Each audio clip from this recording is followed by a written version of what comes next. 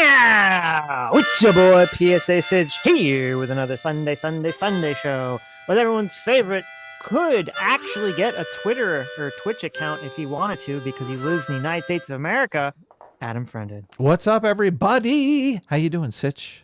I'm doing good. So right before we started the stream, now today we're going to be talking about and covering the drama. The feud continues. The Ethan Klein versus Hasan Piker feud continues in full force. And we're going to cover that. I actually made a custom mashup. Okay. I went through, I got Ethan made like a 3-hour-long video on it. I was able to, chop it down to like 30 minutes. Hasan made multiple responses over like a 3-day period. I chopped that up. I put it all together. So we're going to go through it. We're going to see who's right, who's wrong. I'm sure you have no idea who we're going to say is wrong in this situation whatsoever, right? I'm going into this completely unbiased, okay? I'm wiping my memory of the entire situation. Okay. And I'm going to be objective here. I am the juror. These are the litigants. Let's go. Right. We're just going to be the impartial, objective judges.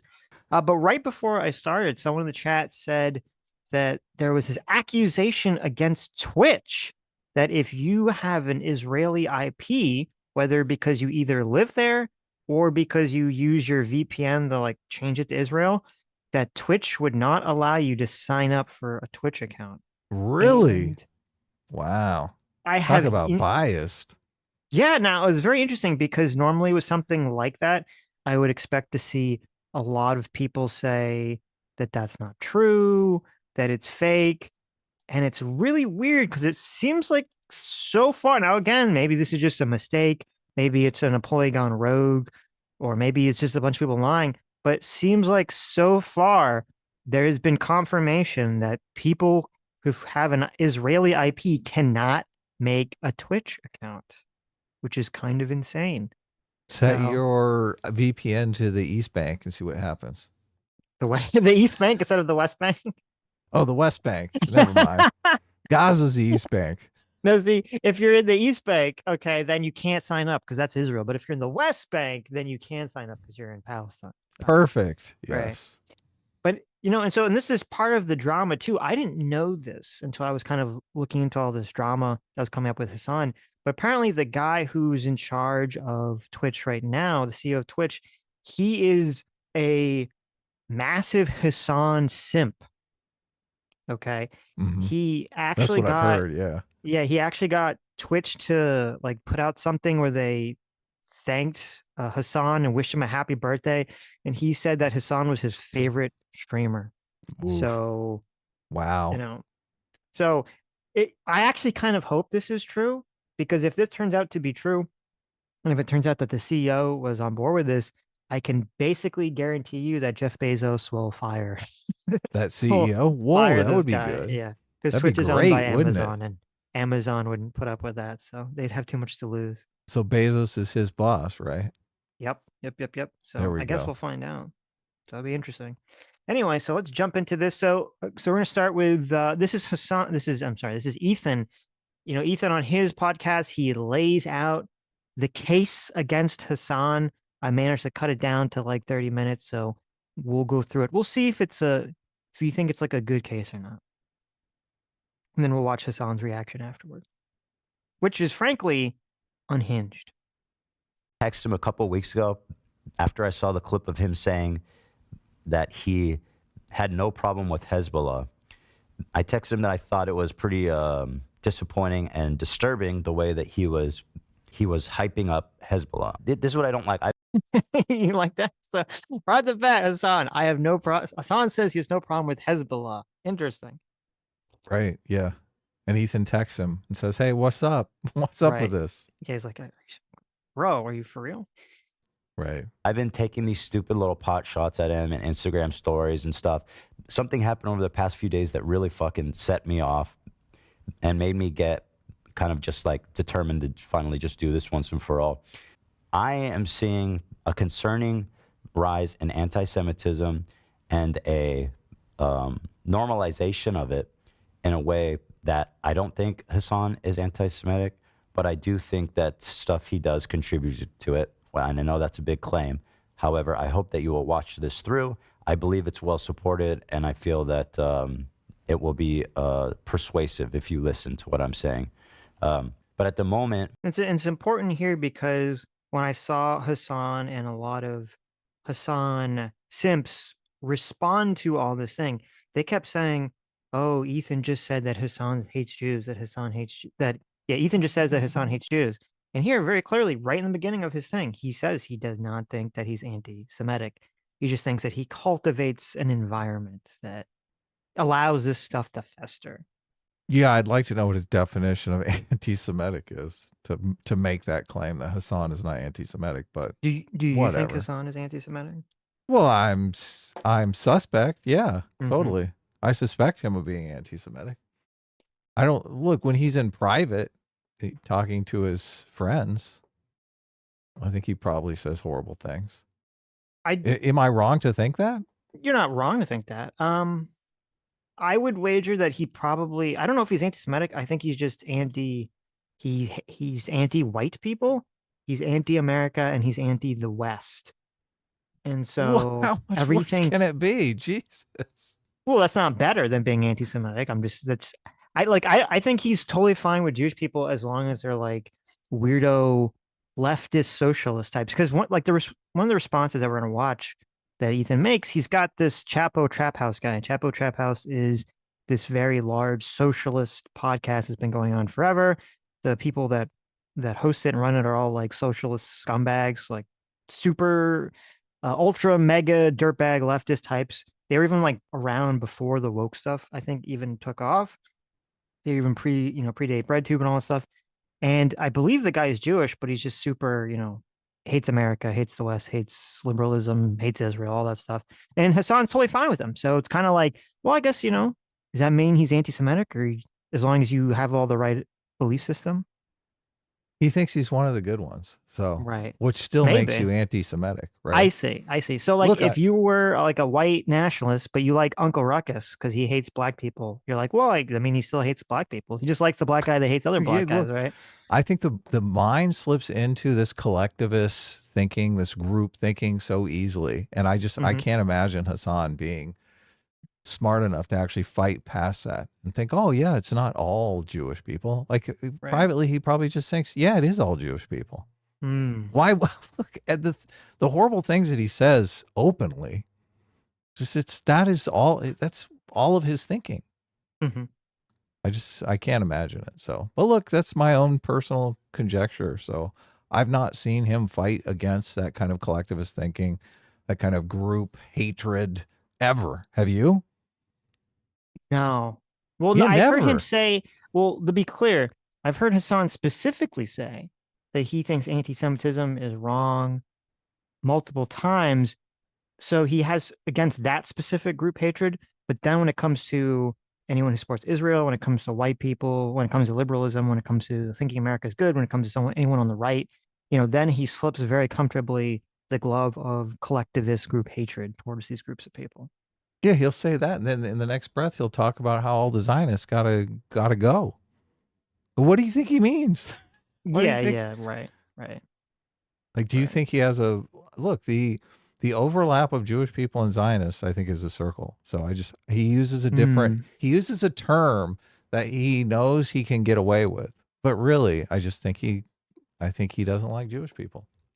It's kind of I guess it's a more complicated issue than I've thought of before, just because like, okay, if someone's like, hey, I don't hate white people, but if you're, I don't know, white and you think that, people should have to assimilate into American culture and that you shouldn't have open borders, like, then you do hate white people. Yeah, it's kind of like I feel like it's like, yeah, you don't hate white, but there's like a lot of overlap. Like it's very murky, like on the edges here. It can be very murky. It's like, well, then well, why do you have those views exactly? Like you say you don't hate white people, but you hate all these things that you associate with white people, right? That's a perfect example. That is a perfect example right there. It's like, sure, he would say he doesn't hate Jewish people if Jewish people just stopped being Jewish. It's like, what? Okay. Right. he is like the lead. He's kind of like the most prominent voice on this issue. So it's not personal. It's literally just addressing where this is all coming from. Another comment that I read all the time that I want to address up front, and was kind of the heart of all the problems that I'm having here, is that, in fact, this was the top comment on a thread on our subreddit, is that with all the terrible things happening in Gaza, I can't bring myself to care about anti-Semitism. Which I understand the sentiment, right? There are terrible things happening in Gaza. However, these are the people who are nonstop trying to convince everybody that Zionism is not Judaism, and convince themselves that we don't hate Jews, we just hate Zionists. So when I complain about anti-Semitism, why is it that it always goes back to Israel? It seems that they're the ones that are confused about Zionism and Judaism. Because again, if I'm complaining about anti-Semitism, what does that have to do with Gaza, or what does that have to do with Gaza? And rising anti-Semitism that I'm seeing is that... Now, that is an excellent point, because I've seen this too, where people say, oh, like, with all that's going on in Gaza, I can't care about anti-Semitism in America. It's like, well, if they're separate, if you're saying that Jew hatred and anti-Semitism are separate, or an anti-Zionism are separate, then, well, yeah, then how can you say that? How does that make any sense? Yeah, they're completely two distinct demographics, right? Some Jewish person in America has nothing to do with the Israeli plight, right? But they're blaming them for it, because the Jewish person in America may think Israel has a right to exist, right? This is the kind of conflation people are making. Right. Well, and that's what's sort of extra crazy about all this, is that Ethan has basically the most leftist position, or he had, I don't know if it's changed because of all this, but he had the most leftist position on Israel, with the exception of that he thinks Israel has a right to exist. So he said, that's where he says Israel has a right to exist, but he was in favor of a two-state solution and thought that the settlers were evil, and thought that they should all be pulled out so that the Palestinians should have the West Bank and Gaza, blah, blah, blah. So he has like the most leftist position, except he just thinks Israel has a right to exist. And that's not good enough for Hasan's audience. That's not good enough for the insane internet leftist community. Yeah. How's that not anti-Semitism? It's pretty wild. This usage of the word Zionism, which is basically become a catch-all. It doesn't mean much, and it has a whole spectrum of meaning. The extent of my Zionism is this. Do I think Israel should be wiped off the map? No. That's the extent, and that's all it takes to hit me with that catch-all. Also, I want to say to Hasan that I appreciate all the times you've defended me from your community. I know I'm not one to hold someone responsible for what their fans do, as you probably know that our audience does crazy shit. However, I do think that while you tell everybody to leave me alone, or whatever it is you say, that your rhetoric, your tone, the way you carry yourself on this topic is the reason why I'm being harassed by so many people online, a large part of your audience. Comrade Casey said, I'm assembling a team. This guy, Hasan Kader, said, I hope they commit suicide squad. And which I found, I'm like, wow, okay, so 90,000 likes telling me to kill myself for a belief. And again, this is part of the problem. Like, what have I done? Like, why am I in these memes getting 2 million views of me telling me to kill myself? Because apparently I'm like anti-Islam, or I hate Gaza, or whatever. I mean, and again, part of the irony of... It's so funny because, so, Jordan Peterson had this tweet. I think I saved it somewhere. And this was, when Ethan was kind of going on his being more left-wing arc. He ended up kind of turning on Jordan Peterson and deleting the original interview and everything. Yeah, he did several podcasts with Jordan Peterson. He was a huge fan of Jordan Peterson for a while. Right. Famously smoked hookah with him. For those of you who are just listening, the meme has Bill Maher, Asmongold, Destiny, and Ethan Klein in the meme. Right. There's 4 people, I guess, that are on the must kill themselves. It's Right. I guess, and all these people support Israel's right to exist. So, Well, it's just interesting to me because, you know, you had Asmongold had his you know, we covered it. He had his comment about, you know, not caring if Palestinians get wiped out or whatever because they have an inferior culture. You have Destiny, who he hasn't said anything that incendiary, but he's made a lot, you know, very incendiary comments about, you know, Israel's right to defend itself, and he's been very vocal on many platforms and many debates about Israel's right to defend itself, and been pretty pro-Israel in almost everything that I've seen. And then it's the same thing with Bill Maher. Bill Maher is just very, very, very incredibly pro-Israel. And it's funny because in that list, Ethan is just like he's so, just because all he says is that Israel has a right to exist. Like he's not even this like massive vehement defender of Israel in any of Israel's actions. And I know I've heard him like pretty consistently criticize Israel's military actions. And yet again, none of it is enough. None of it's enough because he's Jewish, because he has, apparently, which I didn't realize until this, he has Israeli citizenship. His wife has Israeli citizenship. He thinks Israel has a right to exist, and that's enough. And also because I think that in the main reason is just because he turned against Hasan. He attacked Hasan. And that's like what I think drives 90% of this shit, is that these people don't really care that much about the cause. They don't really care that much about Palestinians. They just care that their favorite internet socialist parasocial relationship guy who they support so he can live as a socialist millionaire in Hollywood, you know, they're just mad that Ethan attacked him. yeah, it's esports. Right. But so Jordan Peterson tweeted this out in response to the whole Ethan deleting their interview. This is from 2022. He said, I should warn you that those who engage in cancel culture generally live to regret it. I'm not going to come after you except politely in this Twitter stream, but the chickens will definitely come home to roost.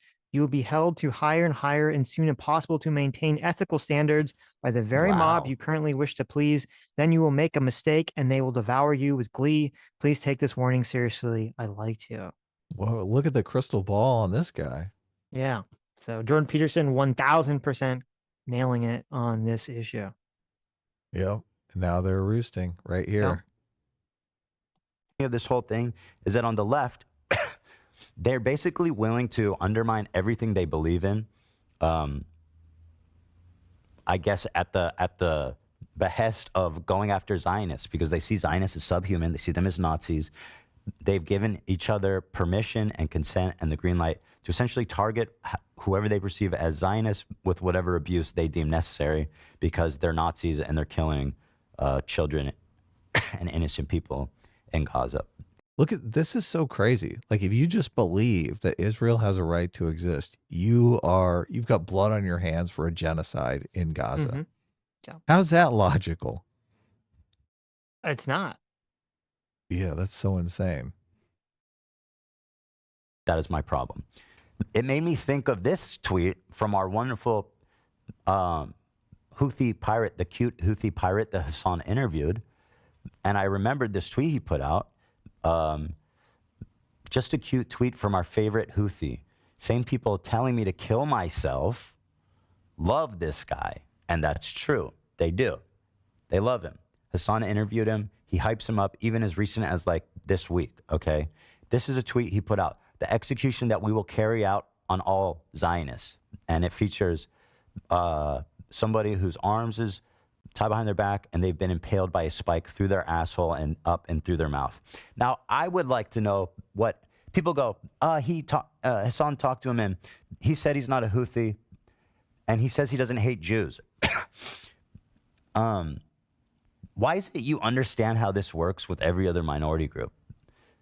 Like, do you really think that if I asked this guy, like, tell me what do you think a Zionist is, that he would have some nuance to answer about the difference? I mean, as you'll see, this kid is a rampant anti-Semite and a violent Houthi terrorist, which I will prove to you guys, in my opinion, beyond a shadow of a doubt.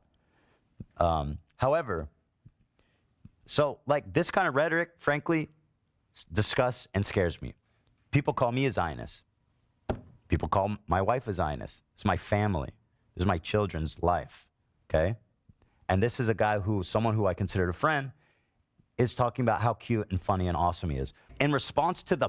So another thing that he brings up, which I think is very important here, is that we all lived through 8 years of Hasan and the woke left that would go nonstop about dog whistles and microaggressions and any tiny, like, possible little minuscule thing that could be interpreted as a racist or bigoted, remark against a non-white person is like gets blown up into, oh my God, you're helping contribute to to bigotry, to white supremacy, to fascism, to all these isms and all these horrible racisms and things of that nature. And then it's so just perfect. As soon as it comes to Israel or Jewish people, it's like it all goes out the window. And you're like, well, it's not a big deal. It's not a big deal. Okay. It's not a big deal at all. Listen, we have to make a million excuses for this kid. Maybe he's not a Houthi. Maybe it's okay because he lives in Yemen and he's had a bad upbringing. Maybe it's okay because he didn't say to kill Jews. He said just to kill Zionists. They make a billion bullshit excuses for all this behavior that they would go ape shit over if it was against any other minority group. Yeah, the claim that they would make, though, is that the Jewish people are no longer the minority. They're the oppressors now. That's what they would say. Yeah, but not in America. No, of course not. It's completely different. Yeah, that's a conflation that they make.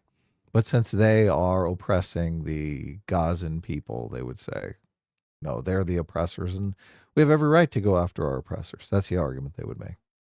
Well, and this is just the hypocrisy because, a few years ago, there was this situation where there was a lot of white people in South Africa that were being driven from their homes, that were being attacked purely on the basis of their ethnicity.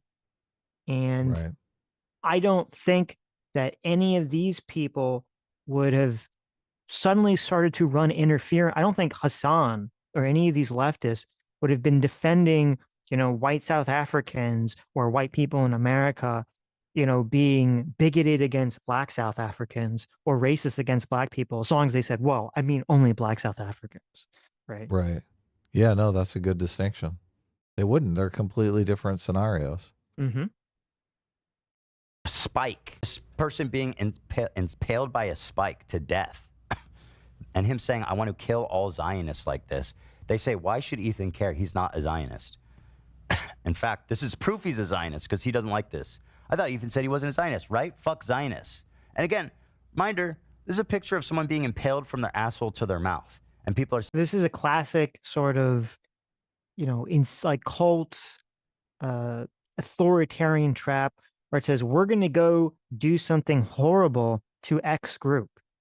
And you're like, well, I'm not in that group, but I still don't support that you're doing this horrible thing. And they say, well, if you're not in the group, then why do you not support us murdering these people? You must actually secretly be in the group. You must go along with it. And this is a classic group psychology that they get with like witch burnings and things of that nature to sort of get everyone in the group to turn on the minority and to burn them or stone them or kill them, is because anyone that defends the person, anyone that defends the individual, anyone that defends the minority group gets tarred as being the minority group or the ally of the minority group, and thus also faces the punishment. Yeah. And this is something that this is why I like really despise the socialists, is because this is something that the left like would point out and would call into question and point to history and psychology and say, this is the dangers of bigotry. This is the dangers of collectivism and group psychology. Is, this is how this functions. This is how these cults function. This is how this sort of groupthink against minorities works. And yet now they've engaged in the very same behavior that they've been criticizing because they're not people that believe in liberalism. They're, disgusting, woke, 16-year-old socialists who are in favor of just basically using their political power to give their lives, their insignificant lives, some kind of pitiful meaning as an excuse to bully people. Yeah, people love to bully people. The thing that makes this difficult to kind of gauge is all of these comments are completely anonymous. Like if I just think Right. this is a 12-year-old, this is a 12-year-old, this is a 12, Right. like it completely gives it a different valence for me. So, Well, yeah, but you're correct. You're 100% correct in terms of like, I don't think Ethan has any like security concern in real life necessarily. Well, I mean, I don't know. Maybe there could be some crazy person, it is but terrifying if this is like a right. 45-year-old, right? You're like, what Sure, the exactly. fuck? But to me, the thing that sticks out is just the blatant hypocrisy about the entire situation, where this even like, because before, we were talking about Gamergate and sort of things of that nature. Is like, oh, how many of the people that were mean in Gamergate were like anonymous 12-year-olds? Yeah. Like, I don't know, probably like 95% of the people Sure, involved sure. that were sending death threats or hate or whatever were probably anonymous 12-year-olds who were just doing it to get a rise of people. And yet that is enough to be like, oh my God, we have to write like a million articles and a million newspapers and say that this is the beginning of the alt-right movement. Right. And Donald Trump's rise to power begins here with like all this stuff. But And when no it's articles are written on this. right, yes. But when it's on the left, when it's people in Hasan's audience, when it's the leftists and the socialists on Reddit or Twitch doing it, silence. Yeah. Yeah, good point. I don't, yeah, it's definitely the hypocrisy and double standard is there for sure. Mm-hmm. Saying fuck Zionists, for real, fuck Zionists. These people are essentially co-signing these threats of violence while calling me a Zionist because I apparently care about people being spiked up the asshole. Ethan is very frustrated. And So this is about if you recall, there was a situation with Frogan where Frogan, who is one of Hasan's moderators, who is a person that Twitch has held up as like a creator of the year and given awards to, this individual, Frogan, has explicitly said that, been in favor of October 7th. Okay. Right. Has, made a bunch of fuss because Ethan, quietly with no fanfare unfollowed them, and she freaked the fuck out. And very recently, I saw on Twitter, she put up there was a clip that someone had put up there of her saying that she hopes that all American soldiers get PTSD and can't get medical treatment. Right. Yeah. So like terrible stuff. This is the despicable, like horrible, disgusting, vile person that, again, Hasan directly promotes by allowing to be a mod. We've also had the situation, which we covered extensively, which was Hasan was in Second Thought's stream, where Second Thought and his weirdo socialist friends on the Deprogram podcast were directly supporting and praising and calling October 7th based. And Hasan was there in the chat, just yucking it up with them the whole time. Yeah. Terrible person. And he's still to this day, Hasan still to this day supports Second Thought and the Deprogram podcast. And he recently was on their podcast a few weeks ago. Yes. Oh my And God. it was super boring because I was like, oh, maybe we'll cover it. But literally the entire stream is just them sucking off Hasan. They don't say anything of value. It's just them, going, oh my God, you're so awesome. Typical. Thanks for still supporting us, even though everyone else dropped us. And it's like, oh, Jesus fucking Christ. Nothing of substance. Typical leftist. very emotional in this moment, but doesn't recognize that, like, perhaps a Lebanese woman who's a hijabi in the United States of America could also be very emotional in this exact same moment. You know what I mean? Like, that's what's so, and the reality of the matter is anti-Semitism is an unacceptable form of bigotry, whereas Islamophobia is a very acceptable form of bigotry. So being the bigger person in this situation, regardless of your feeling. So anyway, when Stop Asian Hate, that movement happened, when, you know, these terrible hate crimes were happening to Asian people during COVID, of like random acts of violence in New York City and elsewhere, the people like Hasan, and left rallied behind them. How is Islamophobia an acceptable form of hate? Didn't Asmongold just get like a 2-week suspension for saying they had an inferior culture? Well, Adam, you're not allowed to make points I mean, that just, are sensical, okay? That's, you know, how dare you? I mean, just on the face of it, like if you're getting a ban, like for 2 weeks, just because you say they have an inferior culture, Mm-hmm. kind of seems like it's not acceptable. Oh, But really? just, you know, Yeah. just Interesting. throwing it out there. Mm-hmm. Yeah. I No, think you're Hasan may exactly be correct. incorrect about this situation here.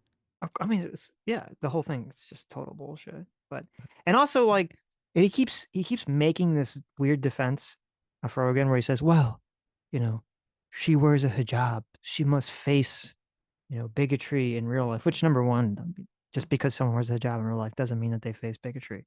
Okay. Right. Number two, as Ethan, you know, brings up, I think I don't know if I kept it in, but he brings up that according to FBI hate crime statistics, Jews are the second most group that face the highest amount of hate crimes under Black Yes. people.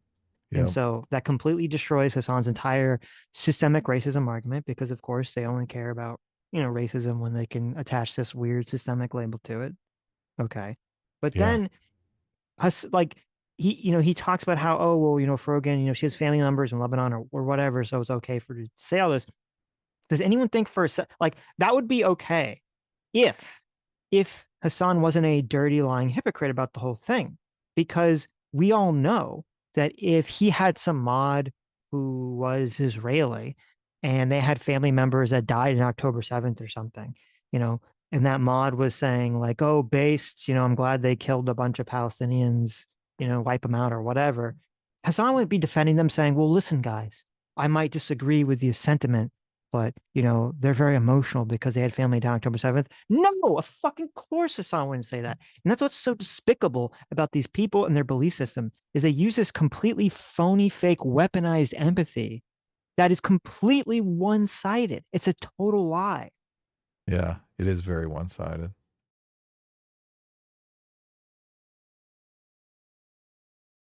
Nobody said, well, you know, there is a chance China let it out of a lab. So, you know, maybe the problem is that you need to get a hold of China. You know, maybe you wouldn't be getting punched in the face if China wasn't locking down its country and whatever. That's what I hear from people like Hasan. I'd like to explore that accusation that he is not a Houthi. Okay, let's look at some of the evidence. Here he is with the AK and combat fatigues. Now, in poverty-stricken Yemen, do you think it's possible to get Yemeni? Thank you, Yemeni, not Yemenis. Do you think it's possible, or do you think it's likely to get an AK or an automatic assault rifle in Yemen, poverty-stricken, if you're not affiliated with the Houthis? I mean, Houthis, guns are expensive as fuck, and it's kind of surprising, dude. And I just continue, dude. There's so much evidence this dude is Jew-hating terrorist. Just say you support the Houthis. Stand on your shit. Again, I respect that. Just say you support the Houthis, which Hasan does, and we'll get to that. But so here he is with a rifle, and again, okay, maybe he found that. I don't know how you get a high-powered rifle in Yemen without being affiliated with the Houthis, living in Houthi territory, but maybe he found it. I don't know. Here he is on top of a boat.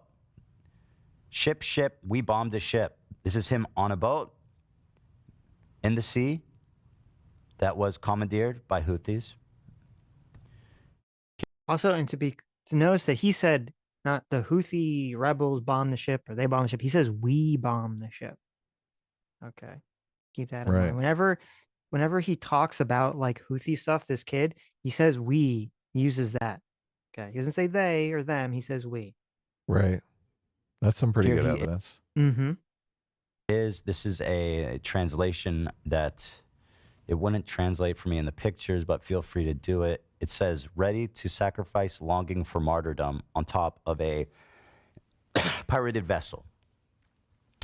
Maybe he's talking about, Oh my God. maybe he's talking about something else.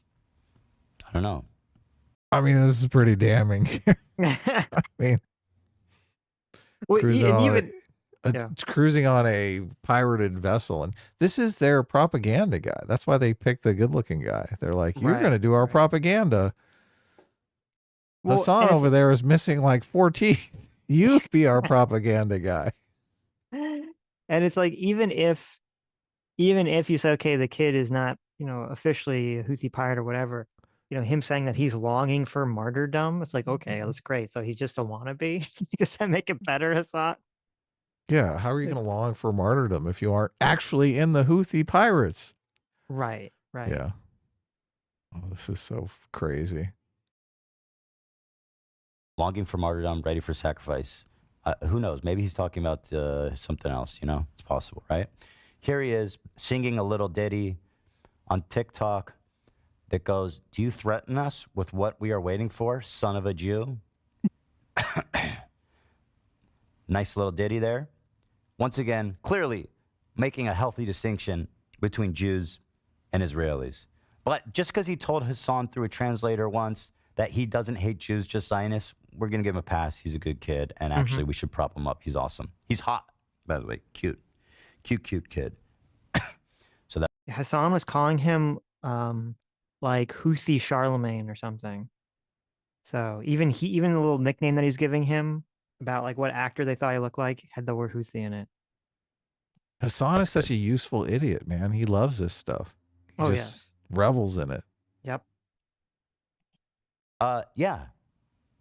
That's fucked up. And now I'm giving myself a note to look at number 12. One moment. Here he is. Now here, this is from a story. This is from the interview Hasan did with him. At the time, I have to admit, this interview blew my mind. I thought that this would be a bridge too far and that Twitch would step in and do something. He's interviewing a terrorist. And it's not that he's interviewing a terrorist, because I've seen Hasan try to deflect, just saying, oh, CNN reached me, BBC reached me, they want to talk to him, therefore it's real journalism. Hasan did not ask him one critical question. In fact, the opposite. It was a complete puff piece where he sucked him off, elevated him, was uncritical. And even in the moments of absolutely insane statements like this, he essentially covers for him and acts like ignorant. Chinese people, but one of the captain was Chinese, and he did caught with them, and he danced some music with them, and he was vibing. So he likes him, yeah. So I mean, what? Yes, he just admitted to being a terrorist who's hanging out with hostages. That's literally just what happened, and Hasan knows it. That's why he's laughing a lot and trying to deflect. That's so. We covered this. This is insane. This is Hasan at his most insane levels. He's completely starstruck. Yeah. By this kid who, probably has murdered people in cold blood. Yeah. Who either has murdered people or wants to murder people. And it's like all these fucking disgusting socialist LARPing pieces of shit who all they do is sit around, sucking up donation money while in their mind, fantasizing that they're going to get to kill a bunch of people in the name of some sort of righteous cause. Yeah, kill their boss, just like they postulated on that stupid podcast with Second Thought. Yes, where they literally talked about that. And if you guys don't remember what they're talking about in the interview, because Ethan doesn't really explain it, this is after the Houthis had captured it was one of the first vessels they captured, and they took the crew hostage. And the crew is like, they're not Israeli, they're like Chinese people in other Asian countries that are manning the ship. And they're talking about how, they do this drug in Yemen called khat. They're talking about how they were like, they were giving drugs to the fucking Chinese people that they captured. And then he's like, oh yeah, they were like vibing with them. Like, bitch, you literally have taken people who are working a job. Okay, these are working class people that these fucking socialist, leftist, fucking lying scumbags, these utter pieces of shit, these trash human beings, they whine and they claim and cry and they complain and they claim that they're defending the rights of working class people and all this other stuff. And they're not just these champagne socialists. And yet you have terrorist scumbags who capture multiple ships that are filled with working class people that are not Israeli, that have nothing to fucking do with this conflict whatsoever. And they've been holding them for months, for over a year, away from their families, or maybe he's killed them. God knows what the fuck conditions they're in. God knows what the fuck's happened to them. And Hasan is laughing about it. How the fuck is Hasan Piker a fucking piece of shit who is laughing about another human being being held hostage, and he's laughing about it? How is he still on Twitch? Yeah. How the fuck is this individual on Twitch?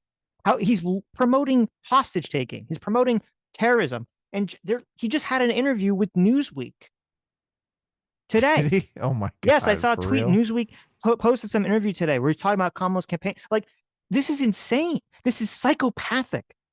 Yeah. The fucking there is this incredibly disgusting thing in the left right now. These total fucking vile terrorist pieces of shit that have infiltrated the left, and the media doesn't do shit about it. They don't give a fuck. So don't let any of these fucking people gaslight you and say, oh, you know, why do you care about wokeness? Why do you care about all this stuff? It's just on the internet, politics, it's all just, you know, the culture war, blah, blah, blah. I'm like, okay, explain how Hasan is still the #1 leftist streamer, a guy who's literally advocating for hostage taking and terrorism. They don't see it that way. I mean, the truth is obviously Hasan is just like a sadistic motherfucker, because I don't know how you can laugh at that, how you can not have some empathy for the crew, like being held at gunpoint, being offered drugs. You don't know, am I being forced to take these drugs? Right. You know, who wants to do LSD? Well, they're fucking captive with a Right. bunch of 20-year-olds with guns. Nobody, right? Yes. But this sadistic motherfucker thinks that's funny. He's laughing about it. And he's got a ready-made excuse. It's like, oh, these people are working class. But look, they're participating in capitalism, okay? The evil, evil capitalism. So that means they got it coming. And we're allowed to sit here and laugh at their plight. It's disgusting. It's totally disgusting. And look, it's insane. Look, Newsweek cannot know anything about this dude. Like, all they know is he's super popular, he gets a bunch of views, and they Disneyify it in their heads. They think, oh, look, he's a young, attractive guy. Everyone likes to follow him. They don't know the truth. They can't know the truth. The mainstream media is just so out to lunch on this stuff. And if you told them, they wouldn't believe you. They'd be like, oh, this is just your typical Kamala Harris supporter. Right. Well, the problem is, like, the leadership at Newsweek, the old people, the boomers, you're right. They don't have any fucking clue. They have no clue. But the young people know and laugh, don't they? They're all sadistic motherfuckers too. Yes. The young interns, the young reporters that work in these fucking places, they all know, they all support it.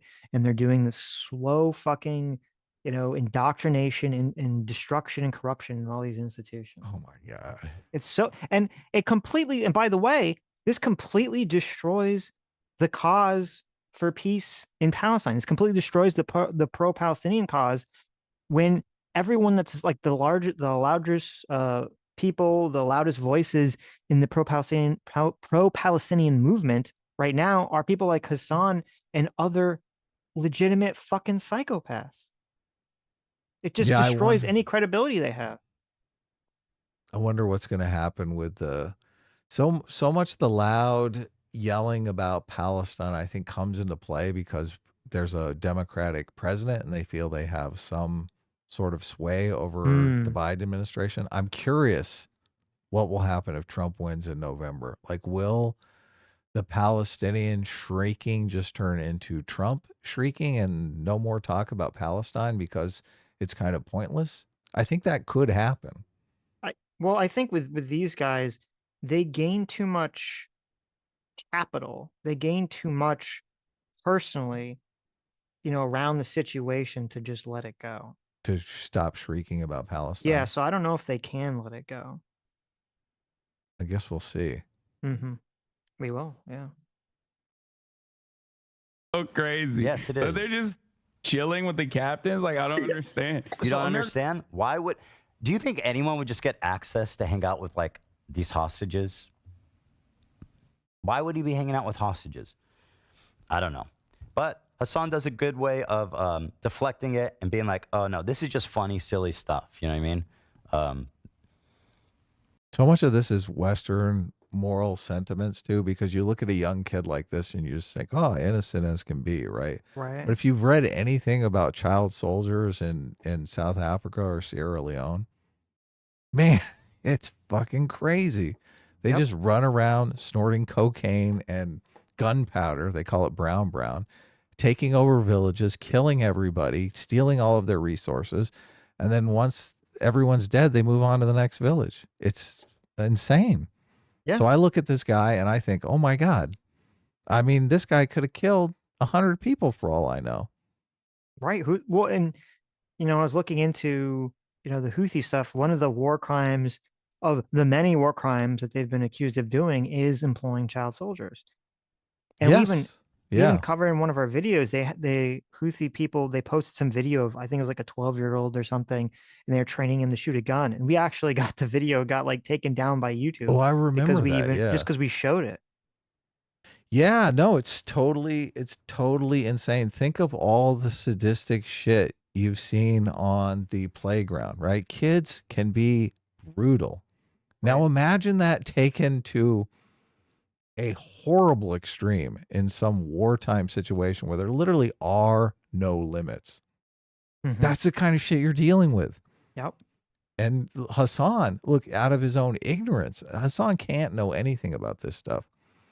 But to be indulging that kind of stuff when half of his audience would just like to go into work and strangle their boss, I mean, it's kind of weird, kind of crazy.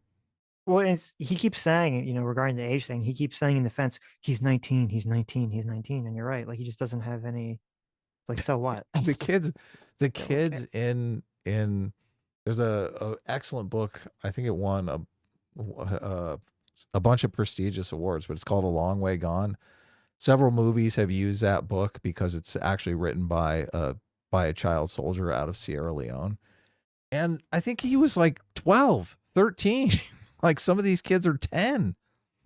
Yeah. So I think the kids in the video that we showed, I mean, they seem like they were like 7, 8. Right. Yeah. So the 19 thing, no. By 19, he's probably got a murder rap sheet a mile long. Awesome. Moving on to the next part. Here's more terrorcore tweets, I like to call them, from our friend Cute Luffy in IRL. There's a couple more for you guys to enjoy. This one is whatever. This one is the ships we bombed and sank. Okay, not him because he's not a Houthi, but apparently they bombed and sank stuff. To every that says 171. Is that the number of ships that they bombed and sank? Yeah, that's a big number there. 171 ships. Well, I don't think they've sunk, but they probably shot at 171 ships. Like if they can see it off in the distance and shoot at it, they count it. Probably. They're padding their numbers there. So wow. Zionist, I will put this into your stomach. It's him once again with a assault rifle. Looks like an AK-47. So that's the second death threat he's made against Zionists, and of course, we wondered this when we covered this, and it's good that Ethan is doing the legwork here because I didn't know if this was some kid that was just pretending to be a Houthi pirate to basically get access to Hasan's platform, but this does seem like he's actually a pirate. So, right, child soldier, and even if he's not, like, just because I mean, who the fuck knows? But even if he's not, Hasan was acting 100% starstruck with him, you know, sucking him off, and definitely, you know, acting like he was one of those people, that he promoting was the cause or something. Yeah. And I believe he even said, I saw a clip of it. I couldn't find it again, but I saw a clip, you know, yesterday, and I lost it because I had too many tabs open, that I couldn't find again, where Hasan actually said before interviewing him, he called him like, oh, we're going to interview like the Houthi pirate. And then this is why he even brought up One Piece in the first place too. You know, One Piece is the anime about pirates. And he even says like, oh, you know, we think that, you know, you guys are doing what Luffy's doing over there. Right. So for him to say, oh, well, it's not Houthi, blah, blah, blah, it's like, it's all bullshit. It's like, what, you were literally fucking comparing him to fucking Luffy.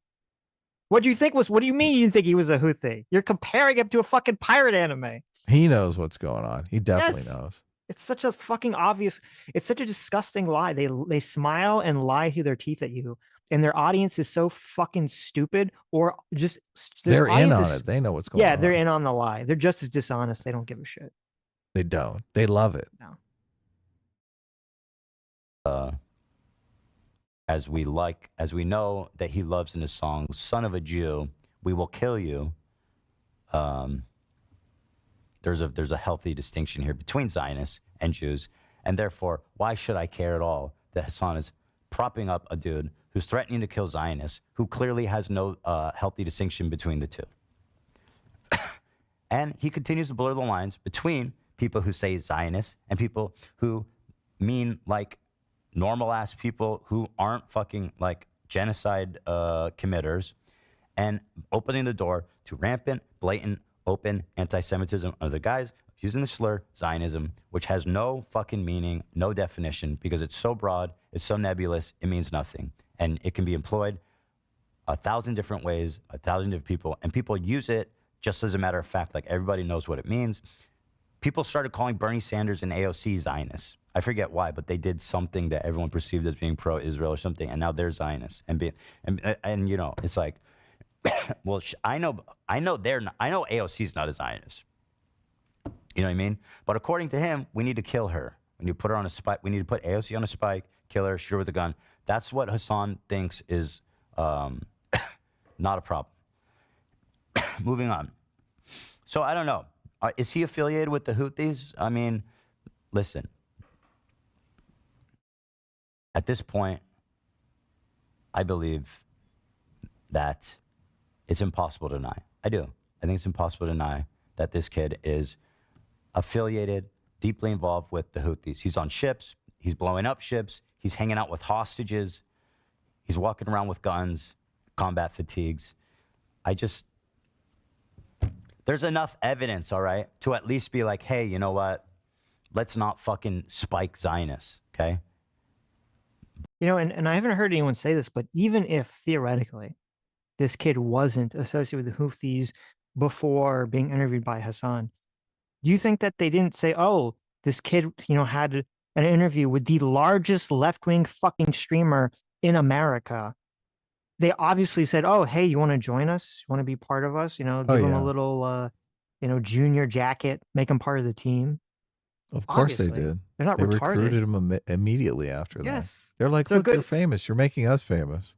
I mean, that would be the ultimate irony, is that the kid wasn't a Houthi, but then Hasan's interview got him to be a Houthi, then he ends up getting blown up because of it.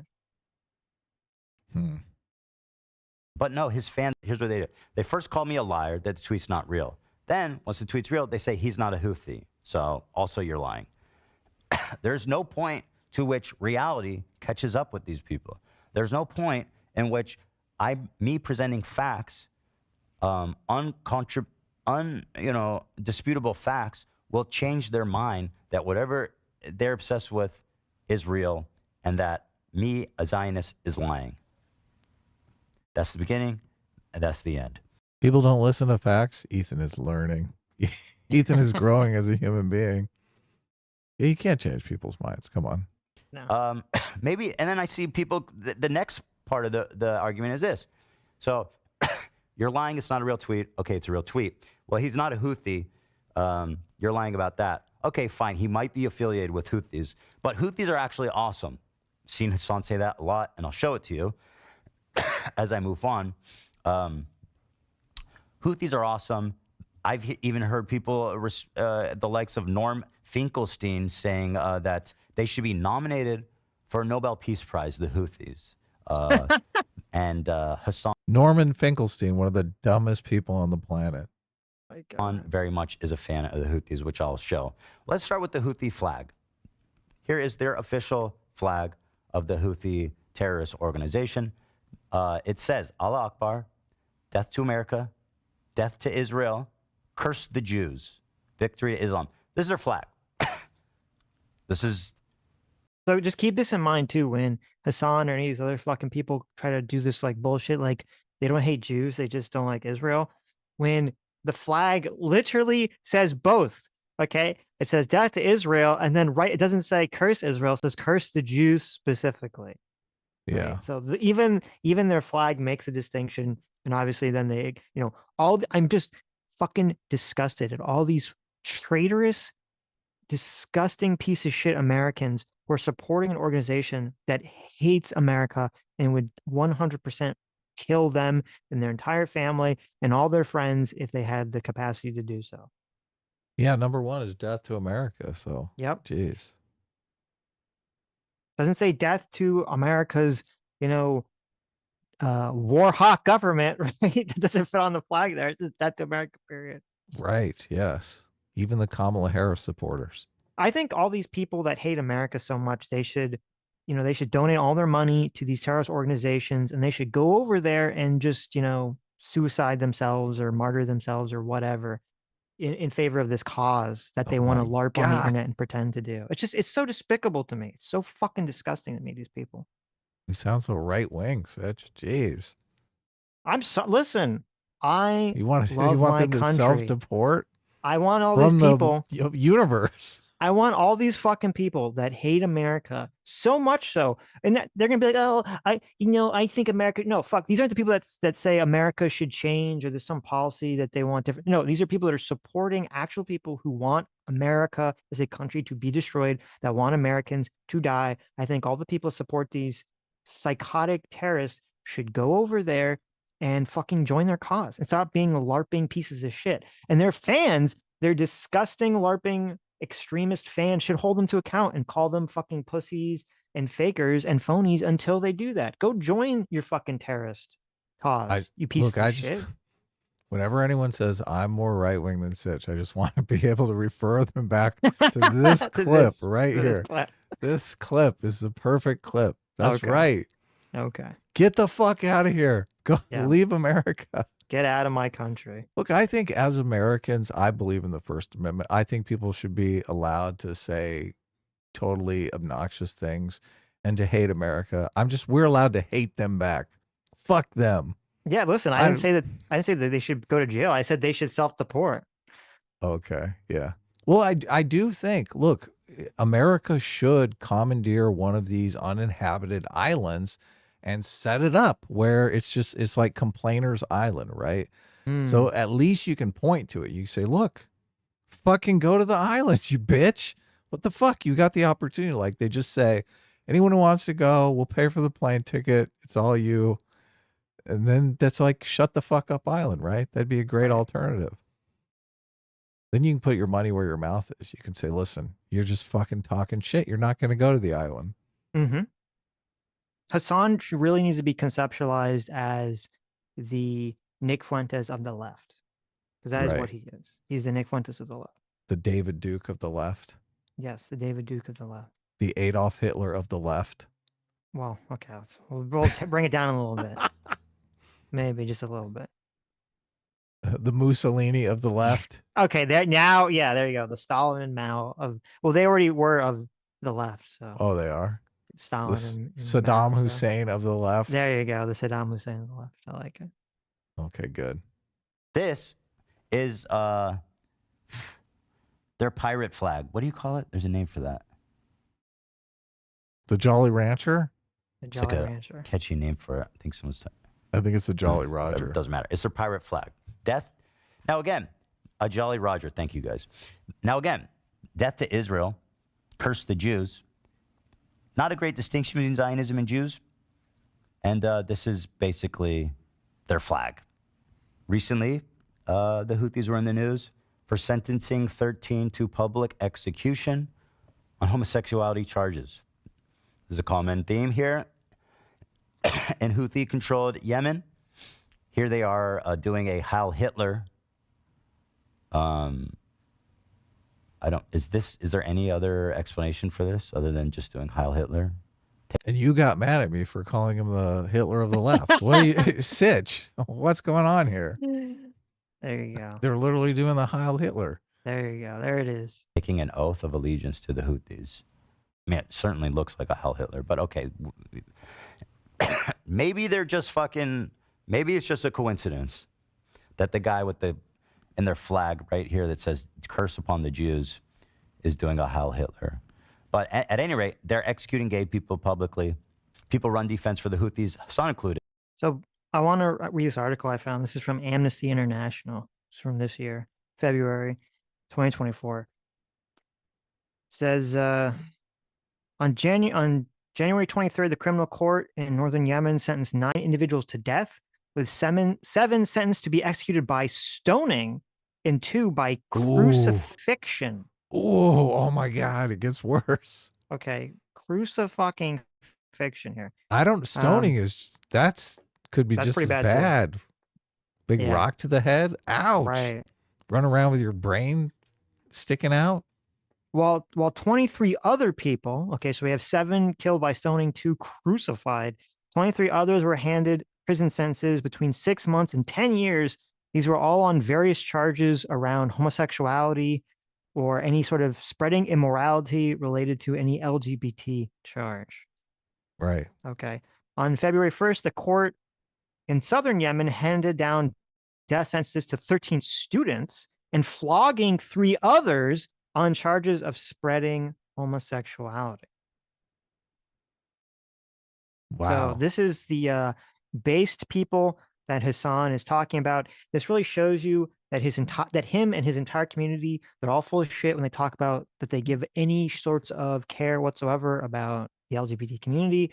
It's all just the thing that motivates these people more than anything else is the hatred of the West, the hatred of liberalism, the hatred of America, and the hatred of white people. This is what motivates them more than anything else. Everything else is secondary. It's all just hate America, hate America, hate America. Just think Finkelstein said these guys should get a Nobel Peace Prize. The people crucifying people and stoning them to death exactly. for being gay. Right, of course. Look, Nobel Peace Prize, if you're stoning people to death, a Nobel Peace Prize should not be given to you. I'm going to put my foot down. No. It's just despicable. They disappear. We don't even know where the fuck they are. They kidnap people. None of them Israeli, by the way. This is the sinking of the ship, right? That's why they disappear at the bottom of the ocean. Some people will get sank. Some people they just take hostage, and we don't know what happens to them. So, ouch. And apparently they hang out and have parties with this cute youth Houthi kid. But other than that, we don't know where they are. We don't know what they want. We don't know if they're alive. And it's just a fun game we like to play with the good guys over at the Houthis. Here's a CNN article about them imprisoning shipping crew hostages indefinitely. Let's take a look here, just for your enjoyment. The hope is fading for imminent return of the international crew of the cargo ship hijacked by Houthis in November. The senior Filipino diplomat saying he does not expect a release date until the war in Gaza is over.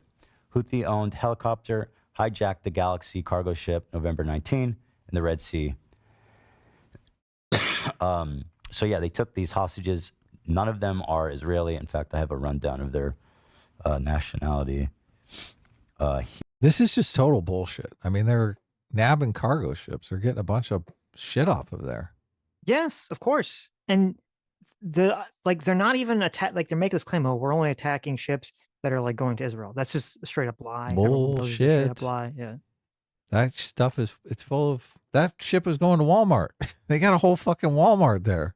Yeah, of course. Of course. Here, hostages taken from the Galaxy. Yeah, thank you. The hostages comprise of 17 Filipinos, 2 Bulgarians, 3 Ukrainians, 2 Mexicans, and 1 Romanian. 22 hostages, 0 Israelis, 0 Americans.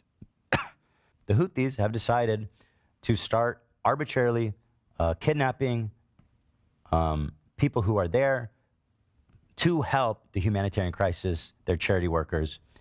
And once again, just like the hostages, they're kind of just disappeared. They don't know where they are, what's happened to them, if they're dead, if they're alive, if they're safe. They just kind of took them, and that's that. That's fucking sick. They are literally kidnapping aid workers. Yeah. That is so sick. I found this article about this. This is from The Guardian. It says this is from 5 years ago. Yemen Houthi rebels food aid theft only tip of the iceberg, officials say. Questions over relief efforts multiply as it emerges. Aid officials knew for months of armed groups diverting food. The theft of food aid in Yemen by Houthi rebels might only be the tip of the iceberg, officials believe, as questions multiply over international relief efforts in the famine-ravaged country. So, by the way, this is a country where supposedly, large swaths of the population, including children, as they will show, images, again and again and again of children starving. The food is being stolen by the Houthi rebels, of course, and they're not distributing it to the civilians. They're using it for themselves.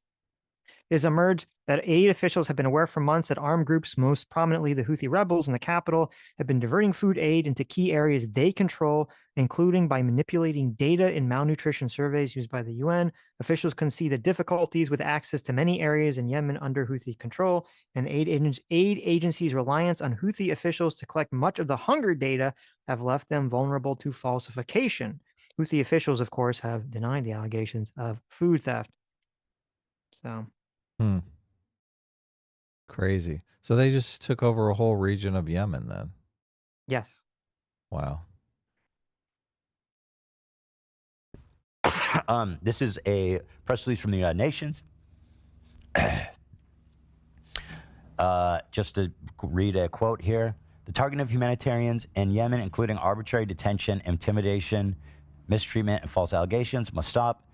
And all those detained must be released immediately, they stressed. Yeah. So they're not, frankly, trying to help the humanitarian crisis happening in their country. And it's tragic. It really is. And so, the article also says one of the ways in which they found out about all of this is they would find food aid and things of that nature were being sold, actually. So the Houthis would steal it and then they would sell it back to the people that are supposed to be getting it, essentially. Right.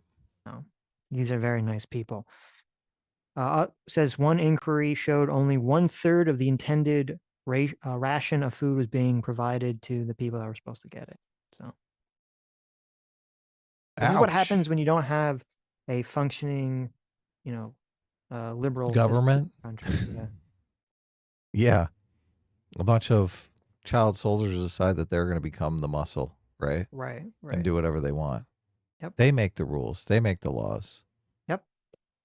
They steal the aid and sell it to you for 10 times what it costs. That's like so many people on the left are just so blind to like this, how this happens, how these groups of people, they'll just steal all the aid and then sell it back to people to fund their own, violent causes. Yeah. Exactly what's going on in Palestine. It's just so disgusting when I saw Max Blumenthal and all these other total pieces of shit who hate America, who, they're sucking off the guy who planned October 7th and the guy who was one of the leaders of Hamas. Even though if they really cared about the Palestinian people, they'd say, okay, this person is evil. This person is a piece of shit. This person has basically helped destroy the country and given Israel the cause and the justification to attack. Yeah, they can't imagine a world where that happens, where people will basically steal food aid and sell it back to the population at outrageous cost. Yeah. They just don't believe that's possible. They're like, people are generally good. Yeah. No, they're not. Right. Not good people. The cute Houthi pirate. From Yemen, okay? Who everyone called, myself included, called Timothy Charlemagne or Chalamet. Is that See, he literally called him a Houthi before I interviewed him, and now he's like, why does everyone say he was a Houthi? I don't understand. I was just literally calling him a Houthi. Right. You started the meme, dude. the One Piece one? Yeah, exactly. Now this kid is like, I think he was like 19 at the time when I talked to him, which means that for most of his life he has withstood, right? Sure. Like he is a person whose only experience is like, it's literally like talking to fucking Anne Frank, basically. Okay, being able to talk to Anne Frank in real time. Once again, I do things that you probably don't like. Yeah, like we took that fucking Saudi deal. You did? Remember the part? I don't know if you've ever read the Anne Frank diaries. Do you remember the part where she, picked up a gun and started, killing German civilians? Yeah. And just murdering children and then stealing food. Remember when she stole food from other Jews in hiding and then sold it back to them? I missed that part of Anne Frank diaries, but I don't know. It's been a long time since I've had to read that book for school. So, I'll have to go back and check it out. When her and her friends kidnapped 171 crews of ships and sank their boats. Yeah. Do you remember when, now again, it's been a while, but I kind of vaguely recall this chapter in the Anne Frank diaries where they took 20 people that they accused of homosexuality and crucified them, and then stoned 10 more. I kind of forgot that part in the Anne Frank diaries, but I'm Right. sure it's there. Someone edited it out. Right. Oh yeah, me and XQC both. Oh, no, damn, Yeah. nice. Yeah, we did. I'm sorry. I needed the money. Oh, you want to see a Houthi musical? Sure. So I include this because it's hilarious. So this was a few weeks ago. Hasan has some like normie friend streamer guy on his podcast, and he like decides to just show this guy all this fucking insane levels of Houthi propaganda. And the guy's just kind of baffled and confused and doesn't really know how to react to it because he's like, wait a minute, what? Like, why are you showing me this? Yeah, it's crazy. These were the people that the Saudis were killing, by the way, just so you know. These fucking musically gifted individuals. Yeah. Okay, I'm sorry. I need the money, guys. Did he just say he took a Saudi deal? Like he took some deal with some Saudis? No. He said these are the people the Saudis are killing. No, yeah, but the guy said he took a deal.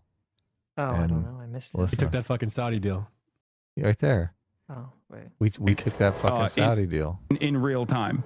Once again, I do things that you probably don't like. Yeah. Like we took that fucking Saudi deal. We took that Saudi deal. No, I don't know what that's in reference to. But Yeah. yeah. Good catch. You did? Oh yeah, me and XQC both. Oh, no, damn. XQC took a deal with the They Saudis. took the Saudi deal. What is the Saudi deal? I don't know. Nice. Maybe it's for Yeah, one we of the did. streaming I'm platforms. sorry. I needed the money. Oh, you want to see a Houthi musical?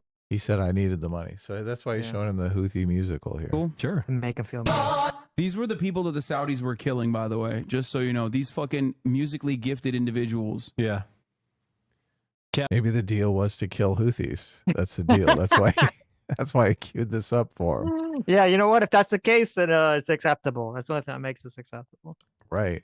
This guy just got based. I'm sorry. I needed the money, guys. I'm gonna grab my food. So okay, so what they're saying is we do not care, make it a major world war.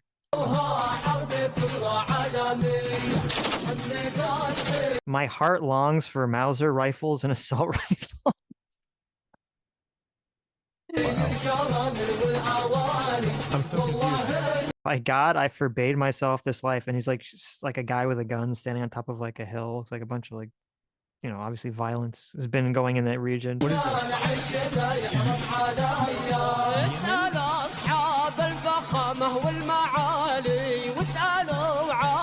Ask your excellencies and your ask your excellencies about us and ask the military hordes about us.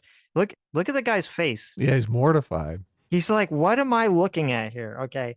And this is, you know, and I don't give this guy any credit because unless I don't know, unless something changed after this, but he's a total fucking pussy about this. He should have been like, Hasan, what the fuck is your problem? Like, this is disgusting. Why are you showing me literal, you know, war propaganda? You know, why are you supporting any of these people? But he doesn't. He totally cucks out and is just kind of like confused and then, you know, whatever, simping about it afterwards, just because he wants the paycheck and doesn't want to, you know, destroy his connection with Hasan because it would hurt his career. Yeah.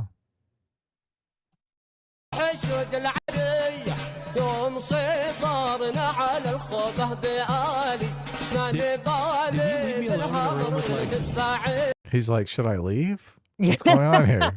Should I pause this? Should I You turn should this turn it off. I would turn it off. It's It's like, like, why am I the only guy in this React video? What's going Well- on here? I feel like this is a setup. remember when, you know, we had the literal YouTube adpocalypse happened Oh, totally. because there was some random person, okay, some random fucking weirdo uploaded like, I don't remember, it was like ISIS or some other terrorist group, like training video or something. And the algorithm back then just because there wasn't really content moderation, or you had to like individually flag things. They didn't have the auto content moderation. The algorithm just gave it like random ads for like Ford SUVs or something. And the Rupert Murdoch publication, The Times in the UK, ran the story and started the adpocalypse. And then they doubled on with the Wall Street Journal, the other Rupert Murdoch publication, you know, attacking PewDiePie and saying that he was a Nazi and he was indoctrinating, you know, a bunch of kids. And this all sets off the apocalypse. Meanwhile, you have not a random, but the largest political YouTuber on Twitch is explicitly promoting a terrorist organization and playing their propaganda. And the advertisers don't give a fuck. Silence. Sad. Yeah. Why is that? All these advertisers are anti-Semitic. They don't care because it's anti-Jewish. As long as it's because it's all just so biased, you know, in favor of the left, I guess. Right. What is going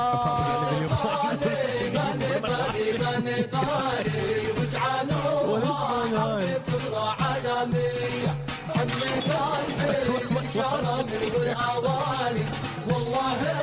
Can you explain this? This is a 3-minute video of. What do you mean a music video? When you said music video, I'm expecting like bad example, Chris Brown dancing. You know? No. They do they do musicals. They're very musical people. Are you being serious? Dog, what do you look? You think I made this? This isn't music. I know they're singing, but I'm seeing just guns and shit. This isn't a music video, Hasan. No, it is. They do musicals about like their fucking like their actions all the time, and they love walking over. They love walking over like the American flag and the Israeli flag side by side. They will always like march on it. I'm surprised they haven't done it yet. Look, the thought is he's such a despicable person. He's so fucking excited. He's so ecstatic that of these people. And he literally thinks this is like good entertainment. He's watching a propaganda video put out by a literal terrorist organization and promoting it to his audience. And this guy, this random normie, is sitting here completely fucking baffled by the experience. Remember when Hasan asked his chat like the numbers on who's employed and who's unemployed, and it was like a vast majority of them are unemployed. Yes. Yeah. This is the kind of material you like to sit home and watch when you're unemployed. Like people stomping on the American flag and the Jewish flag. Oh, of course. Of course. You know, this is the guy that AOC streamed with and, you know, yucking it up and all that stuff. So Yeah. it's just, you know, that Newsweek, you know, is asking for his opinion on the fucking election. It's so disgusting. Well, if you feel isolated from society like that, you're gonna be, you know, you're gonna hate America. You're gonna hate society. And this just completely caters to that. It's so funny that Hasan is such a dude, bro. And he's worked his way into this niche, just catering to people who are disgruntled. Yep. Yeah. Very sad. He's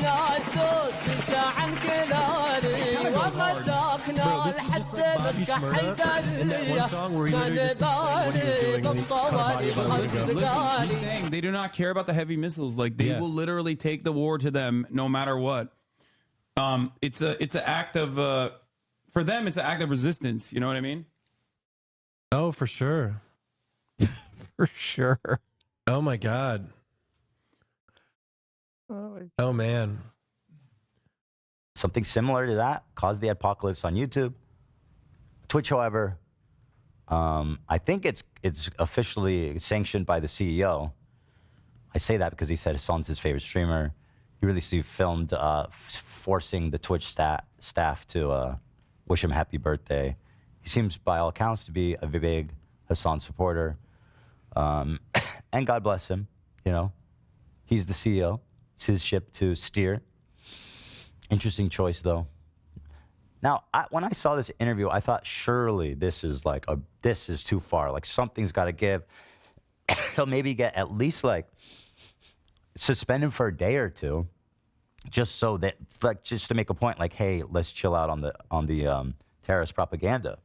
Nothing. Is it Rust? Bro, they fucking look at this. They got the Palestinian flag that they painted under the helicopter with the Yemen flag. They fucking overtake. They start overtaking the ships, and they're like, "Guess what, dog? No more trade to Israel. If you're an Israeli, if you're owned by an Israeli corporation, or if you are actually sending ships to the Israeli port of, it's not Eilat, it's the other one that is now bankrupt. But what was the other port? Haifa, right? Is it Haifa? Is Haifa the bankrupt one? Anyway, there's a lot of information. I can't recall all of it.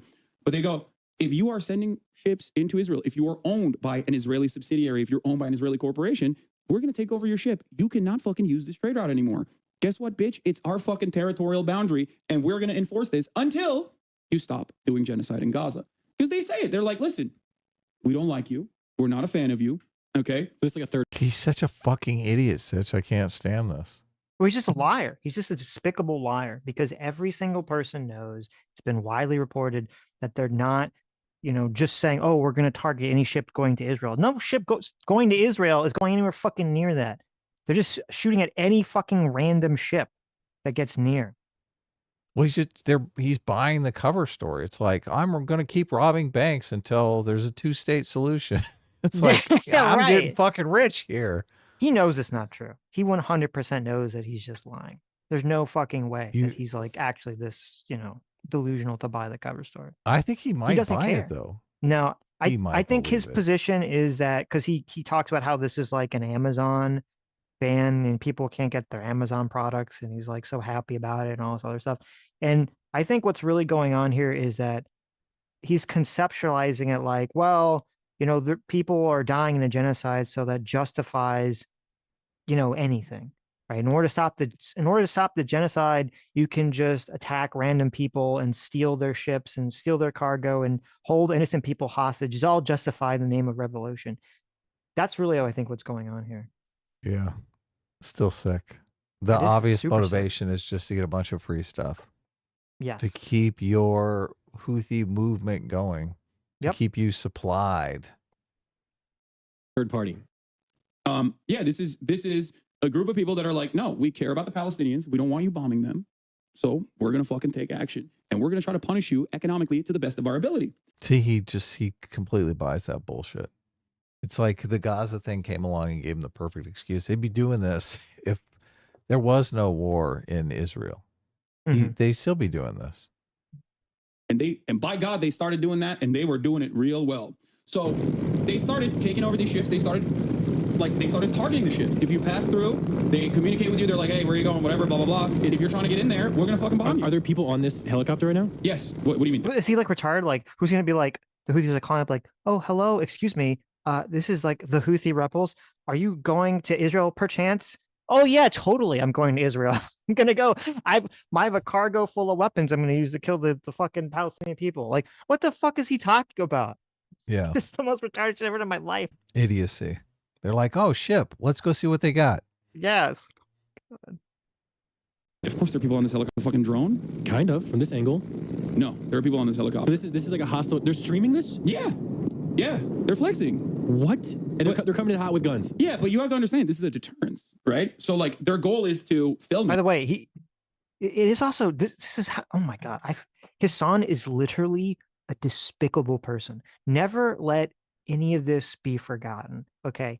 He's sitting here. No, by the way, these are a bunch of people with guns and military equipment sieging a civilian ship, a civilian cargo ship that no one has any weapons, no one has any guns. It's just completely unarmed, you know, like we're just doing normal, you know, traveling along.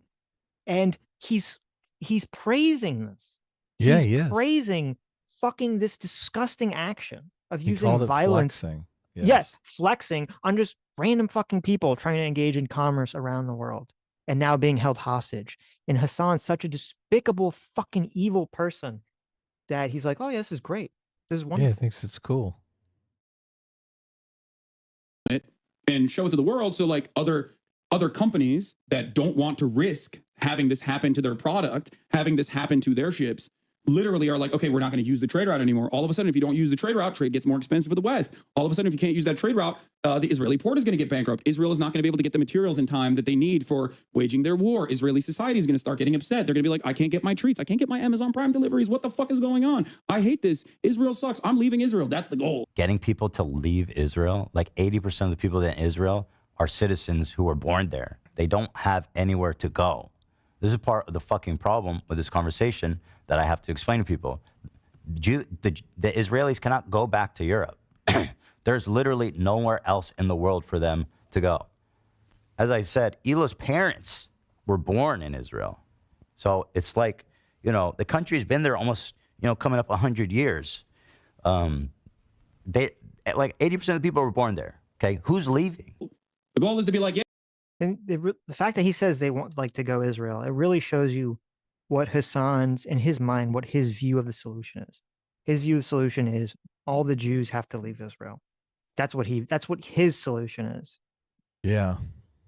Yeah, it's crazy. Yeah, your shit sucks. Okay, well then stop, doing genocide in Gaza. And This is wild. so these guys did all of this, right? They did all of this. Is that their helicopter? Yeah, That looks like a legit helicopter. it is a legit helicopter. This is I wild. mean, it's stolen, Yeah. but whatever. So a new IRL streaming idea for Extra Emily. Yeah. So they take it over. And they tell the people in the ship, it's usually like mostly Filipino people, Filipino crews. And they're like, all right, we got no problems with you, but you're coming with us. We're taking over the ship. So they did that. And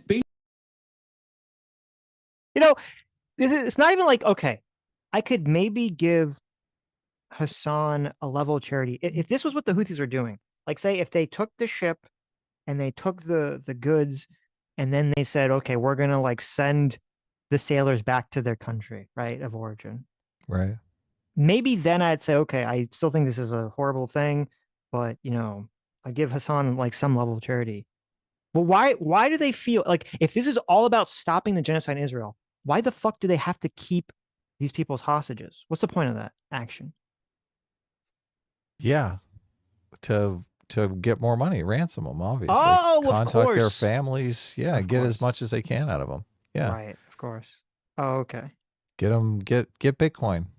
Right. As This much is so- Bitcoin as possible. Yeah, it's crazy too, because they're probably taking all the cargo and selling it to the people for 10 times what it's worth or whatever. Of course. Of course. And Hasan is just here because he's despicable, simping. He even acknowledges that they're not Israeli.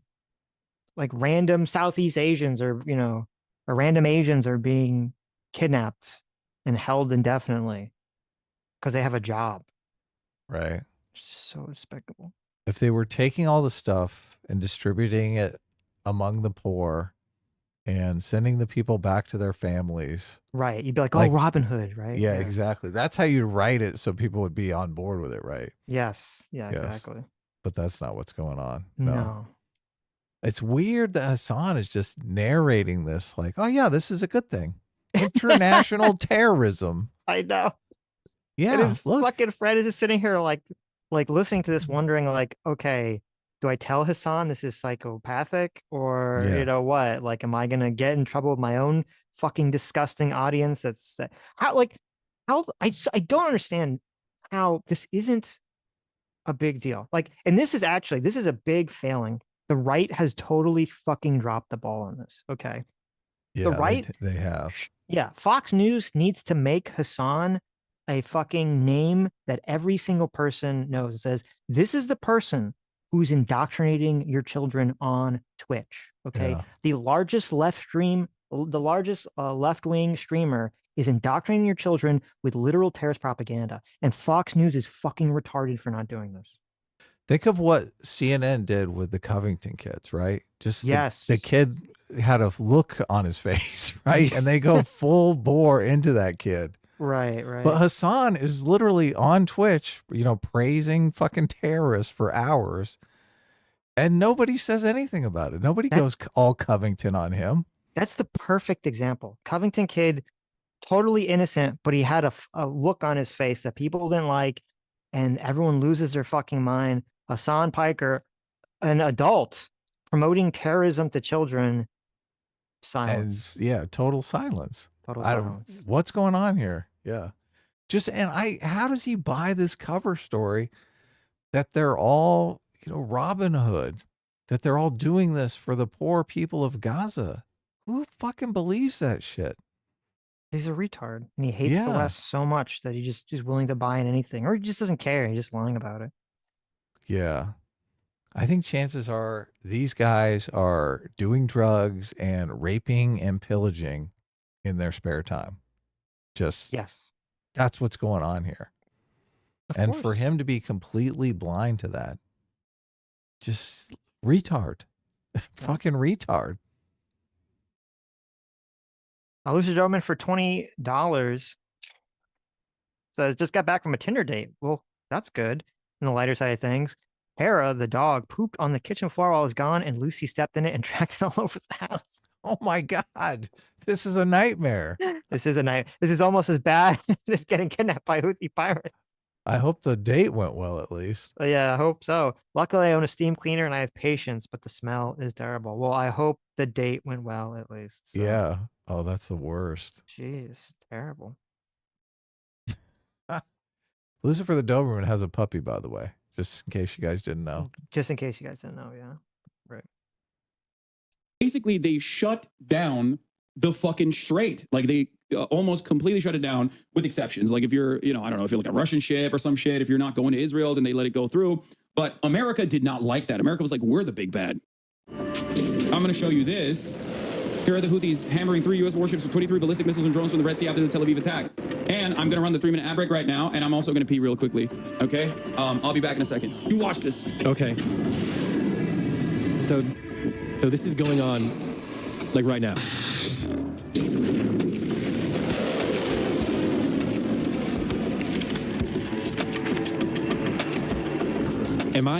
Is it embarrassing to say that I had no idea this was happening? So we're just watching a bunch of ships shooting missiles into the air. Yeah. And there's a bunch of chyrons going. They said warships were attacked while they were headed to support Israel. So I don't know. Are these Houthi shooting missiles or are they U.S. bombing the Houthis? It's unclear. Like no one told me this. Like no one told me this was going on.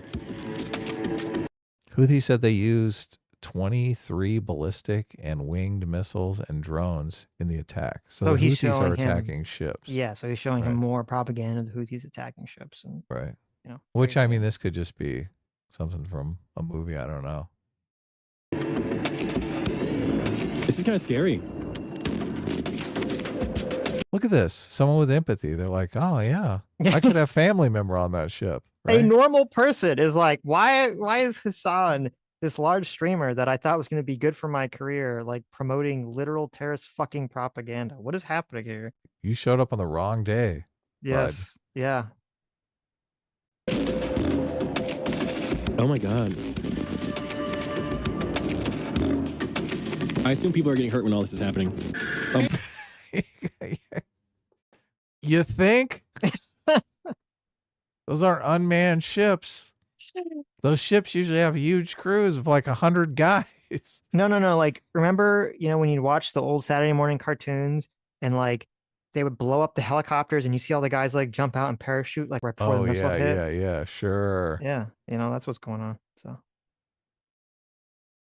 Anyway, the reason why I brought all this up is because you're right. It is a huge waste of money. Yeah. And it's especially a huge waste of money because the Ansar Allah movement, the Houthis in Yemen, said, hey, there's an alternative out there where we don't have to do this fucking, blowing up ships shit. Right? Who said this? What is this? Oh, this is, hold on. There is an alternative out there where we don't have to wage war like this. Right? It's a beautiful, prosperous alternative. It's called Israel Stop Doing Genocide in Gaza. Right. So they said it. They were very clear. They're like, we'll stop. What a fucking idiot, Sitch. This guy is the dumbest person on the planet. If you think that the war ended in the Middle East and all of a sudden the pirates be like, oh, okay, it's over. I guess we're going to go get jobs working for Amazon. What a fucking joke. What a fucking retard. I know. We don't give a shit. It's not like we love blowing up the ships. Just stop doing genocide in Gaza. Dude. I know. A 20-year-old kid loves blowing up the ships. Of course. Look, this is why Hasan is watching this stuff, because he loves it. He fucking loves it. Yep. God, what is... Gaza, but Israel was like, no, we have to keep doing genocide in Gaza. So America was like, of course, Israel is our ally. We have to do everything we can to bring them to heal. Is it really that black and white? Pretty much. I mean, Oh my God. Even he's like, wait, what? This can't be like this simple. Like, this is retarded. Do you really think that? Look, he just realized he's sitting next to a complete and utter moron. Yes. He's like, oh, wow. I'm simplifying a little bit. It's actually like what's actually going on is it's more like the Houthis saying, hey, until the rest of the world exerts pressure on Israel to stop them from doing something, which they're never going to do, we're going to just start hijacking everyone else's random cargo ships and holding people hostages so we can make a bunch of money as an excuse. They're going to do it anyway, though. Right. It's just ridiculous to think that, look, that's the excuse that you're buying, and they're happy as a clan that you're buying it, that you're that stupid. Like, they're literally laughing in your face.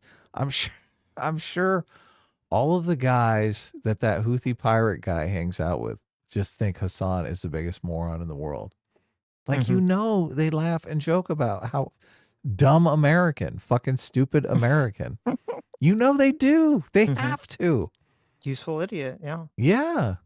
Just, Hasan does not understand the criminal mindset. He doesn't at all. No, of course not. Yeah. The duping delight all over that kid's face. Who's that? The leader of Hezbollah, the general secretary of Hezbollah. What's Hezbollah? Hezbollah is that small guy? Hezbollah is this is the same name. Okay. Hezbollah is a paramilitary organization that is also a part of the Lebanese parliament. Do we like them or no? I think as a resistance group, they're pretty successful against Israel. Did you like this? Just like that pause, like Hasan's like, can I tell people my true feelings? Like, how do I couch this in a way that's acceptable? It's so funny. He loves them. I know, but he feels a little like he knows he's not supposed to just be super blatant about it. He has to give some like minuscule level of vagueness in the answer. Hasan is pro-terrorist. Yes. That is also a part of the Lebanese parliament. Do we like them or no? I think as a resistance group, they're pretty successful against Israel. But everybody hates them. Like, everybody in the region, a lot of people don't like them. Like, I like what you like. I don't have an issue with them, let's just say. Oh my God. Oh, it's so bad. So bad. They're Shia. I am Sunni, technically. Not that this sectarian distinction matters in this situation, but I'll be honest with Sam. But they are a terrorist organization. Like, they're designated. They are designated by the American state as a terrorist organization. I do not like them then. Well, I mean, we also called Nelson Mandela a terrorist until 2008. Do you know who that is? That's another thing why this is just Hasan's such a despicable person, and there needs to be like a large push to magnify the stuff, is that there's not only just like the indoctrination of all these kids that watch these streamers, all these other streamers who are not political. They don't, they're just doing whatever normie shit they're doing. And they turn to Hasan because they think like this is some intelligent person. This is some person that knows anything about the news. And it's a literal fucking terrorist propagandist who they're turning to for their information. Yeah. They're turning to an idiot. Yes. Yeah. They're getting less informed. Yes. So that guy said it all when he said, "You can't be that black and white. You're an idiot." Just intuitively, he knew that Hasan was full of shit. I know. He's like, things usually aren't so simplistic like that. So Dr. Diddler sent me, this was the follow-up from that guy that was sitting there where he talked about this very briefly, which is kind of interesting. Being in that room. You're good to go.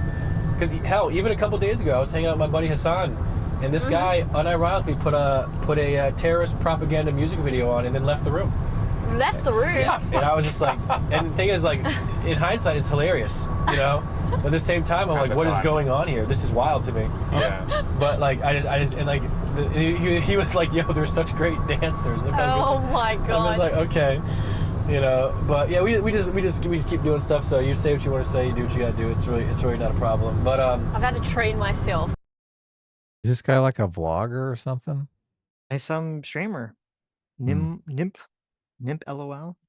It's his content, but the gulf between a travel vlogger and like a political propagandist is immense.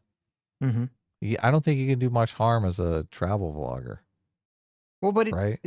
No, but it even shows like what a coward this guy is, because he even acknowledges like, okay, Hasan's literally putting up terrorist propaganda on stream. He called them terrorists. He knows that this is terrorist.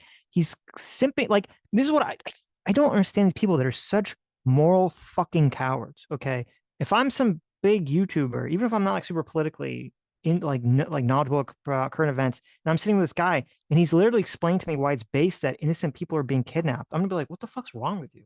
What are you talking about? I'm not gonna sit here and put a fucking smile on and just go along with it and be like, oh yeah, it's a weird thing, but you know, we're still gonna be friends. We're still gonna, you know, hang out together and stream so I can get access to his audience base. Like, no, fuck that.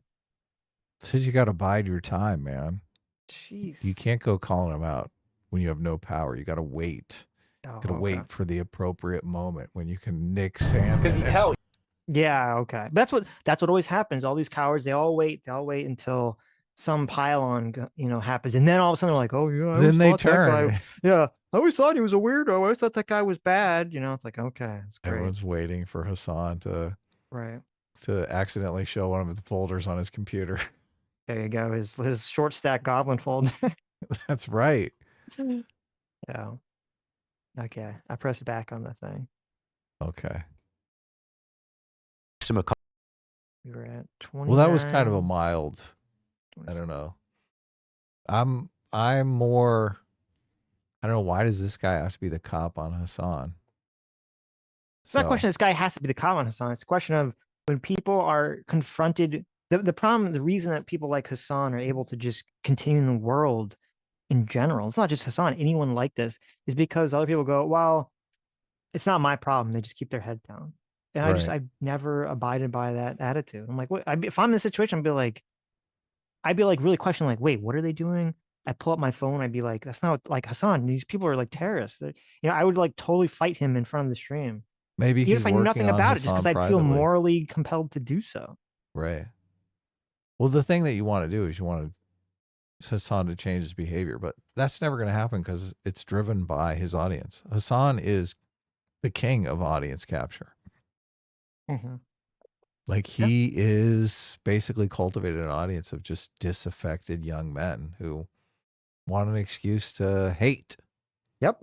Yeah. And for some insane, despicable reason, probably because the media doesn't give a shit about it, because it's Hasan, they view him as useful, and even Fox News for some reason, and the right-wing media, and the right-wing mainstream media doesn't give a shit about it because they're retarded.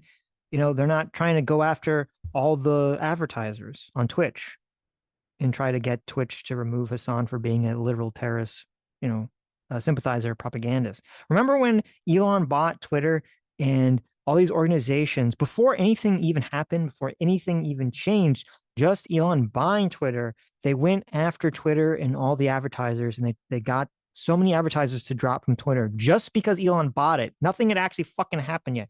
As soon as Elon bought it, they went after them, got the advertisers to drop it, and yet this remains. Like, where the fuck is the ADL? I don't even like the ADL, okay? But where the fuck are they? Where's the ADL? Not like they're like fucking jumping down Elon's throat. They're jumping down everyone's fucking throat. Why the fuck why is the ADL not going after Elon? Why is the ADL not going after Twitch and trying to get advertisers to pull from them? I'm so confused what's going on here. Yeah, it's funny. The ADL kind of destroyed their entire reputation, but they did. Yeah. So even if they did go after Hasan, would it be meaningful? Who knows? Interesting. And Hasan, once again, contributing to this atmosphere of disgusting rape denial, which again, something that over the last 10 years, we've agreed is a terrible thing. We've all said, you know, believe victims, support women, but apparently when they're Israeli civilians, they're lying. Here he is, laughing when Kamala mentions October 7 rapes. Let's see. This part is harsh. This part is so harsh. October 7, 1,200 people were massacred. Many young people who were simply attending a music festival. Objectively true. Women were horribly raped. Now, when she says women were horribly raped, you'll notice Hasan bows his head with a giggle. He's smart enough not to outright say they're lying, but he's signaling to his audience quite clearly, I'll say, this is not a dog whistle, it's a dog shout, that he doesn't believe them. And it's echoed in the chat. I mean, you can all see, and I'll show you guys that the chat turns into a frenzy of calling her a Zionist and a liar. These are leftists. These are people who support women. Blows my fucking mind. There's no consistency. It's a total farce. Yeah, this is totally evil. I can't stand this part. Remember when Hasan was like crying about how Palestinians got beat up at a girl's funeral? Yeah. It brought him to I do remember. Yeah. People getting assaulted at a funeral brought him to tears, but you know, widespread rape was like, whatever. Yeah, women getting It's raped funny. on October 7th. They're in complete denial. Like they don't think anyone got raped. They think that's all just media lies, media spin. Zionist propaganda. Which is so crazy. It's so crazy. There's so much evidence. There's eyewitness from survivors and all this shit. It's so crazy that they're in such denial over it. But even if you don't believe that it actually took place, to fucking laugh about it, oh my God, that's like a level of just insanity. Because even if you don't think rapes took place, you know fucking murder took place, right? You know kidnapping took place. But to laugh about it, oh God, so disgusting. Raped. As I said then, I say today, Israel had... What's funny about that, Hasan? You know, what do you think his audience is getting from that? A rightly raped. As I said then, I say... Like, did she really go there? Yeah, it happened, bro. Sorry. Let's go ahead and read the comments. Maybe I'm misinterpreting. Israel has a right to defend itself. We would. And how it does so matters. Far too many innocent Palestinians... Kamala, you dipshit, stop lying. I hate that they always say that. Oh my God, with these fucking lies. We are so cooked. Again with this shit. Goddamn, stop repeating this fucking lie. We're still perpetuating this shit. Fuck you, Kamaga. Once again, these are probably, we support women. We believe women, people. Literally empty vessels of a human being. He dedicated an entire podcast. These are the same people that will say every word that comes out of Trump's mouth is a lie. Yeah. The same fucking Or is people. racist or sexist or bigoted. Yeah, it's like The fucking irony is off the charts. so this is, I believe this is the first response, the I don't know if it was the day of or the next day. I think it was the day of the first response to all this stuff that Ethan put out there. This is Hasan with this guy who's on Chapo Trap House. Okay. Oh man. As episode, I think, to like how I am pro-terrorist, pro-terrorism, and how I let anti-Semitism fester in my community. What did like the 13-year-olds who watch it, like, what are they thinking? I've told this to Ethan a long. Do you like the idea that, like, that there's not a bunch of 13-year-olds watching Hasan too? It's just so insipid, or so ridiculous, I should say. Yeah. A long time ago, I was like, listen, a lot of your community is very, very, very progressive. Like, it's not me that's like making people upset at you for, you know, saying a lot of things that might be damn near identical to like a Michael Rappaport about like, oh, I bet queers in Palestine wouldn't have an easy time, or if you were a sex worker in Palestine, you'd get thrown off the roof, like he said to our friend Muhammad. Yeah. You know, that sort of stuff is not going to be read positively by your audience, which is going to be very upset at you because your audience does not agree with what you're saying. Well, first of all, I don't even know if there's so much overlap with all these terms: left, liberal, leftist, socialist, progressive. Like, you know, the progressive movement was not this insane, you know, 15 years ago, 10 years ago. So I don't even know if this is a progressive. This is all these socialist LARPing piece of shit that Hasan has indoctrinated, that are in Hasan's audience, that are now in Ethan's audience, because Ethan, like a total fucking retard, did his stream and did his show with Hasan for a year. And so that's number one. Number two, even if we were to assume what Hasan is saying is true, this is like a terrible argument. If he's going to make the argument that it's not his insane audience, but just that the progressive movement in America is so extreme, is so psychopathic, that simply having the position that you think Israel is morally wrong with like 99% of everything it does, but still thinks that Israel has a right to exist, which is Ethan's position. If that position is not far enough for the current progressive movement in America, well, then then it's like, what is that saying, Hasan? Like you just pointed out that the entire progressive movement is just insane and needs to be, you know, extricated from any sort of serious political conversation. If that's the case, that's the scenario. Yeah, you just said the progressive movement has lost its fucking mind. Right. And he's using this as like an excuse Loud and or clear. defense. Yeah. Yeah. And it's not just like me goading them into, you know, feeling a type of way about you. Yeah. Didn't he had like a whole thing where a lot of YouTube guys had to do this in during the Trump years, where like, you know, all their videos from like 2013, when you could do anything, like get recirculated among their new audience of people who were like, you know, 15 or 16 in 2017, and they're like, oh my God, I would never do that ever again. I would never. My character from 2013, AIDS Man, is retired. He's gone. I'm so sorry. You would think that like after that, and he is, and this is not bigoted, a very nervous man. You could just tell. You would think after that he'd be like, oh, I shouldn't like talk about my wife's deployment to an illegal settlement that one time. But no, I don't. It defies reason. I think like anyone who does our general job, and especially someone like, Did you just like the idea? It's like, if you, first of all, it's kind of hilarious to even attack Ethan this way, because like, okay, Ethan did, you know, random non-political comedy content for, you know, before Trump became president or any of this stuff. And the only political thing he did was, you know, he defended Humongous when an insane, lying, you know, fucking weirdo radical feminists tried to wrongly attack him and say that he was doing some kind of sexual harassment thing. Okay, that was like the extent of Ethan's, you know, political. She made like 3 videos, which were the cringe la creme of all the internet. Right. Forever. Yeah. Right. Well, I mean, I guess he had a positive interview with Jordan Peterson back in the day too. So like those are like the 2 things he did as political.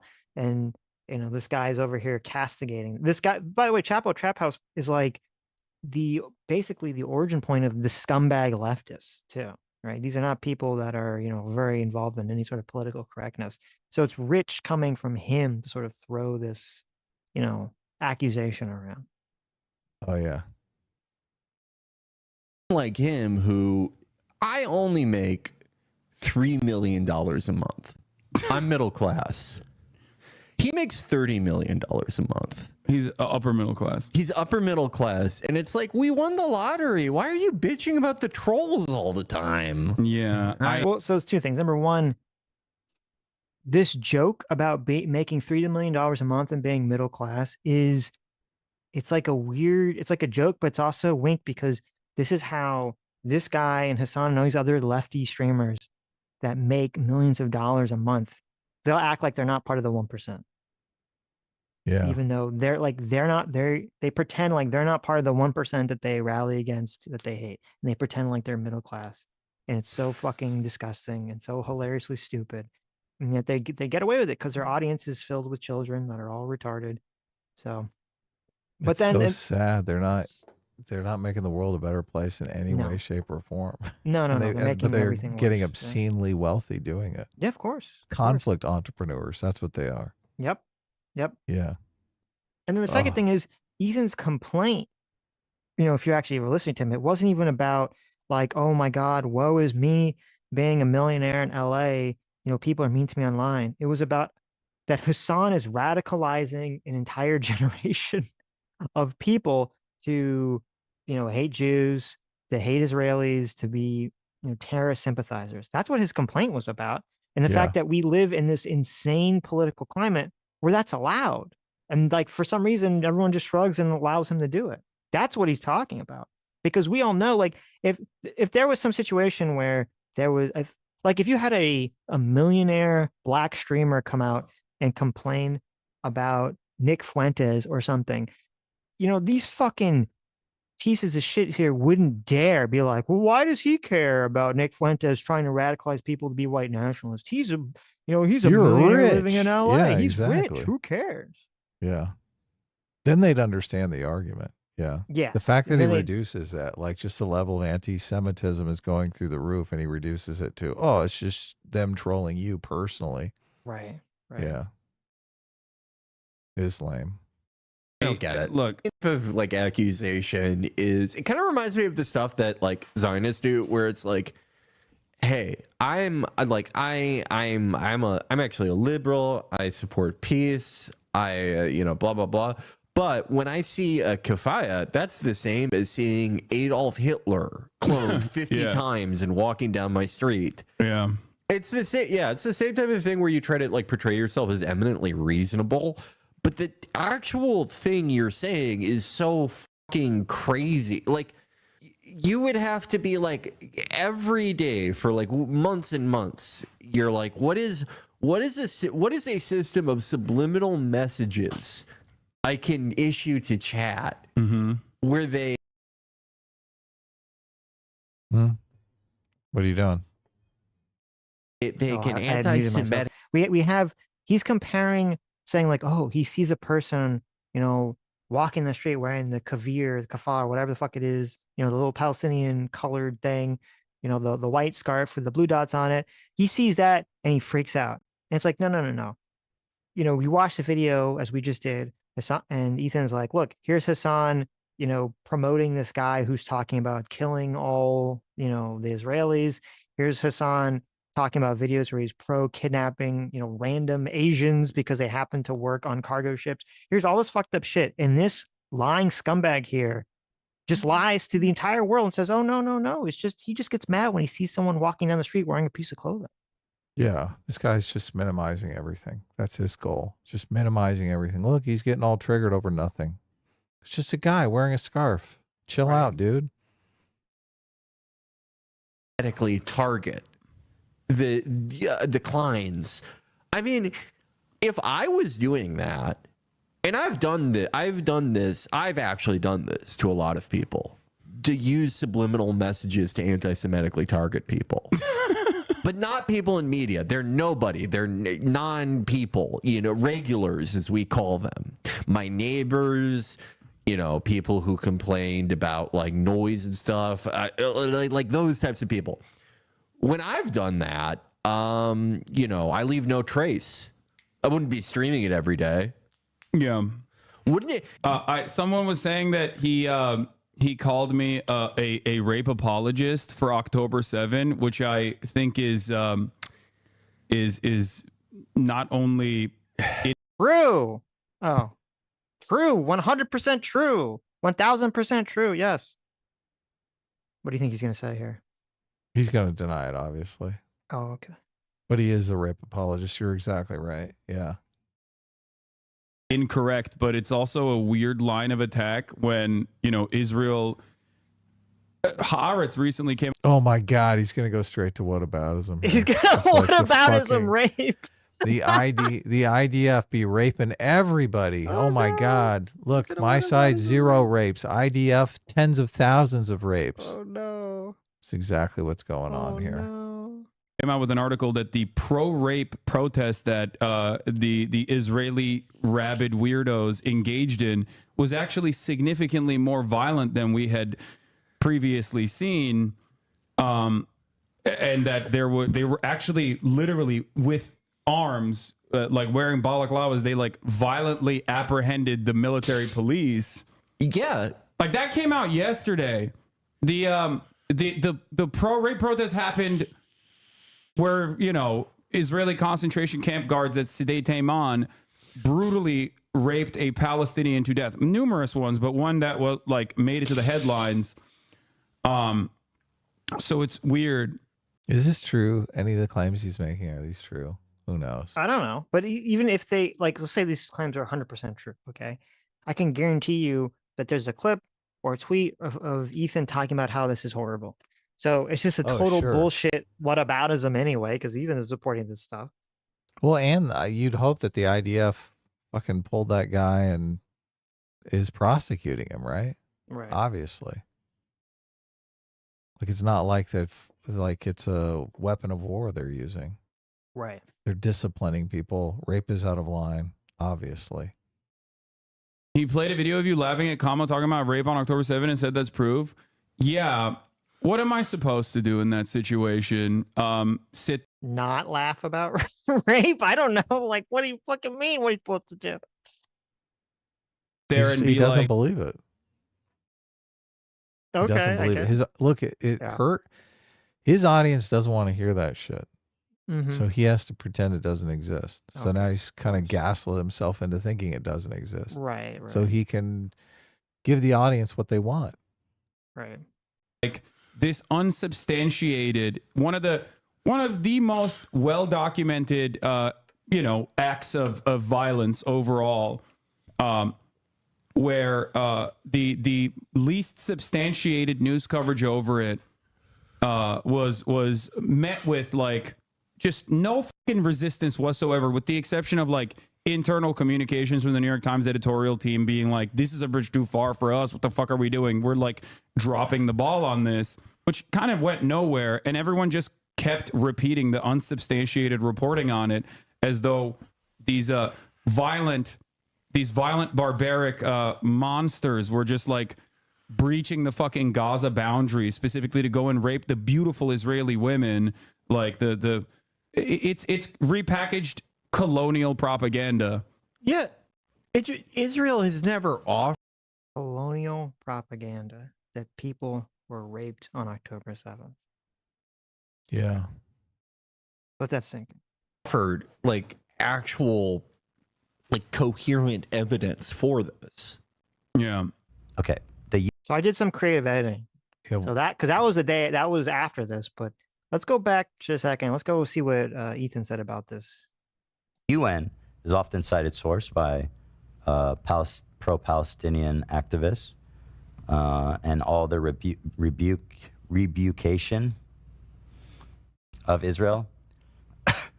Well, here is a UN report, Sexual Violence and Conflict, Office of the Special Representation of the Secretary General. They did a mission report on October 7th, sexual violence. And I'll go down, I'll spare you guys this long document and read the conclusion, which is succinct. Conclusion. Overall, based on the totality of information gathered from multiple and independent sources at the different locations, there are reasonable grounds to believe that conflict-related sexual violence occurred at several locations across Gaza periphery, including in the form of rape, gang rape, during the 7th of October attacks, credible circumstantial information which may be indicative of some forms of sexual violence, including genital mutilation, sexualized torture, cruel, inhuman, and degrading treatment, was also gathered. He also apparently thinks Twitch is liable. So there you go. If he had actually was honest and had watched Ethan's thing and reacted to it, they could have actually not laughed at rape accusations. But of course, when the UN talks about Israel doing war crimes, Hasan is the first person to wave it in front of the world. But when the UN talks about Palestinians doing war crimes or Hamas doing war crimes, then there's no evidence of it. Yeah, memory hole it as quick as possible.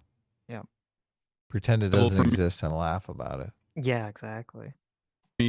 Interviewing a Yemeni teenager who's only known genocide his entire life. Like liable, I'm doing pro-terror propaganda. Yeah. Are any Jews good at law stuff anymore? Like, what the fuck? I shouldn't say that, especially today. Yeah. But, like, how the fuck do you...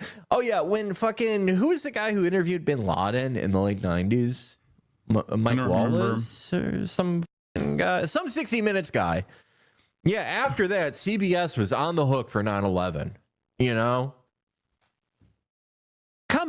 It's so gross how when you have an audience of radicals who've been radicalized by your insane, dumb rhetoric that you can just say, or you think you can say, whatever stupid, retarded, moronic defense for any action. And as long as on the right side of the political issue, a large chunk of your audience will eat it up. Now, all of his audience won't eat it up, as you're going to see, but a large chunk of Hasan's audience, the majority of his audience, will eat it up. Even though this is like obviously a retarded fucking defense or excuse, because when you go and you see, you know, ABC or CBS or any of these fucking news organizations talk to Osama bin Laden in the past, we're going to need terrorists today. None of them are like fucking tripping over themselves to literally suck the dick of the person who's a terrorist the way that Hasan was tripping over himself to suck the dick of that kid. None of them behave in that way. None of them hold up the terrorists as like a thing whatsoever. You know, they'll say like, what is your motivation? What's going on here? You know, do you think it's wrong that you're killing innocent people? Like there's like, you know, a standard set of questions that reporters ask, you know, these terrorists in these situations. And Hasan did none of that shit whatsoever. All he did was prop the guy up and talk about how fucking awesome he was. And oh my God, we're going to watch anime together. Yeah. We didn't learn anything about him at all.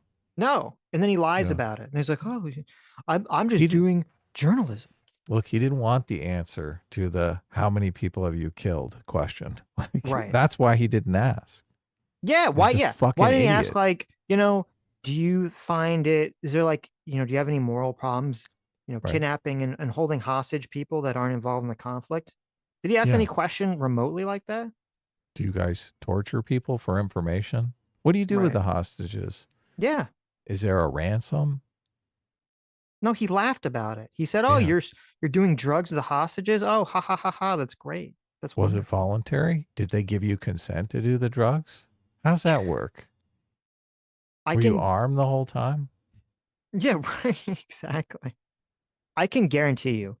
Okay, I can guarantee you with 100% fucking certainty that there is a clip out there that someone probably has of Hasan attacking Destiny for eating chicken and waffles with Nick Fuentes. Oh, guaranteed. Okay. And this is when, and by the way, in that conversation, Destiny was not just sitting there and sucking off Nick. He was arguing with all the points, you know, that Nick was bringing up.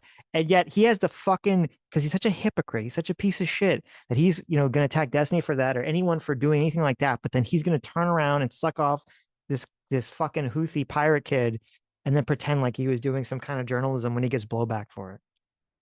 Yeah. It wasn't journalism.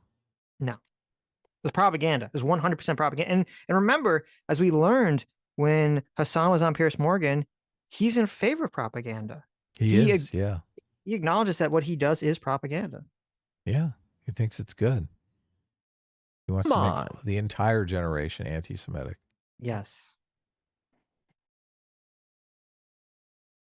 Yeah, but the thing that I was going to say that's like crazy is that because everyone is online all the time, you literally have a dude who's 19 years old, okay, living in Yemen, one of the poorest, if not literally the poorest country on the planet, that withstood a genocide that American munitions caused by way of the UAE and Saudi Arabia not that long ago. Okay. And me humanizing the victim of said genocide is actually, or giving them like a normal interview at a time when everyone is like screaming bloody murder about killing everyone in the region. This is like, it's a wild thing to have that dude see this statement from Ethan. I know, you know, it's just so weird because the implication is that the kid can kill innocent people because he suffered poverty and whatever Hasan believes America did to him. So yeah, of course, it's ridiculous. Right. You know, an adult man. I know you guys don't like me talking about Hasan, and all I appreciate is so. Yeah, he said three things. He says a normal interview, and you know that he's humanizing him. And then, as you brought up, you know, this idea that like, so is Hasan laying out that this kid can do anything and it's fine because he's had bad things happen to him? That's exactly what he's laying out. But we all know, every single person, including Hasan's audience, knows Hasan is a lying hypocrite because he would not interview someone who was Israeli, who had, say they had their family members get killed in a suicide bombing, in the second Intifada, and then they had more family members get killed on October 7th. Right. Hasan would never sit there and have some nice puff piece interview with him. And if Ethan did a nice puff piece interview with him, Hasan would be screaming about how it's despicable. Yeah, and he that's would a never great accept point. this. Oh, well, they suffered horrible things happening to them, so it's okay for them to for them to go out there and advocate for killing all Palestinians or something. Right. Yeah. So, interesting. and obviously, and as I already said, number one, it wasn't a normal interview. It was just literally propaganda. And number two, there's a way to talk to someone who's doing horrible things, and you can, humanize them or try to bring about sort of interesting topics about why they are the way they are without just sucking them off. Like, it would be interesting for you to ask the kid, well, how do you feel that, like, yeah, people that have been killed by, in this war, and some of it's, through munitions that, America's provided to Saudi Arabia or something, but why is it then okay or justifiable for, Chinese people to be held hostage, right? Right? Like, why is that acceptable? Why don't you return them home or something? Like, there's a lot of like weird moral questions you can ask these people. But the thing is, at the end of the day, that Hasan, and I have a clip that I put in here that's from Majority Report with Emma Vigeland. All these people are all huge fucking racists. They're all huge racists. It's so funny because they always throw the racist accusation everyone on the left, but they're massive fucking racists. They literally look at anyone who's not white, who's in a country that's in conflict, as a subhuman animal that doesn't have any moral agency or control over themselves. Yeah. And thus has no responsibility for their actions. That's how fucking racist these people are. Hasan's so racist that he thinks this kid has no moral agency because bad things have happened to him or his country. Yeah, look, this is why I didn't ask him detailed questions, because he didn't want the answers. He literally did not want the answers because the kid would not hold up to that kind of scrutiny. Of course. He wants to live in a dream world where this kid is Luffy the pirate.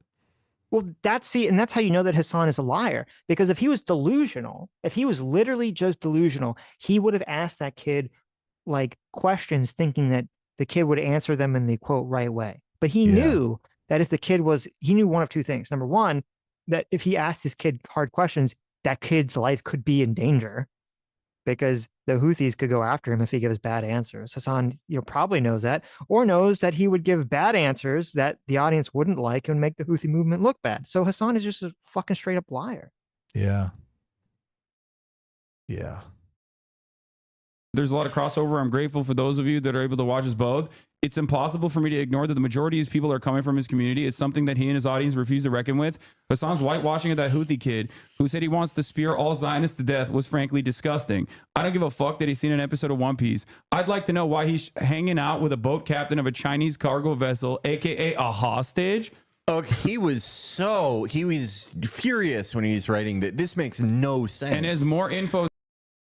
How does this make no sense, you fucking retard? He lays it out so perfectly. And you notice, so Hasan laughs about October 7th rape, and his initial reaction about the boat captain being a hostage, Hasan laughs. He goes, huh! He's a hostage. Huh! What does a Chapo trap house guy think? He wasn't a hostage? This was like a voluntary ship takeover?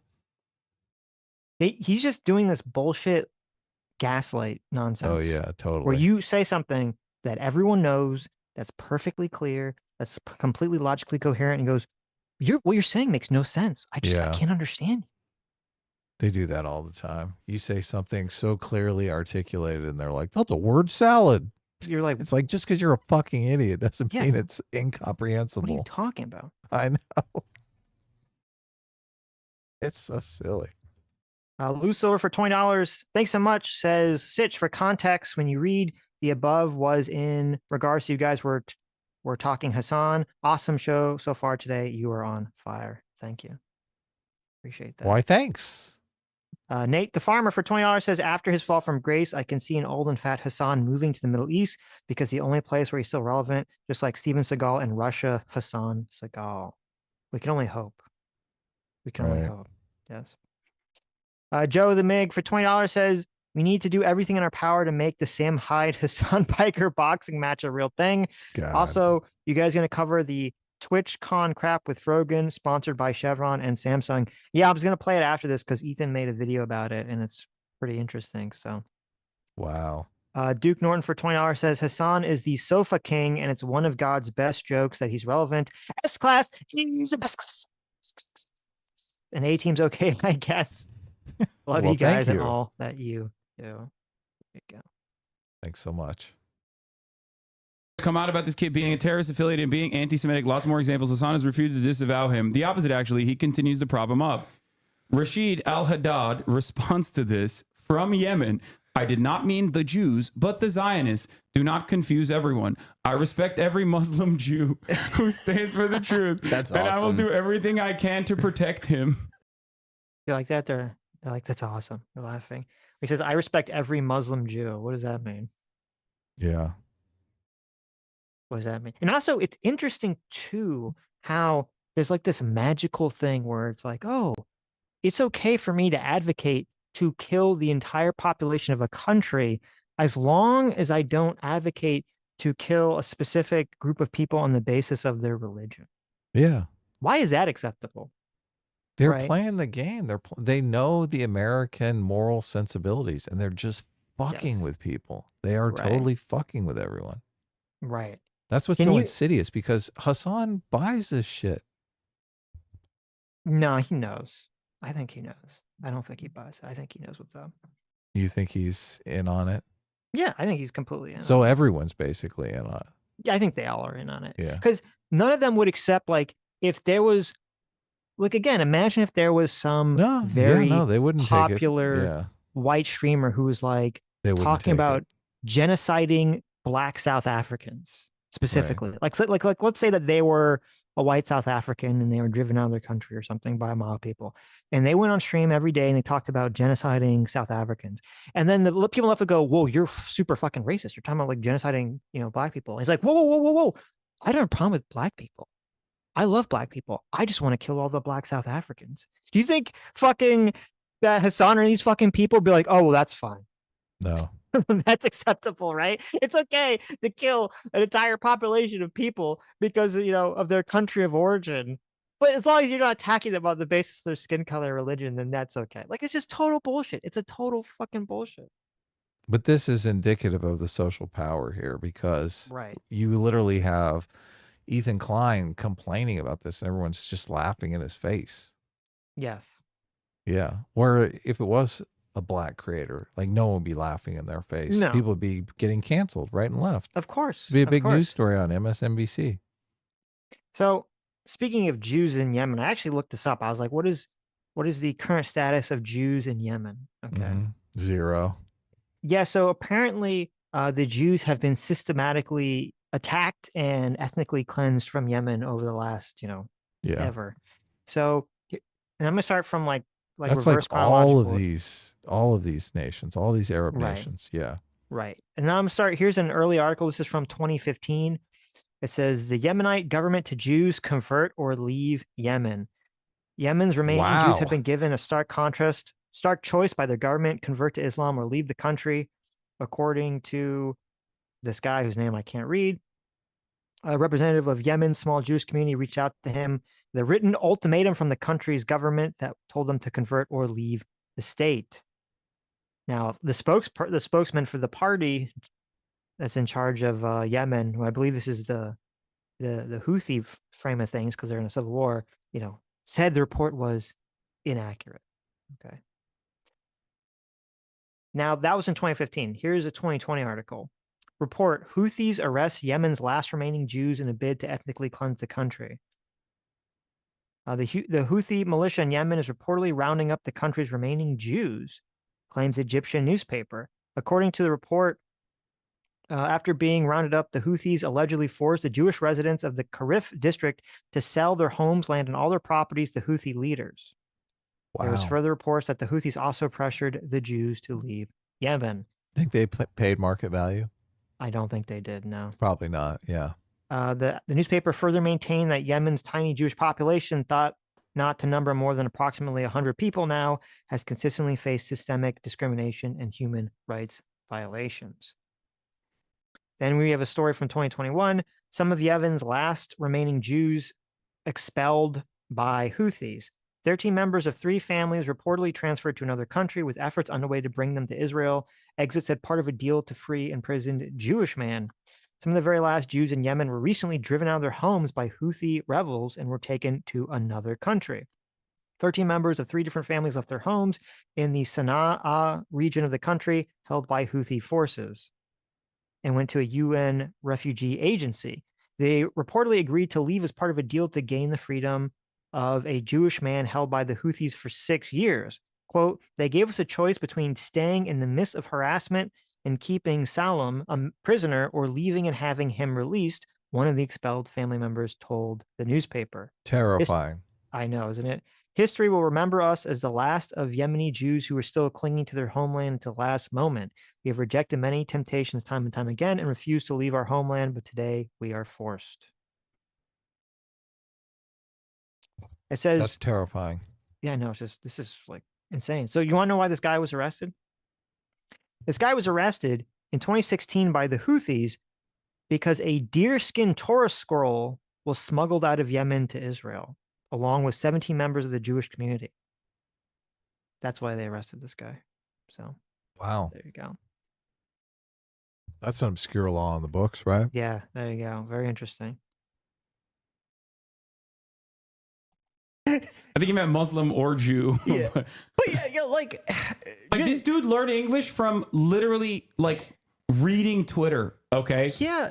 Learned English from reading Twitter while like Saudis were triple tapping funerals for like he's 19 years old, right? Yeah. That's about, yeah.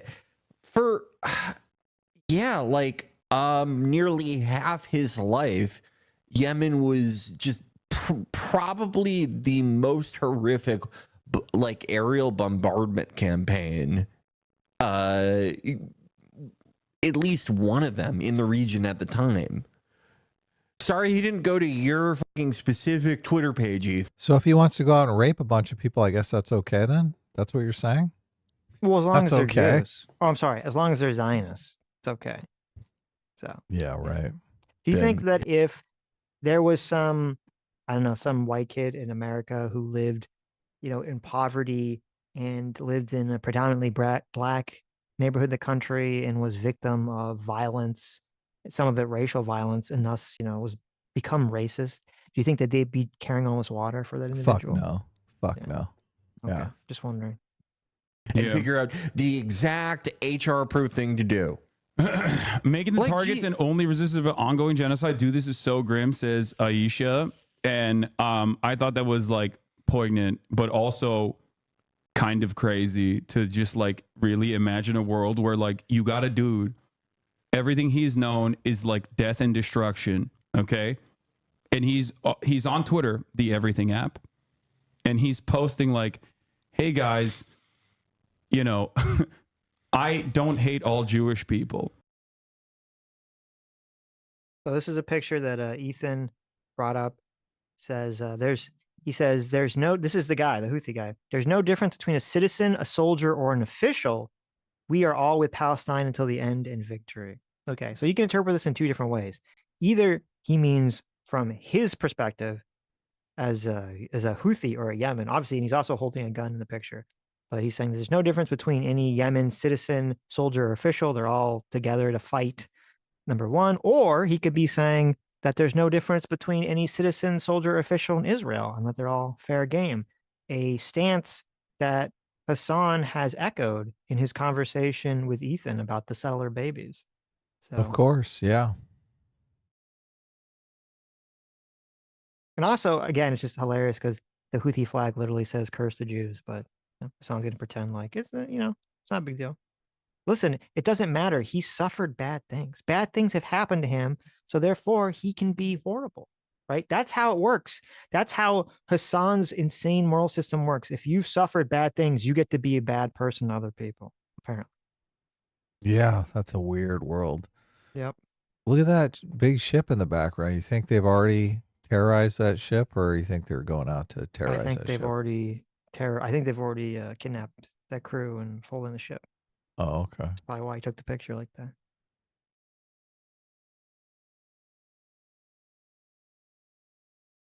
Yeah, like what are we doing? What is happening in the world?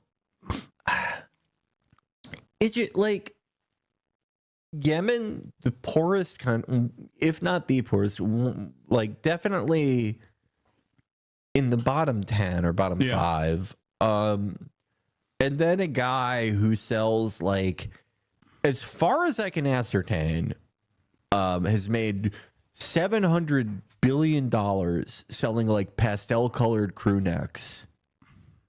And he's like, this 19-year-old is going to kill me. In Yemen. In Yemen. From Yemen. So obviously the Chapo guy is a lying scumbag because he knows that the issue is not that that Ethan is worried about this kid personally coming to enact violence against him. What he's worried about is that Hasan, the largest political streamer on the left, is cultivating an audience that is not only sympathetic, but is holding up this literal terrorist as a cool thing. And that's what the issue is. Yeah. That's what the concern is. He's a role model, right? Right. But they can keep pretending like that's not the case. I just like the first instance of this stuff I saw was when like last year during his first dust up with you, when he did the thing that like all these guys do, where it's like they live in America, their families live in America, they'll never fucking move to Israel, and in fact, one of their family members moved from Israel because it actually sucks to live there. Bro, they're making him. Bro, he's posting like he's got barred from Columbia campus, dude. Like that, dog. You're in Yemen. Like, what do you mean? It's just like making him do this shit. Like, but he did that thing where like last year where he's like, oh, you want to make it so Israel. Let me ask you a question. So this is like the weird insanity, and people haven't really processed this. Okay, Hasan keeps saying it's okay for this kid and for other people to make these claims because they're not talking about Jews. They're saying Zionists. They're saying Zionists. They're saying Israelis. They're not talking about Jews. They're saying Israelis. Okay. Right. Yeah. Now, sneaky. Again, remember, there is this contention over what Zionist means. Okay, because there's lots of Israelis that would say like they're not in favor of violence against Palestinians. They're not in favor of the settlers in the West Bank. But under Hasan and under that Houthi kid, they'd all be labeled as Zionists and therefore be acceptable to get spiked from anus to mouth and die. It's interesting that if there was a Israeli person who suffered all their family members being killed by Hamas, and they came out and and as Israelis have come out and talked about, wiping out all the Palestinians or wiping out everyone in Gaza, turning to a parking lot, that they're animals, killing them, doing all these, saying all these other incendiary rhetoric. Hasan loses his shit and calls them all horrible monsters, right? Even though that they've suffered some sort of horrible tragedy that's led them to feel this way. And yet for some reason, when it comes to this kid, who Hasan assumes, he doesn't even know, he has no fucking clue. He's just assuming that this kid has suffered some sort of horrible tragedy that completely justifies him wanting to genocide an entire country's population. Yeah. Isn't that interesting? Yeah. One side has to show all the mercy in the world, and the other side can do whatever they want. Right. Yeah. What's new? And this, it's really unfortunate for Palestinians in America too, that their biggest advocate, one of their largest advocates, is these fucking psychopaths like Hasan. Because you have Hasan and these other idiot, college kids, who are telling Jews to go back to Europe and trying to take over buildings and all this other dumb shit. These are the faces of the you know, the Palestinian movement in America. So if you have any sympathies with the Palestinians not getting wiped out, like, you should be very, very not happy that scumbags like Hasan are the face of the movement. Yeah. It makes I it do have some really sympathy. it makes it really easy from a moral level to just completely hand wave away any concerns about the safety of any Palestinian or the plight of any Palestinian when you have terrorist sympathizing scumbags, propagandists like Hasan as just the leaders of these, you know, the movement. Yeah, it makes it Real easy is to fall into nihilism about the whole Yes. situation. Right. And just say, you know what, fuck them. Yeah. I think that's what Asmongold did. Right. I think that's literally what happened. Well, He's that's like, the I'm just irony. sick of fucking hearing about this shit. Yeah. And that's the irony of Asmongold talking to Hasan about it. Hasan's I literally know. the worst person you probably could talk to about it, the whole situation. Yeah, he's like, oh, let me take that knife and twist it a little here. Oh, you came to me to get out of this mess? Right. And Asmongold kept saying, you know, I backed you up. Remember when you said the 9/11 thing? I was on your side. Be on my side now. Help me. Right. And of course, Hasan is like, nope, not going to do it. You got to understand, I have all these 13-year-olds that hate Jewish people in my audience, and I have to appease them every single day. Yep. They're watching the ads. Yeah. It's not like the 9/11 thing was like a one-off, right? Mhm. And you're like, well, Hasan said something stupid. Everyone says something stupid. No, like, this is, he still believes it. He didn't even really, he didn't even want to apologize. Jank basically had to apologize for him. Oh, you know? yeah. So He blamed it on a language barrier, it's which is ridiculous. insane. Look, I was thinking this whole nihilistic mindset is very natural born killers. Mhm. Can you imagine natural born killers if Mickey and Mallory were both neo-Nazis? They were Right. like Hitler worshipping, Jew hating neo-Nazis. You Uh-huh. think that movie would work? Do you think everyone would be like, yay? I don't think that would work. Yeah, no. Well, that's literally what we're watching here. We're watching fucking natural born killers with a bunch of neo-Nazis. And it's funny because they're freaking leftists. They're supposed to hate neo-Nazis. I know. Crazy. In Come a on. Jewish homeland? Where is my wife who lives with me in Beverly Hills? This Chapo Trap House guy just seems like the biggest cuck on the internet. What the fuck is he all about? Well, he's in Chapo Trap House, so like, I think that comes with the territory. Is it? Yeah. He's not made any good arguments or any salient points or anything. He's just there basically to blow Hasan. Yep. What the fuck? The fuck? What a terrible yes man. Mm-hmm. In California. Where's she gonna go? In the garbage? In the toilet? Do you just want to kill her? Yeah. I don't know. Maybe she's gonna go where. Look at Hasan. Hasan is so fixated on the chat. He's not He doesn't even even listening to listen. the guy, his guest. not here. even listening. He's like, look, dude, I'm trying out my comedy set on you, and you're not even Right. watching. You're focused Right. monomaniacally on the chat. Well, and even again, like, this, you're right. This guy is probably one of the dumbest commentators. I don't listen to Chapo Trap House regularly, but he's easily one of the dumbest commentators I've ever heard.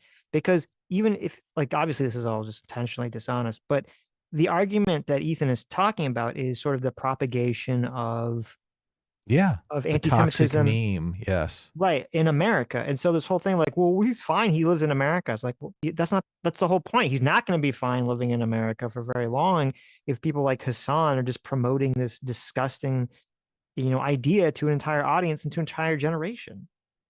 Yes. Ethan's argument is, you know how you guys talked about the alt-right pipeline? You guys talked For about like 20 years. Yeah, people being infected by these racist ideas and watching Right. a video and then all of a sudden becoming massively racist.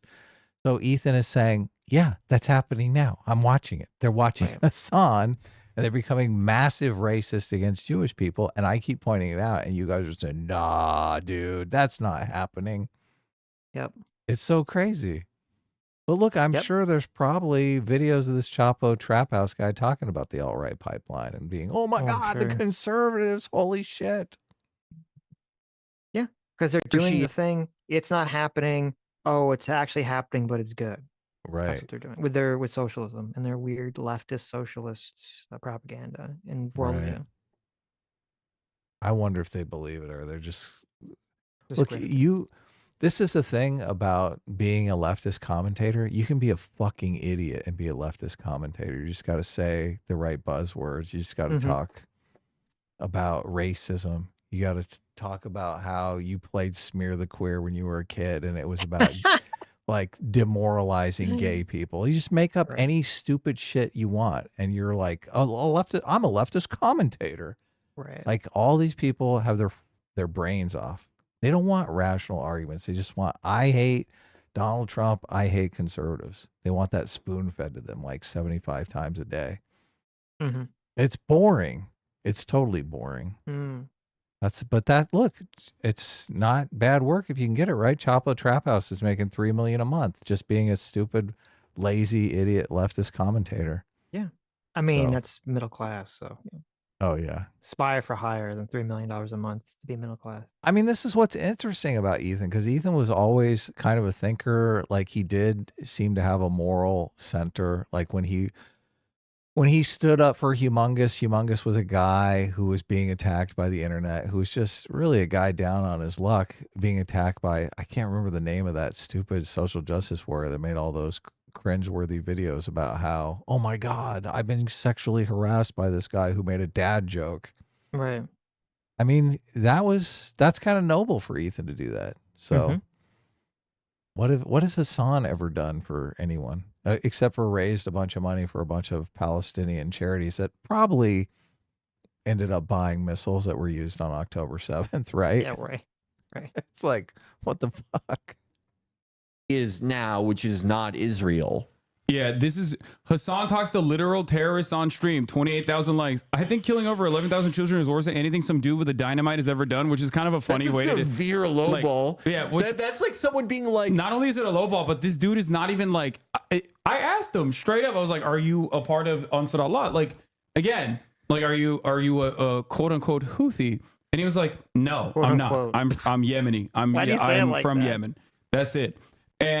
But it's really funny because this guy turns around and goes, "You know they want to eradicate the Western world, right?" Yeah, man. Yeah. What fucking you?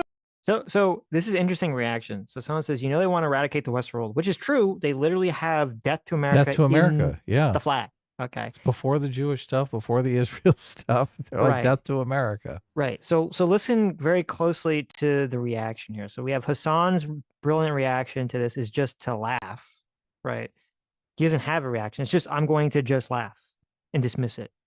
Okay. And let's hear the other brilliant Chapo guys.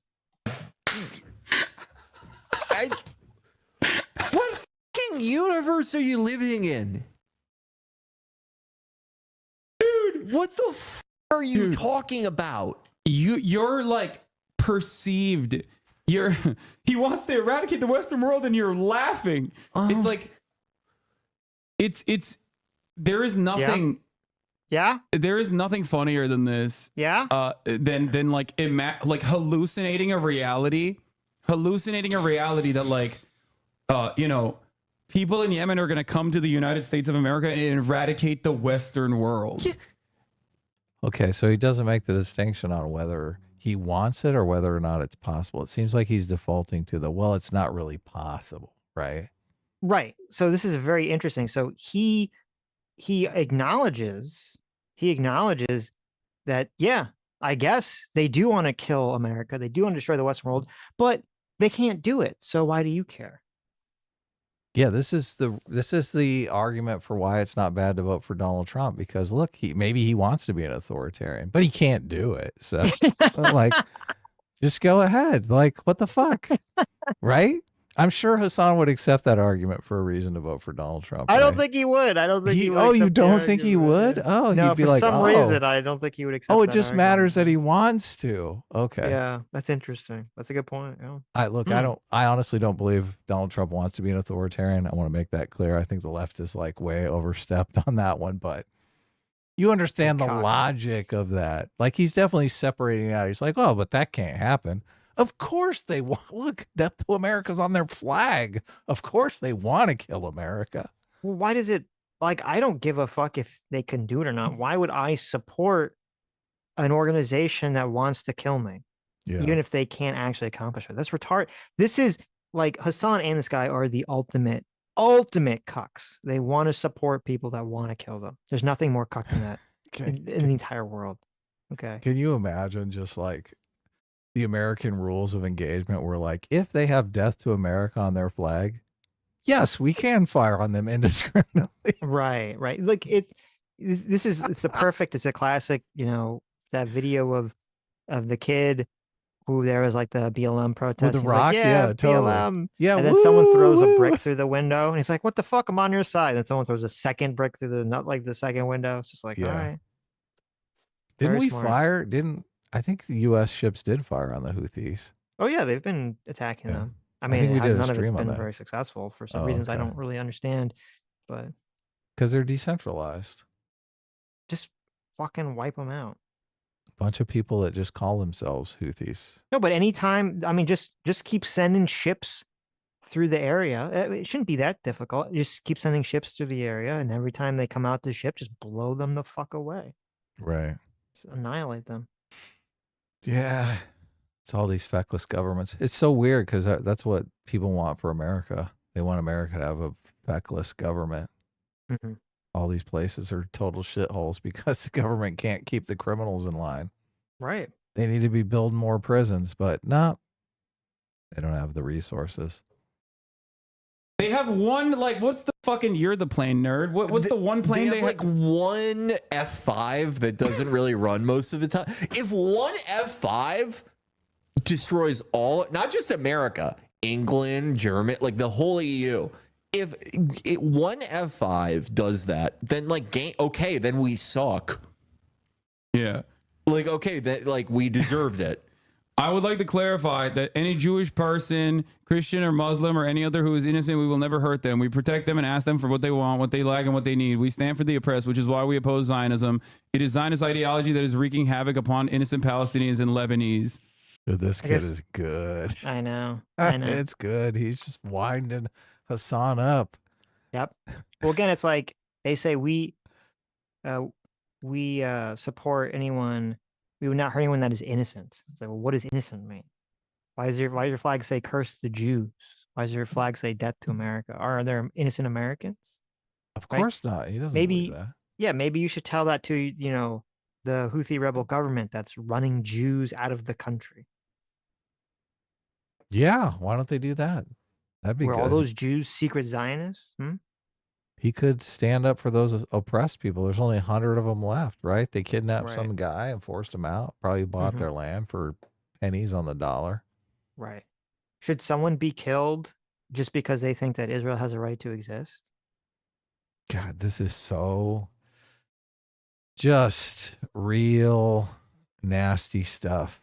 Very nasty. Because it really is. It is an excuse to subjugate people and to take their shit and to feel morally righteous about it, right? Look, I just bought a house for 1,000% under market value because we tortured this guy. Right. And just, oh man, I'm doing the right thing here. That's exactly what's happening with Hasan. Hasan doesn't strike me as someone who's going to stand up to injustice. No. He's going to laugh and point. He's going to be right there with it. Yeah. Then they deserved it. Yeah. Ugh. So sad. Anyway, I'm sorry, but if you consider my conversation with a teenager from Yemen who is a survivor of genocide, okay, it doesn't matter. You don't know that, you fucking dick. He doesn't know any of this shit. So, if you don't recognize it, oh, is this Avi? Oh no, it's my brother. Hey, if you consider my conversation that humanizes a victim, a survivor of genocide in Yemen, to be a bridge too far, I don't know what to tell you, especially when every single person with eyes to see can recognize what is the reality that is unfolding in both Gaza and in Lebanon. Every day, Israel is killing hundreds of people, okay? Burning babies, burning teenagers with American munitions. If you want to center your own personal feelings as the primary... Okay, this is like the bad faith apocalypse here. I just can't take it anymore. I know. This is so insane. It is insane. Yeah. This He's is what like, this is what you're he always emotional. does. You're making emotional arguments. Everything in this diatribe he's going on is so bad faith. Right. Yeah. It'd be like if Hasan was complaining about Donald Trump or some, racism against someone, and you're like, I can't believe you're complaining about racism in America when Uyghurs in China are being rounded up into fucking camps and genocided. Yeah. I can't fucking believe you, Hasan, you piece of shit. Yeah. Conversation here. I don't know what kind of conversation we can have. It has been ongoing for 12 months. Okay. This is a ridiculously self-centered conversation to have. In terms of this interview that I conducted, multiple well-decorated, award-winning journalists reached out and said that it was a fantastic interview, humanizing. Bull fucking shit. I can't be lied to this much, Sitch. No, I bet you what he's saying is true. When he says award-winning journalists, he means like those piece of shits at the Gray Zone or any of those other like just overtly socialist publications.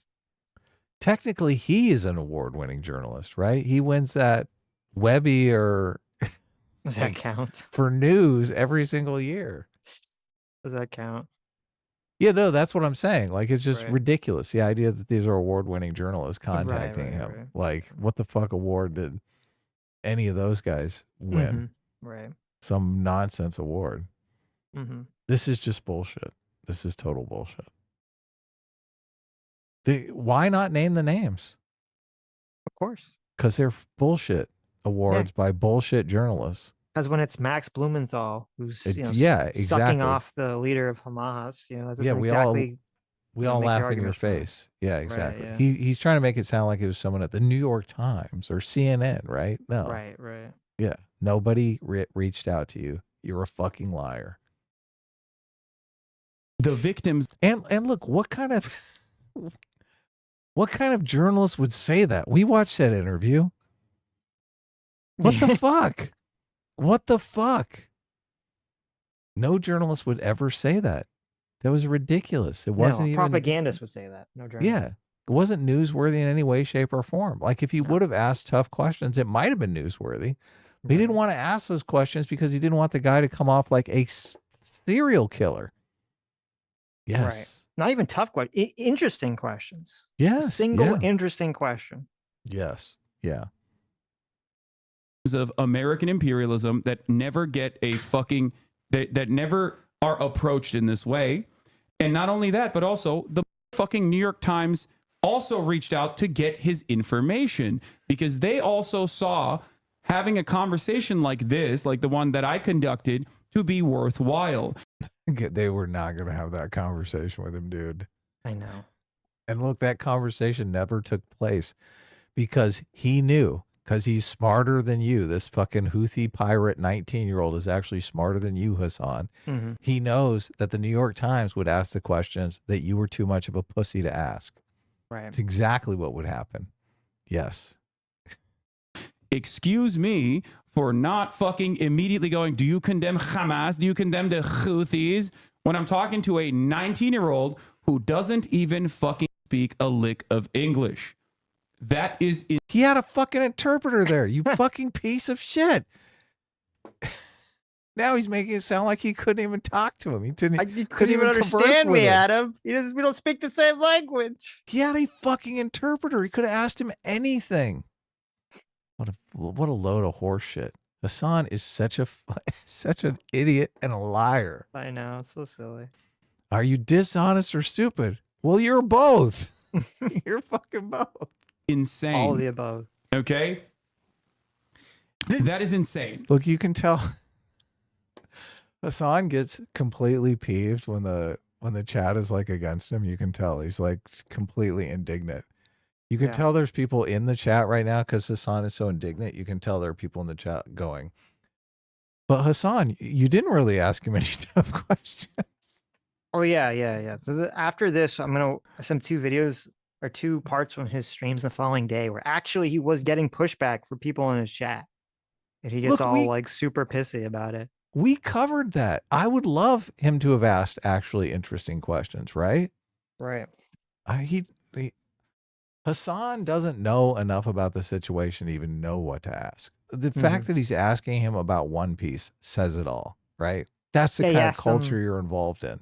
He asked him about One Piece. He asked them about like, didn't he ask him like what fast food restaurants they had? Yeah, like whether he's had like Popeye's chicken or something. Like, my God, the stupidity. He was like, chat, what should I ask him, chat? Like he fucking asking the chat what to ask this kid. Yeah. He's never read any books that deal with war. He's never didn't even ask him like he very doesn't know like anything. What is your daily life situation? Like what does every day look like in Yemen right now? Like Hey, there's a bunch of of basic, like you guys got a bunch of loot. You guys are pirates, right? You got a bunch of booty off of that ship. How do you go about finding out who needs the booty? How do you get rid of the booty? Like, do you sell it on the open market? Do you have people that work for you that sell it? Like, I know how drug dealers work, right? They buy a bunch and then they break it up and they sell it in individual. How do you do that with the booty? Mm-hmm. How do you break it up? Do you guys have guys that stand on the corner? What happens there?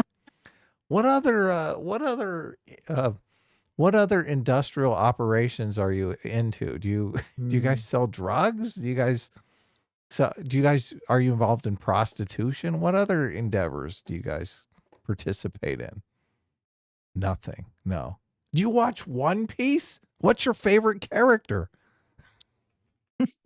What the fuck? Even in that book, and look, you guys should read A Long Way Gone. It's such an amazing book.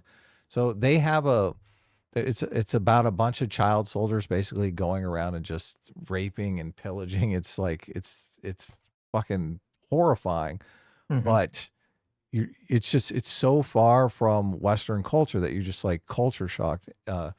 Diving into the descriptions here, but they have a 16 millimeter projector that they watch movies, and they have, I think it's like First Blood or one of the Rambo movies. They have a 16 millimeter print of it. So they're watching it over and over again. They sit in a tent and they do brown, which is which is cocaine and gunpowder. They snort this stuff and watch this movie over and over again. So they want to do stuff that's like in the movie. They want to sneak up behind people and like slit their throats and stuff. Right. It's horrifying. This is the kind of thing that you go, look, this kid could be doing this kind of stuff. Wouldn't you like to know? I mean, if you're Hasan, you wouldn't want to know. Of course, look bad. But a real journalist might want to know that stuff. Oh, right, of course. Yeah. I guess, look, Hasan, suppose he wants to enact a pivotal scene in First Blood. He wants to cut someone, he wants to slit their throat from behind when they're not aware. It's the fact that he's been involved in this, as you call it, a genocide his entire life. Does that make that acceptable? Is that okay if he does that? If he wants to experiment on one of the pirated ships with the captain and do this move, this pivotal move, is that okay? Yes. No, it's not. That is okay. What do you mean? It's totally okay. They have literally like killing contests where they set aside the villagers and see which one of the child soldiers can kill the person the fastest. That's like a game that they like to play. This is not savory stuff, right? And the fact that Hasan is, I mean, this is the kind of stuff I'd be asking if the kid does this kind of stuff, right? There's horrible shit in these books. The thing that like people always do before they like just issue like a completely like self-centered tirade after all of this, after every horrifying fucking thing that we've seen, they always go, well, I'm for peace. I don't like Netanyahu. I don't just vaguely I like peace, and which supposedly then gives them license to endlessly talk about themselves after over a fucking year of this. He said Rashid was a child terrorist, and then actually said he's not a child, he's a kid. Yeah. Anyway, it is really, really crazy. I am not even remotely embarrassed that I did this. I think it was a good thing. There was journalistic value in hearing the perspective of someone who was on the other side of the world. We never heard the perspective, you fucking moron. You fucking moron. We know more. Ethan gave us more perspective just looking at his tweets. Yes, it's a great point. Yeah. Yeah. Able to have this conversation without the internet, and ultimately, you know, once again, centering our own personal feelings, no matter what our background is, no matter who we are, in the heart of luxury, in the heart of empire, in the United States of America, when, you know, the Palestinians I talk to in Gaza are currently witnessing a fucking onslaught, a complete genocide, is unimaginable. Okay? I'm going to tell you something about a journalist that I talked to in North Gaza. His name is Hasan Shabat. I talked to him with regular frequency. He has said that he wants his messages to be broadcasted. He is still luckily alive. As of 4 hours ago, he's still... Hasan always does this like really dishonest moralizing where in order to deflect from something he's done wrong, he's just like, listen, there's bad people. There's people in the world that are in bad situations. So how dare you criticize me for doing something? Yeah. It's like, They're oh, his okay. human shields. Right. It's so like he doesn't care about these. If he cared, he wouldn't be using this like such a despicable human shield like this to deflect from criticism against him. Has tweeted, and I'm going to talk about this in a second. If you recall, Hossam's two other journalist friends were assassinated by the Israeli state. Okay? He is among some of the many people that I talk to that still have access to internet in Gaza. He is in North Gaza. Israel is currently starving North Gaza and conducting a full-blown genocide in North Gaza. I need you to understand this. Hossam... Well, but why? I mean, if those people who are conducting a genocide, I mean, if they have bad lives, I guess it's okay, right? Like, you know, that's your privileged critique of them because you didn't have your family kidnapped, killed, and raped. So, yeah, that's a, you know, that's exactly what's going on too. So many of these people are like, they know somebody, you know, a family member or a friend that was brutalized in the October 7th attacks, and they're like, payback, bitch. Right, which I guess according to Hasan is okay.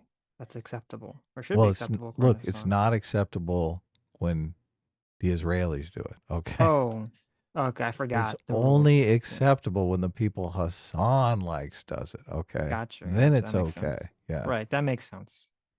I mean, it doesn't make sense, but it makes sense. Yeah. The Jewish people have to be as magnanimous as humanly possible. They have to turn the other cheek and forget. Right. Yes. As of today, is 23 years old. Okay? This is a very important part of humanizing the victims of this genocide. Okay? Yeah, remember when he laughed in the face of the October 7th people that got raped? He's not down with humanizing them, is he? No, no. They deserved it because they're colonizing babies. Right. Yeah. So, you know. So the move that he's doing here is humanize the people that I like and dehumanize the people that I don't like. It's so sick because this is such an old program, right? This is like tribalism 101. This is the original program. Yeah, exactly. Yeah, the people I don't like are evil and need to all die. And the people I do like can do anything to the people I don't like. Even though it turns them into sadistic serial killer. Right. Right. This is Hossam. Okay? This is Hasan. Is that Anne Frank? Your mother should have swallowed you, you fucking piece of shit. Okay? I said, hope you're doing well, all things considered, my friend. And to which he responded, doing the best we can.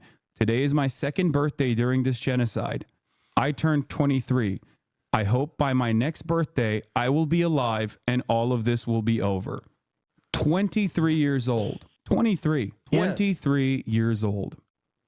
Everyone, whether they're in South Lebanon or Beirut or Gaza or the West Bank, is forced to grow up extremely, extremely fast for one reason or another.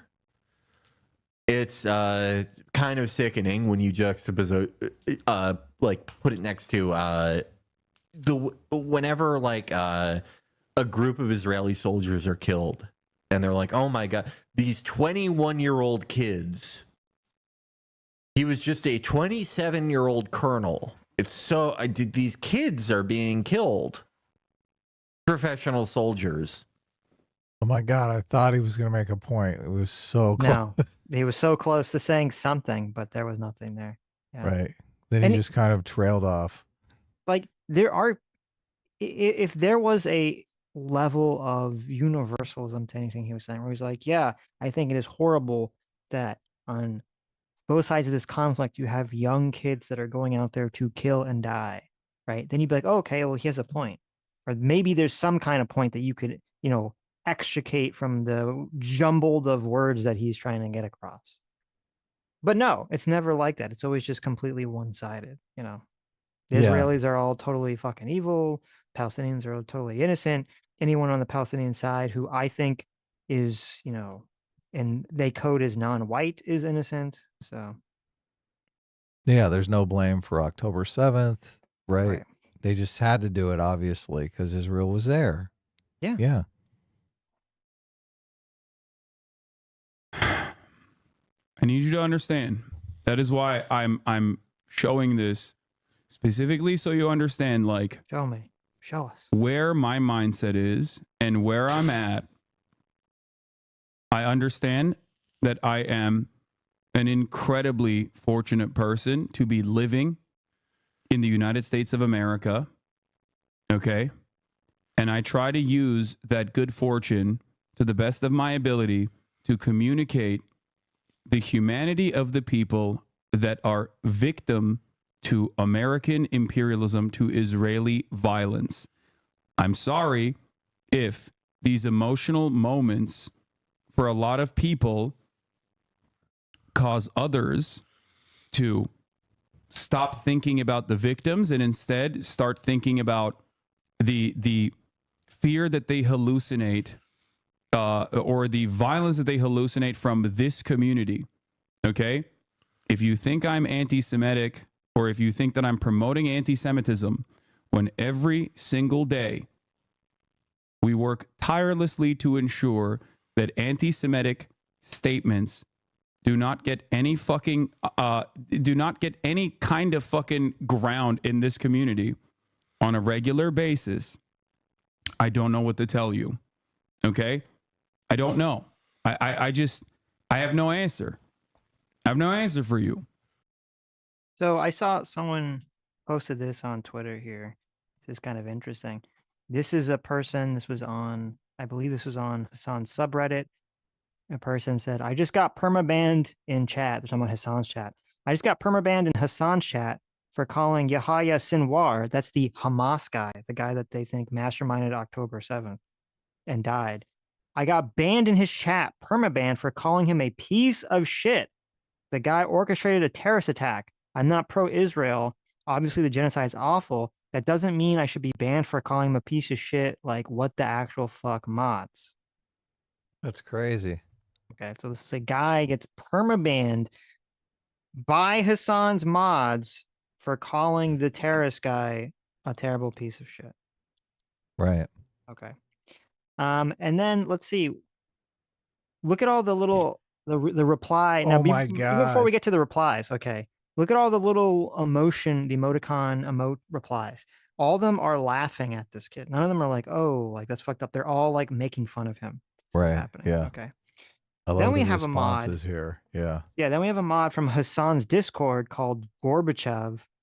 Okay, so Gorbachev, so we can know where he's at, saying, "You're getting banned from here too, pussy boy." Right. Okay. To which he replies, "Guys, terrorism is bad. Free Palestine, both can be true. October 7th wasn't chill. Why are people defending it?" And then he gets permabanned Right. from Hasan's Discord. So Yeah. this is Hasan. So either Hasan is just 100% a lying scumbag, which is very possible, or he's just such a dumb fuck that he doesn't understand how insanely radicalized his rhetoric has made both his mod staff on his channel and his Discord. And I have not seen Hasan address this banning. So Yeah, who knows? Who knows if he even knows or if he even cares? I watched Hasan stream the day that Sinwar died. Not once in the entire stream did he announce October 7th. Did he say that he was glad that this guy died or anything like that? In fact, I have a clip where someone asked him, like, well, isn't it bad because that guy did October 7th and that made it worse for the Palestinians? Hasan won't even say yes. He won't even say that Sinwar was bad from a pragmatic view of the end results of the Gaza people getting wiped out and suffering and all the tragedy. He won't even say it's bad from that perspective. Yeah, he doesn't want to complicate things for his audience, obviously, Sitch. They're all playing the tribalism game too. And yet we're supposed to sit here and he's supposed to go, "I don't understand why people think I'm a bigot. I don't understand why people think I support terrorism. I can't figure it out, everybody." Are you coming around to my thinking that he's just an anti-Semite? No, again, I think I don't know, because I said it's like this a murky Oh, gray we got an area. I don't know. We're making It's a progress. murky gray area. I don't know. I'll give you an I don't know. So. He's a hater.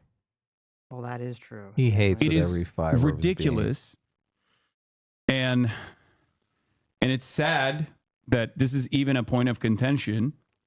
Okay, it's sad that it is even a point of contention. I don't think anybody believes it. Okay, I don't know. What a weird situation we're in. I hope Ethan is doing well. I don't know. I haven't kept up with him.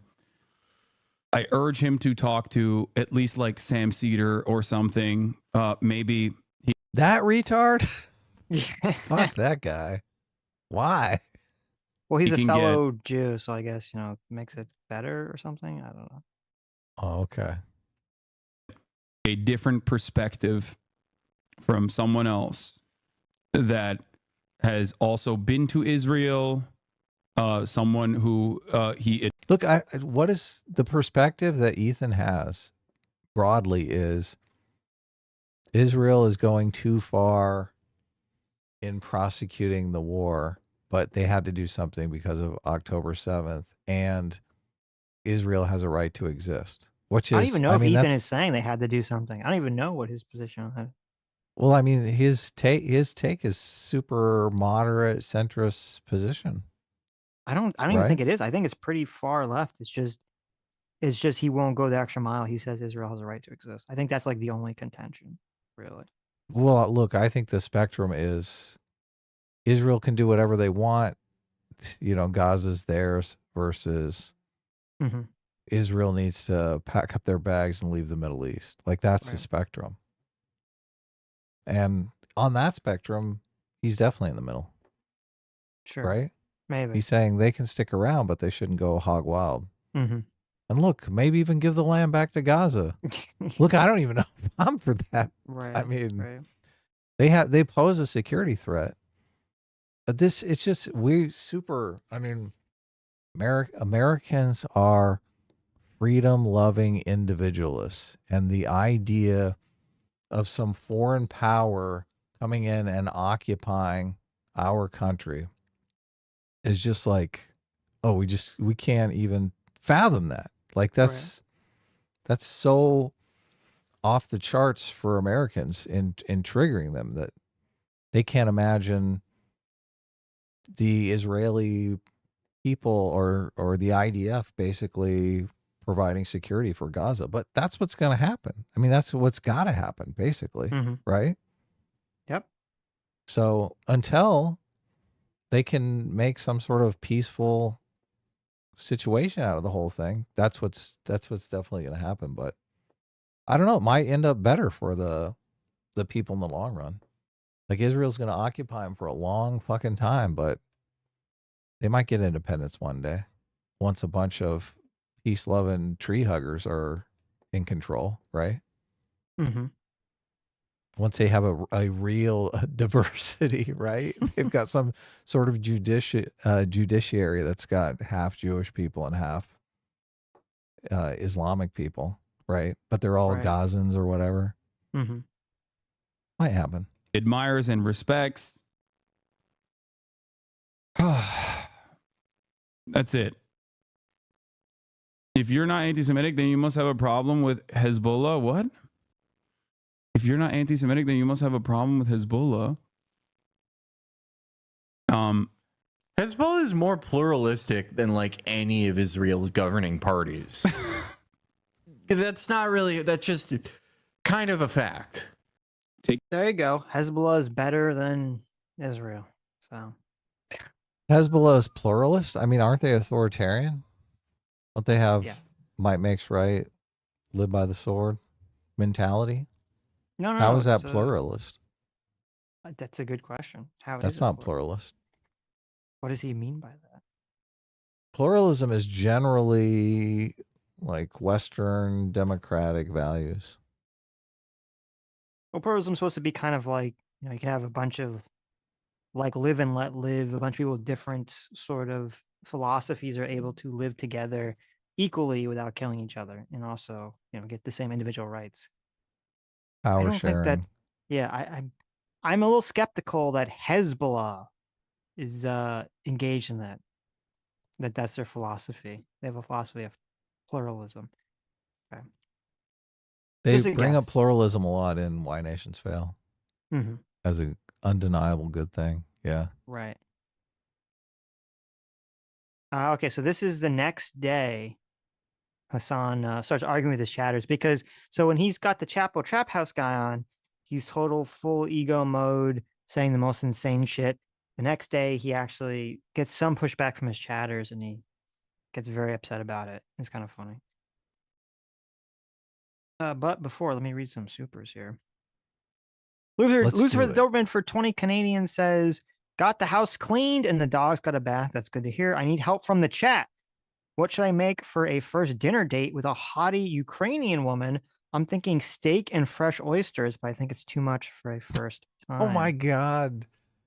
Lucifer, look, if you pull out oysters on the first day, everyone knows what's going on there. Yeah, I think the steak, that's going to be good. I think the oysters is too much. Look, I don't think this is true, but a lot of people believe oysters are an aphrodisiac. So for those of you who don't know what an aphrodisiac is, that's something that gets you in the mood to do it. Well, there's two reasons. Number one, yes, you don't necessarily want to signal that on like the first or second date. You haven't touched your oyster. All right. And also, even if this one has a pearl, even if that's not the case, I mean, a lot of people don't like oysters. It's kind of like a niche food. Oh yeah. I don't know. I wouldn't go with the oysters. Do you like oysters? I don't. I like fried oysters, but I feel like if it's fried, it doesn't really count, right? Yeah, I've only eaten oysters once, which kind of tells you how I feel about oysters, right? I've never had them not fried, so I can't really give you an accurate assessment of what they taste like. I mean, it's basically like a mouthful of snot. Yeah, that's why I didn't want to eat them. I look at it, it doesn't look appealing. It looks kind of gross. So. You're like, look, I'm eating phlegm. Yeah. That's it. I look at this and I'm like, I don't know about this. Oh yeah. Looks kind of gross to me. Yeah. I mean, if you're starving, eat some oysters, right? There you go. V Marie for $50 says, great stream today. I used to think Hasan was just stupid, but after all of this, I'm convinced he knows exactly what he's doing and is a malicious liar. I usually don't cheer for people's downfalls, but his will be well deserved. There you go. Yeah. So true. Mr. Millman, thanks so much for the 5 Get the memberships. J-Mac, our circuit father, Daddy J-Mac, thank you for the 50 gifted memberships. Thank you. Yes. Welcome new members. And the $20 says, I have nothing to contribute to this conversation except Hasan is psychotic and S-Class has the best ass and A-Team makes me cream. Well, there you go. Nice. And J-Mac, our circuit father, for another $100 says Hasan is terrified of his audience. It's less risky for him to let one chatter get strung up than go against the swaths of radicals he himself created. It's been easy for leftists because they've only had to target the right, but now the crosshairs are pointed inward. It's very true.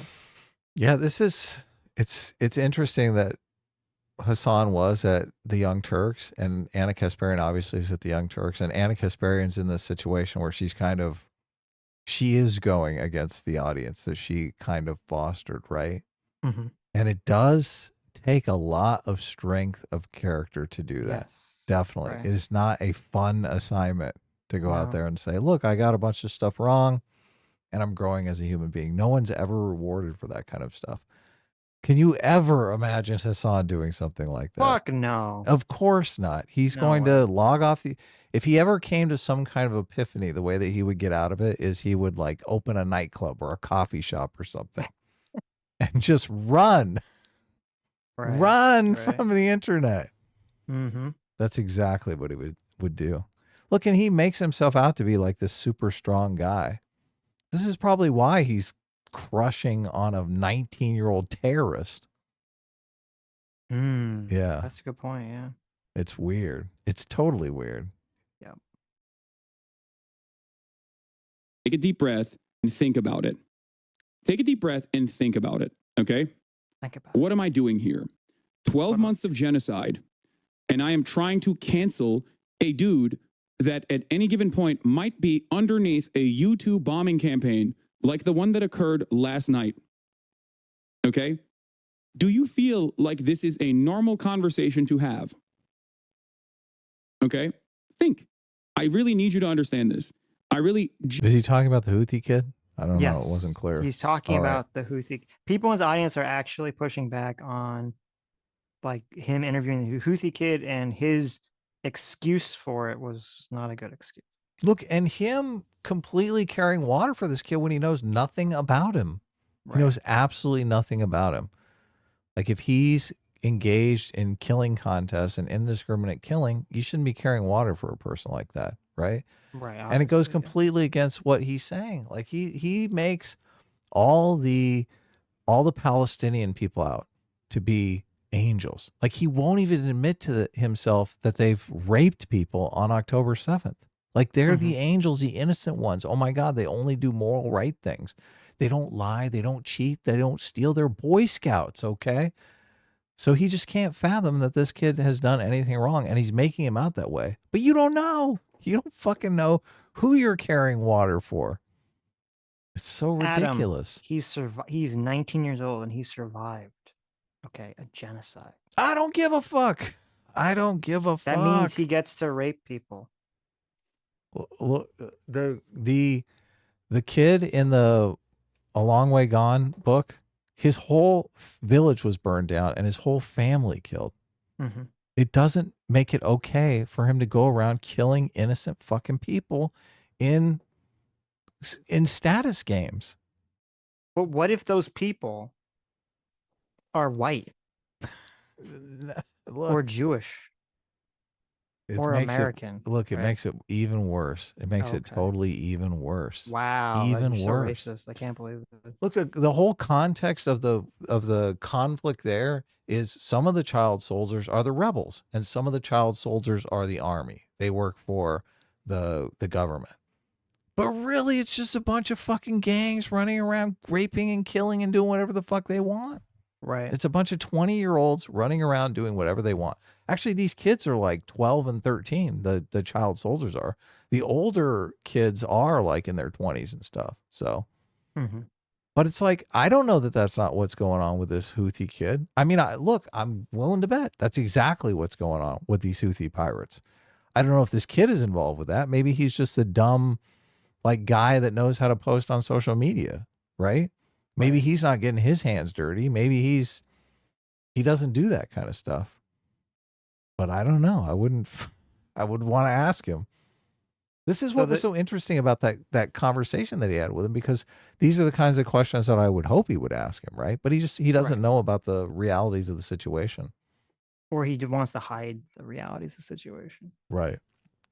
They briefly covered this book was super big when it came out, and they briefly covered the topic of child soldiers in the movie Blood Diamond, I believe, with Leonardo DiCaprio. So if you've seen that movie, you might have seen some of this stuff. But I mean, it's can you imagine, like, you have a family, you live in one of these villages, and a bunch of fucking 12-year-olds show up with AK-47s and basically just kill you and play a bunch of like schoolyard games, like killing you and forcing you to kill each other and all kinds of shit like that. It's fucking crazy. It's insane, but that's the kind of insanity that this kind of anarchism breeds. Mm-hmm. Yeah. Fucking disgusting. So what were you gonna say? The person he's responding to is a tier 1 subscriber who's been subscribed to Hasan for 22 months. Okay. So you could say this isn't like some, random, right? This is someone who is a Hasan fan. And he says, the drama is that your friend is getting harassed every day. And you didn't even look at the evidence he provided. Yeah. Okay. So he's getting some pushback here. Yeah, look, he provided good evidence. He came out and he made the case. And not only that, Ethan wasn't super mean to Hasan. He actually treated him like, with some respect and shit. Because he probably knows that's a better way to change someone's mind, right? And he seems to actually be trying to change Hasan's mind. What he underestimates is the stupidity of fucking Hasan, right? Hasan doesn't give a fuck about any of this shit. I don't know if Hasan's ever been criticized by anyone that wasn't from like a oppression Olympics perspective and ever like acknowledged that he was wrong. I wonder if Jank could have some influence over him if he talked to him privately. And I don't think so. Yeah. Maybe not. He probably still resents Jank that Jank was his boss. Right? You did the wage theft on me, Jank. You're unforgiven. Mm-hmm. Genuinely want you to internalize. And you don't even have to give me a response to this. Or not a YouTube, sorry, B2 bomber. I said YouTube. What the fuck's wrong with me? Like, you are talking about a person, a 19-year-old, who has experienced genocide since they were like 10. How does he fucking know this? Where's he getting this from? Mm. Like, look, for all he knows, that kid's killed more people in the genocide they're committing on the neighboring tribe. He doesn't know this shit. Okay, that have survived genocide since they were like 10. And you're saying, personally, his posts are problematic. No shit. Okay? Of course his posts are problematic. If you are expecting this person to have a worldview that is similar to yours, then I think you genuinely misunderstand the intention of my conversation with him. Okay?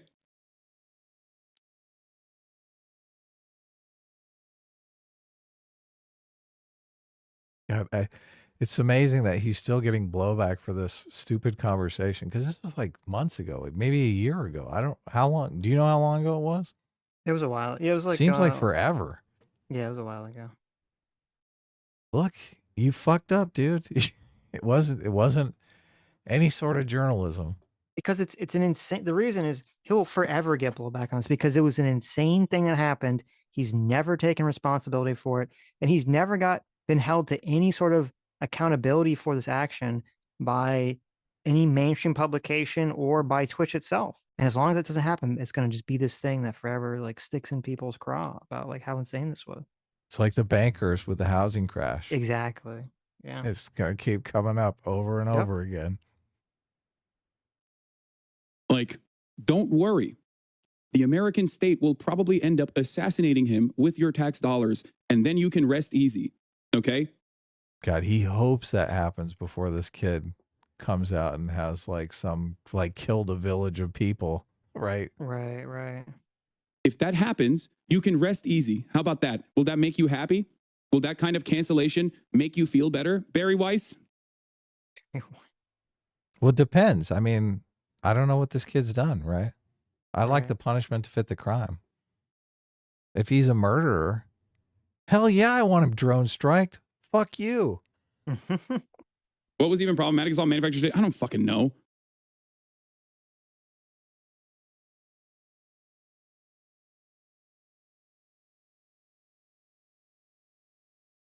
Hasan is so fucking angry right now.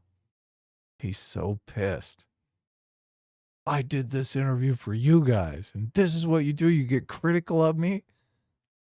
You're supposed to love me. It just blows my mind. I don't think that we will ever be able to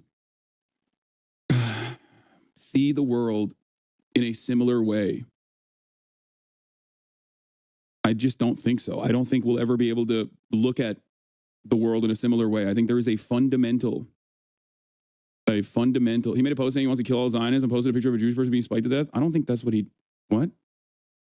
Yeah, I don't know. Also, I don't even give a shit. The harassment is apparent. Not saying it's her fault, but it's just sad to see. Oh, yeah, dude. I'm sorry. Here's the thing, okay? Notice how you very quickly shifted your priorities away from wanting to cancel a 19-year-old who is a victim, a survivor of genocide, okay?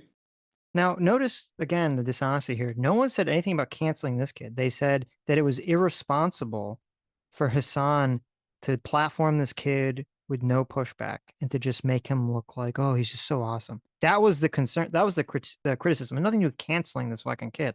No one cares about that. Yeah. They're trying to cancel Hasan. Yeah, exactly. But he knows that, like, that, you know, it's always easy for him to use the kid as a shield. Say, well, he's trying to cancel a child, a literal child who's been genocided. What's wrong with you? This is the ideology speaking, this idea that you can claim victim status and then you can do whatever the fuck you want, no matter how heinous it is. Yep. Can you call that morality? And of course not. It's psycho. It is psycho. Look, and this is a lot of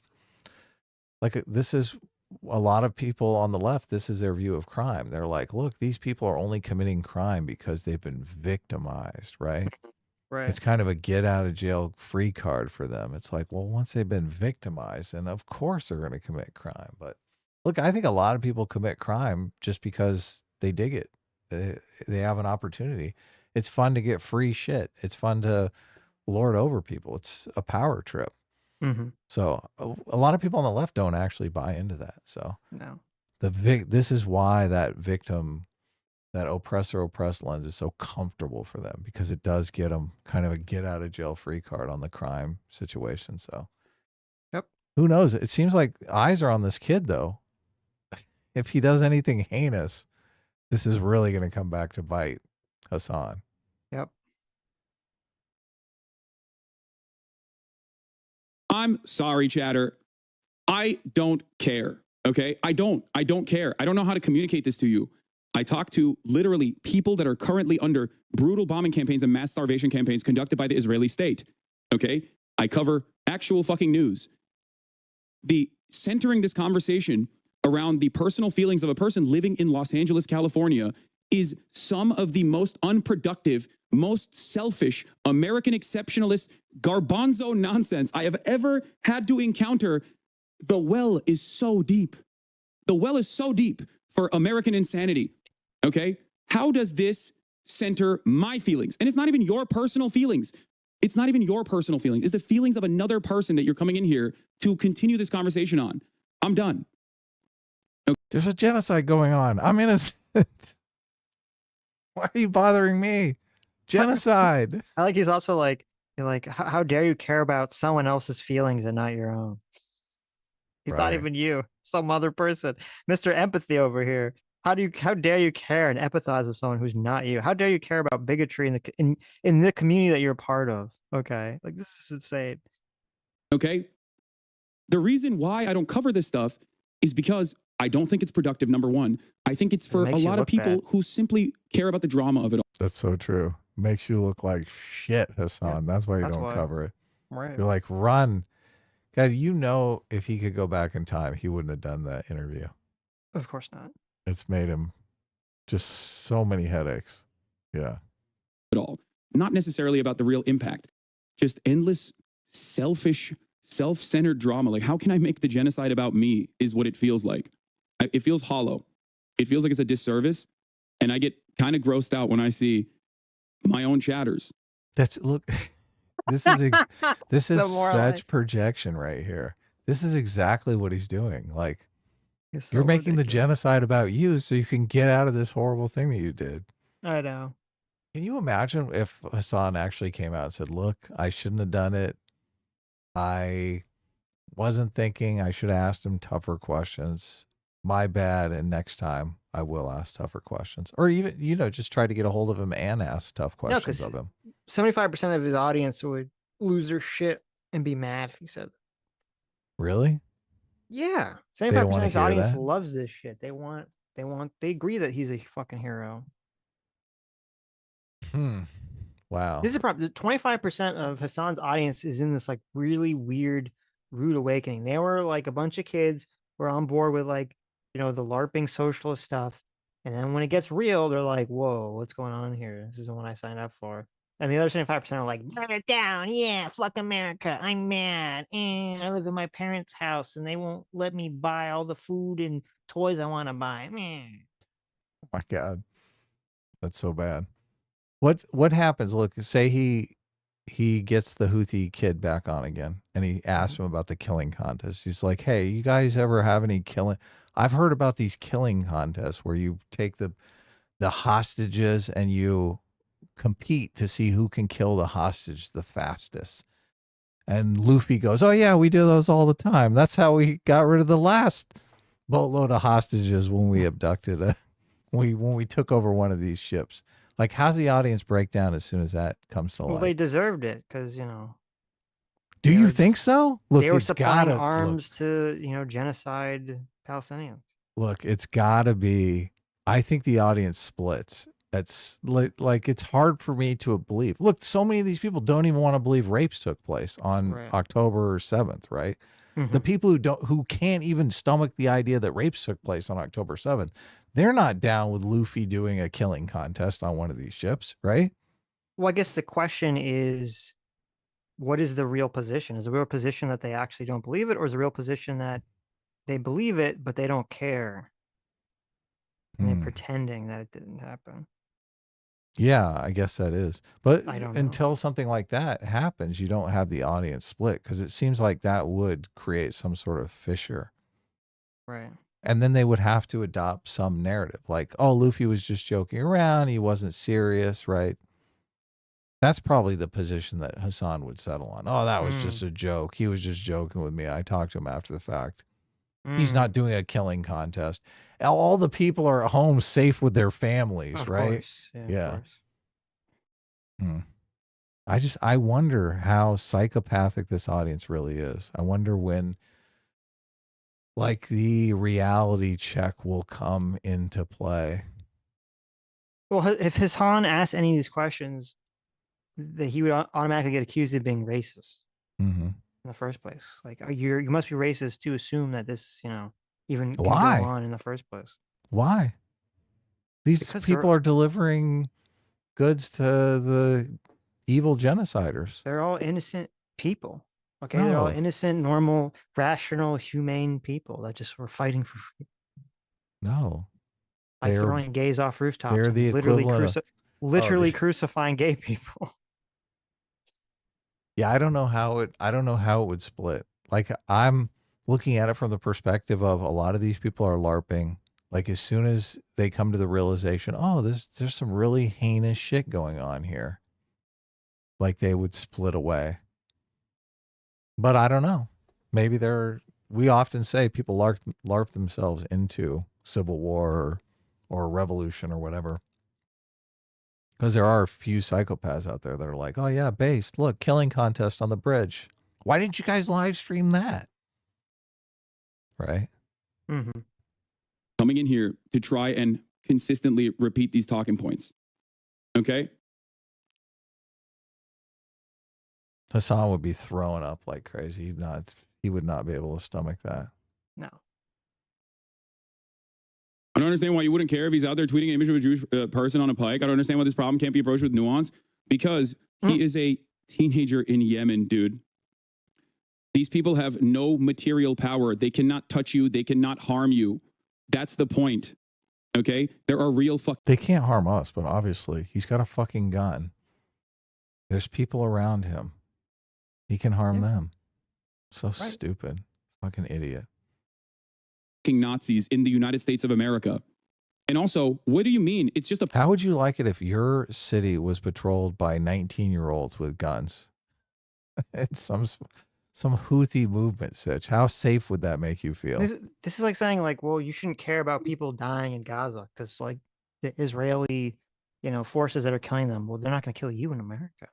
Yeah, it's stupid. It's totally stupid.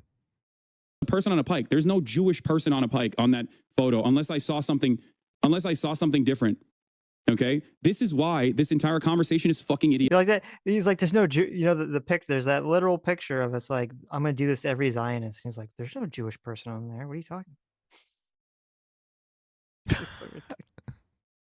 Hasan's a literal piece of shit. That is so funny. There's no Jewish person there. What do you mean? What are you talking? Idiotic. It's not a Jewish person. He said, why am I held accountable for some random fucking 19-year-old in Yemen's tweets? What is happening? How many steps removed are we from this situation? How is this the conversation that you want to have right now? I fucking despise all of you, dude. I do. I really do. I hate all of you. You did it. You got it. Okay? You got it. You successfully got me to talk about this, and my patience is running thin on this matter. Hijabi Muslim woman who is a content creator herself, who is constantly getting fucking serially harassed by Islamophobic monstrous pieces of shit, whose family is still in Lebanon.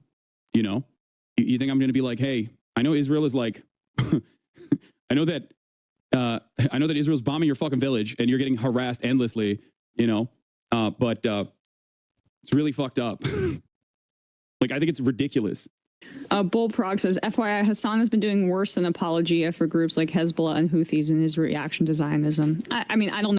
So, okay, so you had someone in the Majority Report audience actually like, listen, what the fuck is Hasan doing? Okay.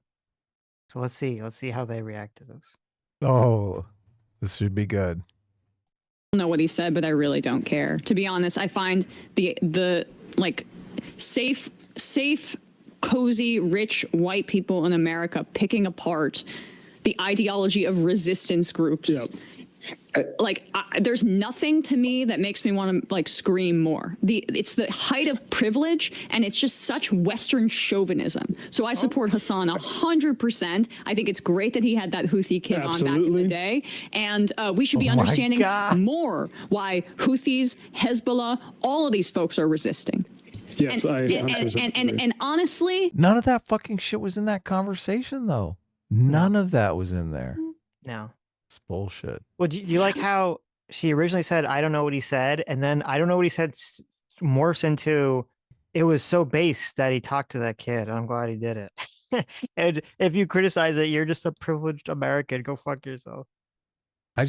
Do they understand the concept of war crimes? No. It seems like they bitch about war crimes all the fucking time, right? Right. But look, if you're an oppressed minority, you can't do anything wrong. Throw out the Geneva Convention. Are you kidding me? Yeah. Such field day. Such fucking hypocrites. Yep. Such hypocrites. Go nuts. Look, these are the resistance people. They can do whatever they want. Torture you, whatever, right? Mm-hmm. I'm like, that's what Klein is like. What he was saying there too, Ezra Klein, like this, just like reflexive characterization of Palestinians or Arabs as just savages is disgusting, and it's why the irony when she said that she did, because the irony is like they have this position that these people have no moral culpability, Oh, no yeah, totally. responsibility. They can do whatever you want. And then the same breath goes, how dare you call them savage? You're literally calling these people That's a inhuman. great point. Yeah. You're saying that they're like animals. It's like you're saying, well, don't get mad at the mama bear for mauling you to death. Like it doesn't have agency, right? That they act like this is like that's how these humans are. They're just animals. Right. Yep. Disgusting. Widespread and shared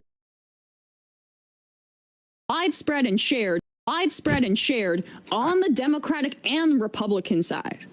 And liberal Zionists are going to have to confront their own racism. They're unwilling to. You saw that in the Ezra Klein clip. But these are resistance groups. Sitch, you racist. You got to confront your racism, you liberal Zionist. Oh, by the way, this is this clip is someone that they just brought up the Hasan thing. They were actually talking about the Ta-Nehisi Coates Ezra Klein interview. Oh my God. And they were attacking Ezra Klein for daring to ask any sort of difficult Tough questions. to Yeah, Ta-Nehisi of course. Coates. So. I can't see Ezra Klein being involved in this low level of discourse, to be honest with you. And picking apart what they believe. I mean, it's as if it hasn't been massively influenced by the colonial. Yes. Why is this fucking disembodied voice always half the show? You got 3 fucking people on camera, and 50% of the show is this dude talking off camera. The fuck is up with the Majority Report? Don't you hate it when there's just a guy talking off camera and you can't see him? Tell that guy to shut the fuck up. It's just so awful. Look, you're literally 50% of the show. So, well, I'm right there. What do you mean? I'm on camera. I'm right there. I'm in the void. I'm assuming like this guy doesn't have a name or any. He's just like the disembodied Sam Cedar voice. Right. Yeah, divide and we conquer propped strategy. up religious fundamentalist groups in the region for that very reason, so it could make it easier for people. And look, I love Bullprog. I mean, I'm not trying to pick on you. You are in. That was funny because Matt was gonna say something, but he's like, "Oh, I'm actually on the show. Maybe oh, okay, he's gonna talk." Right. All the people on the panel I didn't include it. They all just echo the same response. Right. Essentially, they all just do the simping stuff. Suck up to Hasan. Gross, yeah. Yeah. And it's like also it's like, what is it? Are these people, innocent angels who have no moral culpability, and how dare you call them savages? Or are they following crazy far right psychos that are there because it's the West's fault? You can't really have both of those. That doesn't really make sense. Yeah. It's just them staking out this weird position on so little evidence. They don't know anything about the fucking situation because Hasan didn't ask him anything. Right. Yeah. Maybe he is just a kid. I don't know. Maybe he's a kid just pretending to be a pirate for social media, right? He's some rich kid who can afford a gun. Who knows? He's faking the whole thing. I don't know. Yeah. Who That'd be knows? nice, Yeah. We need some investigative journalists, right? Why doesn't Hasan go in bed with him for like 6 months? He can see if there's any killing contests. I like that, yeah. And report Hasan, back. Go embed yourself with the Houthi rebels. Report back to us. Maybe he can go all Patty Hearst. He's like, Hasan's like, I killed 15 people. I killed a captain. Yeah, maybe he could, smoke some drugs with the hostages and let us know what that's like. Oh, yeah. God, you better have a good attorney before you try that one. We covered this one too. Ethan in the white room there. The void, yeah. Yeah. In many ways, repeating a lot of the things that like some of the most unhinged sociopathic defenders of Israel say. When you say like, oh, some of the things that Ethan said that he apologized for were damn near identical to what fucking Bill Maher says or what Asmongold said. Like, oh, you're gay or you're a sex worker, you'd be thrown off a roof in Gaza. Like that is just straight up. That is straight up fucking the same shit that Asmongold and Bill Maher. Well, we're not supposed to say that? What's wrong with saying that? Is it untrue? He doesn't say it's untrue. He just says, well, other people that I don't like say it. That's the problem. Not that it's untrue. Say, right? Of course, people are going to make up their. And also, this was, again, remember, he does all this like bullshit, covering for himself. This was in the original conversation that kind of led to the split up of their podcast, was Ethan like trying to reach out to Hasan like, hey, can you tell your fans like to not Chill be out. so Yeah. psychopathic towards me, to chill out? And Hasan's response was, well, maybe you should stop saying things that make them mad. Right. Yeah. Yeah. Why don't you start sucking off Hezbollah and you'll be just fine. Right. Their minds about this, no matter how much I try to tell them that, like, oh, you don't understand. Like, Ethan is very critical of the Israeli government for quite some time. And that's basically what I was saying. That's what I was trying to explain to him, both publicly and privately, over and over again. And yet it didn't matter. It didn't matter at the time, and it still doesn't matter. Hasan, looking back now, don't you think that it was Gazan's misfortune that Sinwar got released, considering the state of Gaza now under his leadership? Well, considering prior... What a great question. I know. Isn't that a good question? It is. Prior to his release, that Gaza wasn't exactly looking too great. And even after his release, Gaza isn't looking too great. And that the responsible party for Gaza's demise is always going to be the occupying state, the sovereign state of Israel. Fuck you. God, no agency at all. Not their fault. No. Completely innocent little babes. Yeah. No, I don't think that his release, because I don't think that his release plays a role in what Gaza looks like, considering that, Israel has historically almost always occupied it and has controlled everyday existence in Gaza. I'm not a believer that, I am not a personal believer that like October 7 is when this history unfolded or history happened, and that there was nothing prior to that. And that's precisely the reason why many people will say that you cannot kill an idea. The people will... I fucking totally despise people who say that, because what they're saying, the subtext there is, the Israelis deserved October 7th. That's exactly what he's saying. It fucking disgusts me with every fiber of my being. Well, Hasan is such a pissant, such a baby fucking coward, that he can't even say, as someone in his chat sets him up for the fucking easiest fucking softball of all time. Okay, by the way, I watched this entire stream. He at no point says Sinwar is a bad person. Oh, that's horrible. It denounces him. No point does he denounce him. No point does he denounce October 7th in any of this fucking stream. Okay. And yet, even he gets the easiest softball where he could say, well, even if you're the most pro-Palestinian person on the fucking planet, you could still say Sinwar sucks because he planned this horrific massacre on October 7th, which, even if you're totally on board with killing all Israelis and you think that's totally fine, obviously now we can look backwards in time and we can see that the outcome was it caused the complete destruction of Gaza. Gaza will not be self-governing, probably. It's caused tens of thousands of people to die. And so therefore he's bad because, the outcome was bad and he didn't really accomplish anything positive for his people, right? Yeah. But Hasan is too much of a fucking pussy, too much of a moral coward, too afraid of his fucking audience that he can't even say that.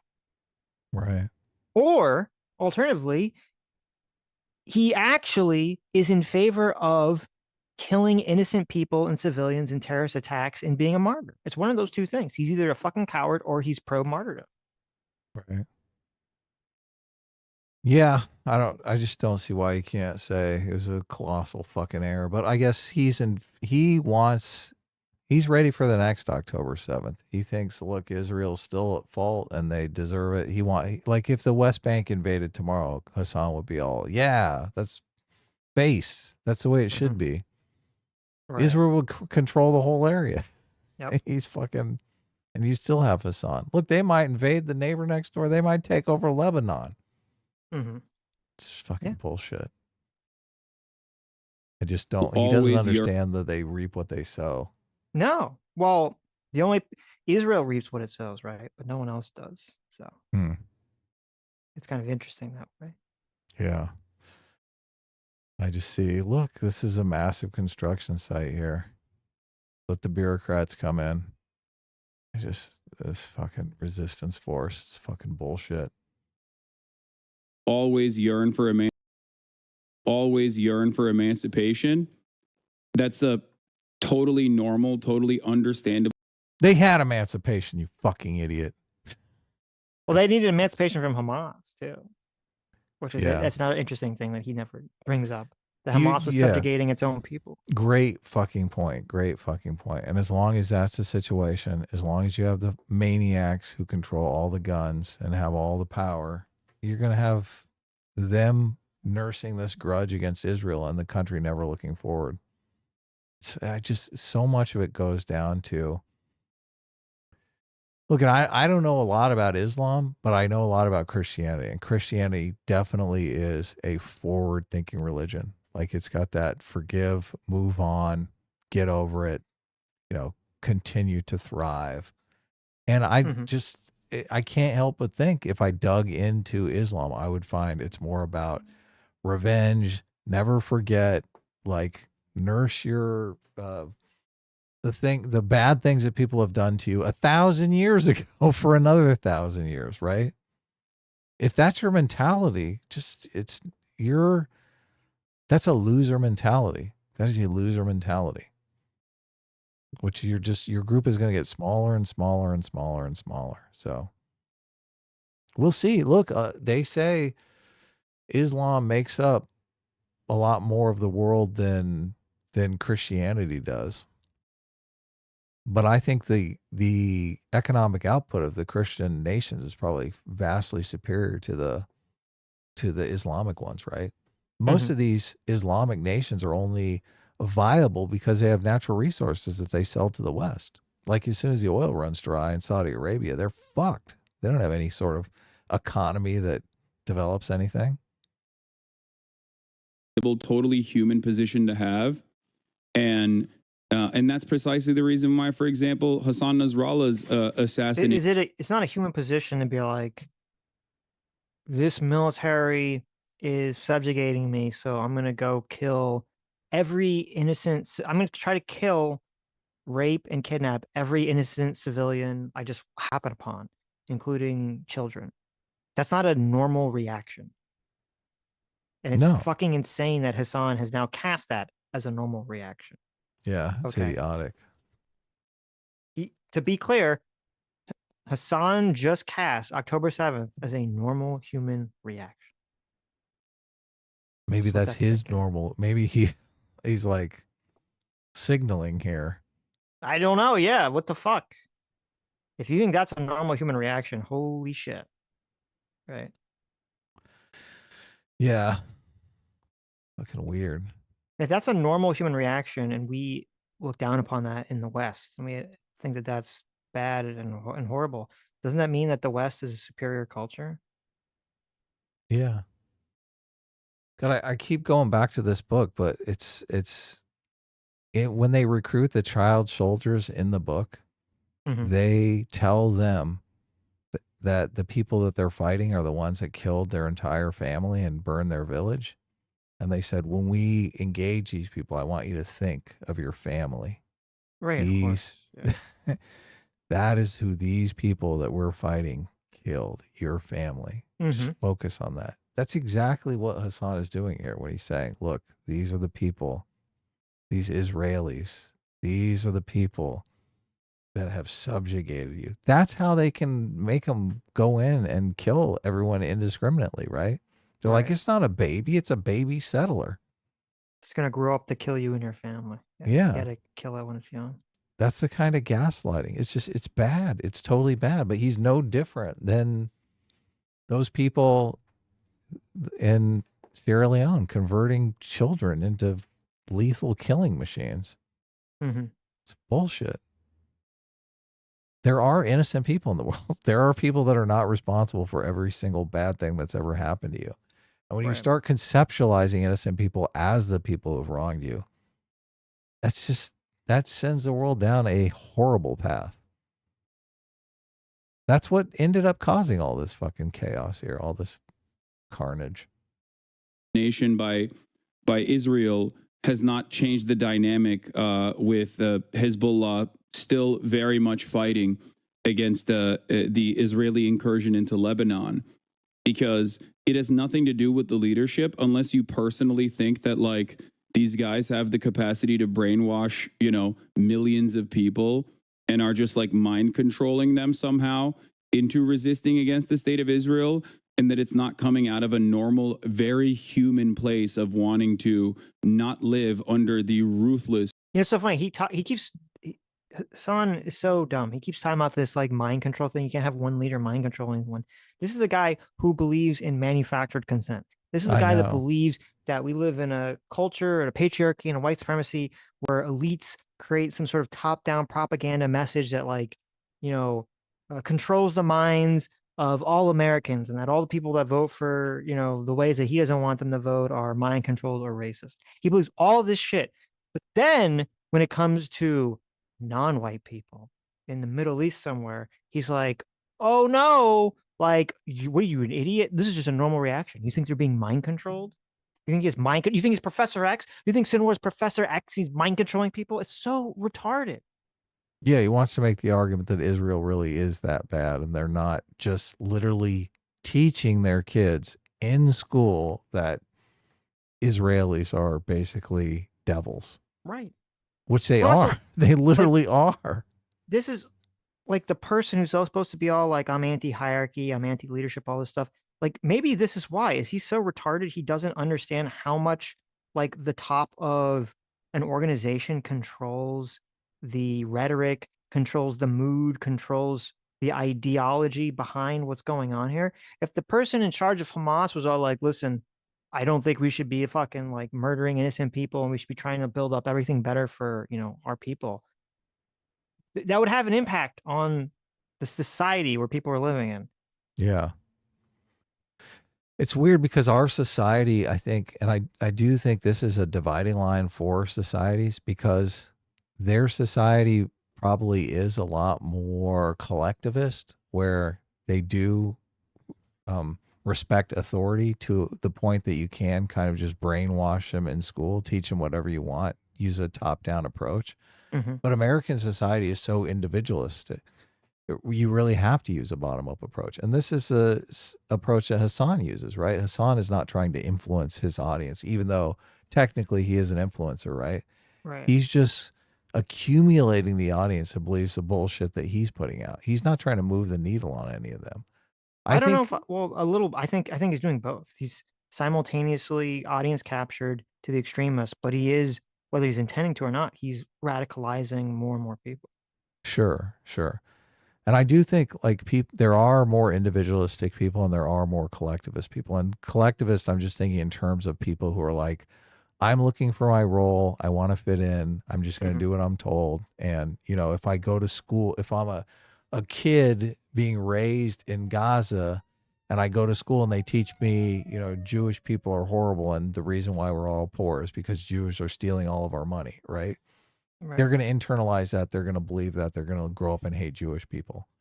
But I think in a more individualistic society, you'd have more people that are like, really? Is that true? Like the skeptics, they're going to be fighting against it. Is it that black and white?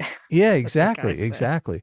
Look, and I think this is kind of the magic of America, is that we're kind of a stock of people that have come here because they are the people that have kind of questioned things. And in these areas where the people who question things kind of get, hit down by force, they're looking for any kind of escape, right? But that's fostered this kind of atmosphere where really, the only way to run some sort of movement is kind of bottom up. It's just an interesting divide, because I do think certain places in the world you can do kind of a top-down strategy, and in certain places in the world you have to do a bottom-up strategy. Right. It just won't work with the population. This cruel, brutal military occupation of a settler colony, historically, that has dominated them, humiliated them, pushed them into a corner with no other way out. That's the reason why I wanted to look at this Vice coverage from 2021, which is, of course, prescient. considering the way that, once again, Gaza looks in 2021, far before October 7. And this is one of the last Western interviews that Yahya Sinwar ever gave. I've watched this video on stream before. I think I might have watched it multiple times. But having said that, I think it'll help you develop a deeper understanding of the experiences that Palestinians go through and where it stems from. I disagree with this perspective because October 7th happened, the death toll accelerated. Saying that Sinwar's release was not unfortunate for them seems divided from the reality. Even though it's Israel's doing the atrocities of October 7th, form of resistance could have been viewed as an unfortunate miscalculation. This way out that's being played out now seems worse, especially if things go back to apartheid anyway. Look at that. Yeah, someone smart. Someone in his audience completely lays it all out. So let's see. Oh, it's going back to apartheid. It really is. I mean, Oh, yeah. Gaza's, Israel is going to be responsible for security in Gaza until, look, they're going to rebuild. It's going to be nice. We'll see. I don't know what they're going to do. You don't think so? I have no clue what they're going to do. Wasn't the Likud party openly talking about resettling? Like they're all going to move in and build it up? Right, but what they're saying, yeah, they're going to kick all the people out and then resettle it, maybe. That's what they want. Yeah, they're trying to deport Right. them to different countries and stuff like Right. that. Didn't they send a bunch of them to Canada, I think? People were complaining that they got like, they're supposed to get like 100 people and they got like 4,000 or something. I don't know. Can you imagine? I wouldn't. Can you that wouldn't be imagine? good. Yeah. They're going to be living in Florida, man. Are you kidding me? No, I don't think so. All those Palestinians are going to be right Mm. there in Miami. They're going to Mhm. hook them up. They should move him in with Hasan. Hasan's got like a spare room, He's got right? space, yeah. that's Yeah. He wants the freedom fighters. Right. Yeah. It'd be perfect. So anyway, let's see what his Ethan response might is. Ethan might even move some in. He seems gullible enough to There do you that. go. Hey, look, he's all nice about it, right? Yeah, He that's cares true. about the Gazan people. Right. We'll see if he likes them moving in next door.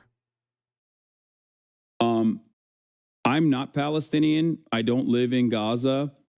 I don't. I can't speak on. I guess like the broader analysis beyond the fact that I don't feel comfortable placing the blame of a violent settler colony that has killed and displaced tens of millions of Palestinians. I don't feel like it's appropriate to lay the blame in the hands of anyone that is resisting against their own brutal occupation. A bunch of bullshit. I know. Fucking bullshit. It's just so stupid because you could apply that to anyone of any side, to any conflict. It's like the dumbest, most baby brain, pussy ass. You know, it's funny because people say, "Oh, if you're in the center, you're like a fencer." This is the most fence-sitting bullshit, nonsensical, Totally. like nonsense baby position, cowardly position that any person on the planet could hold. Well, I can't have an opinion about this horrible thing that people did because I'm not those people. Anyone that ever says that, you should immediately throw in the trash can. Never listen to a single fucking thing they've ever said. It's so Okay. true. It's such fucking bullshit because look, he frames it as resistance. You can at least judge the strategy of resistance. Was it effective? Right. Fuck Yeah. no. It was totally ineffective. Yeah. Don't you think your resistance strategy should at least be effective? What a dumbass. What a fucking dumbass. That's Your like what a resistance white settler would say. Yeah, look, your resistance strategy got everyone fucking killed. Great strategy, dumbass. What a fucking idiot. Great strategy you got there. Yeah. Good resistance. Yeah. It worked. Look, you guys don't have to resist anymore because you're all dead. Yep. What a fucking idiot. Remember when remember in the original Star Wars when the rebel forces were tying suicide bombs to the little Ewoks? Oh, yes. Oh, of course. That and was a great throwing them move. at the Empire. The, was a the little great move. stormtroopers are like, oh, look at these cute little bear people. They started fucking exploding. They're like, oh my god. And then they ended up wiping out all the Ewoks, burning all their villages down. And it's like, wow, I guess that didn't work.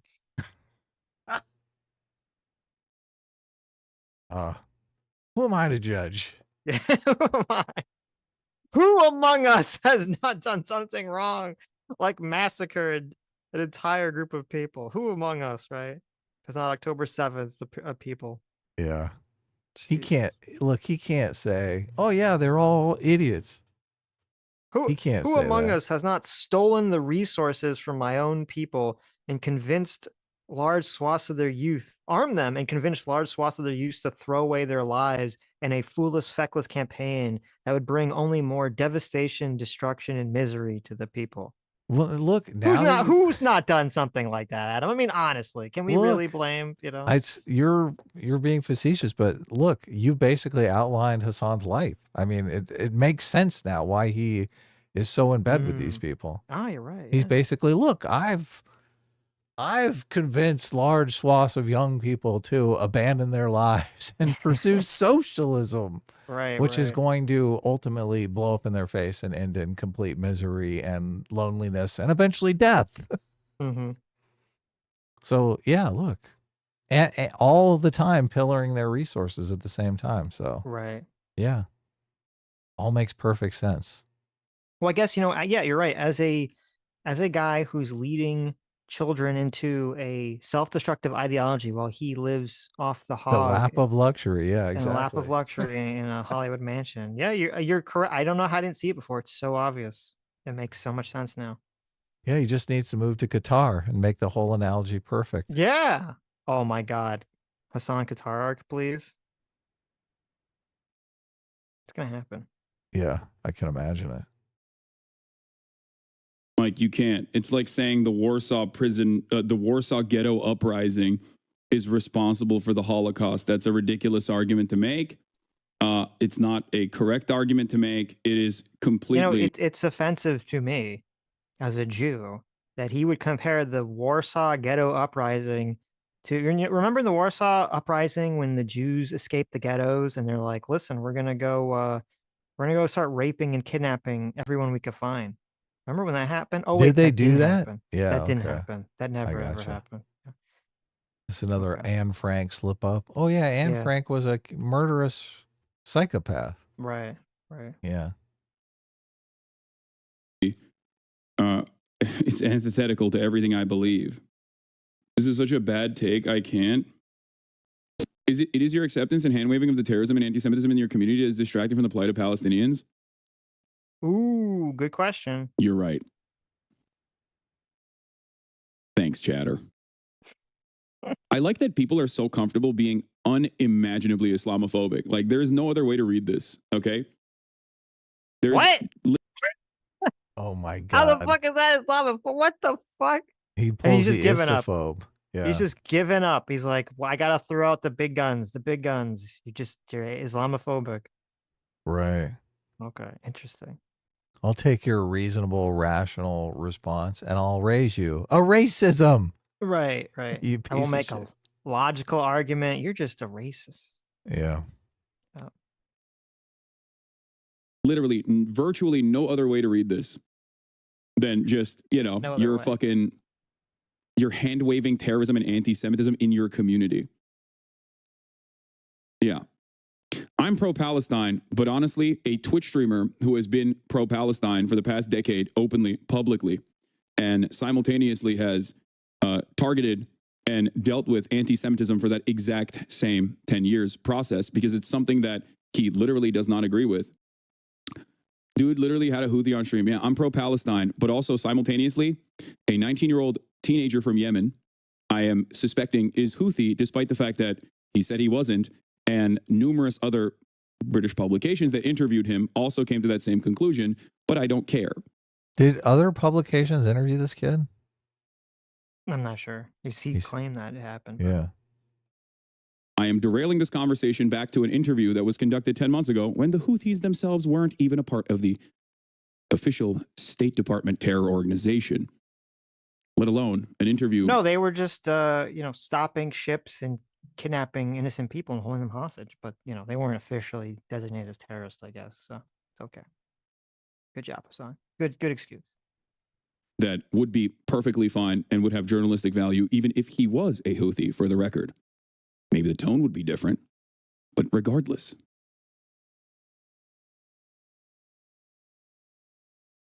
Trust me, bro, I'm not Houthi. Lamau, be for real, bro. You sucked them off the entire stream. You're the one implying they're synonymous right now. Trust me, bro, I'm not Houthi. Be for real. You sucked them off the entire stream. True. Oh my God. True. That guy's This so guy's getting so banned. true. You're right. A 19-year-old who from the age of 10 to 16 experienced genocide in the hands of Saudi Arabia has the understanding of a dude that grew up in your fucking neighborhood in Naperville, Illinois. By the guy, this guy that you just pulled up that said that, he's been subscribed. He's been a tier 1 subscriber to Hasan for 29 months. Wow. Okay. In terms of like what is considered problematic, he has it all. He has the wherewithal to turn around and say, trust me, bro, I'm not Houthi, even though he secretly is, because that's the calculation that this 19-year-old is making.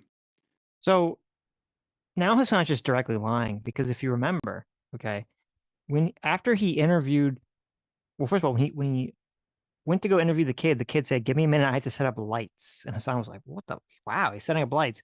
And then after the interview, Hasan said, wow, that kid's got really good media training. Mm-hmm. Okay, remember that. So even Hasan, after he gave the interview, said that kid was really well media trained, and now he's acting like it's just absurd that this kid would try to phrase things in some specific way to appeal to Hasan's audience. Right. Yeah. How am I wrong is a great question. The problem here for you is that I don't think you will ever understand. Like, I don't think you will ever be able to comprehend who is affiliated with an organization that says death to the majority of this community.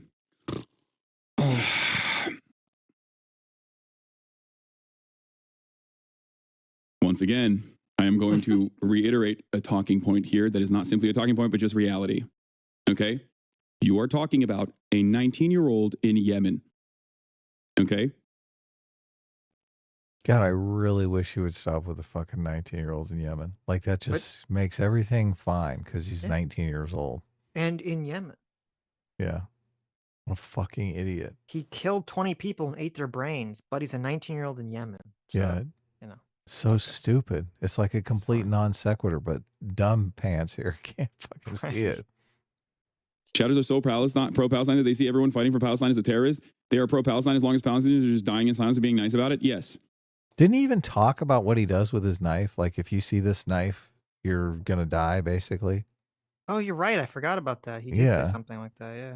And like, Hasan, oh, hilarious. That's hilarious. You slice people's throat with that knife? Wow. Amazing. Mm-hmm.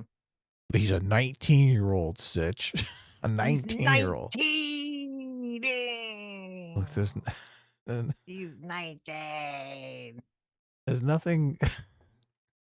nothing not scary about a fucking 19-year-old pirate with a knife. Come on. What a fucking idiot.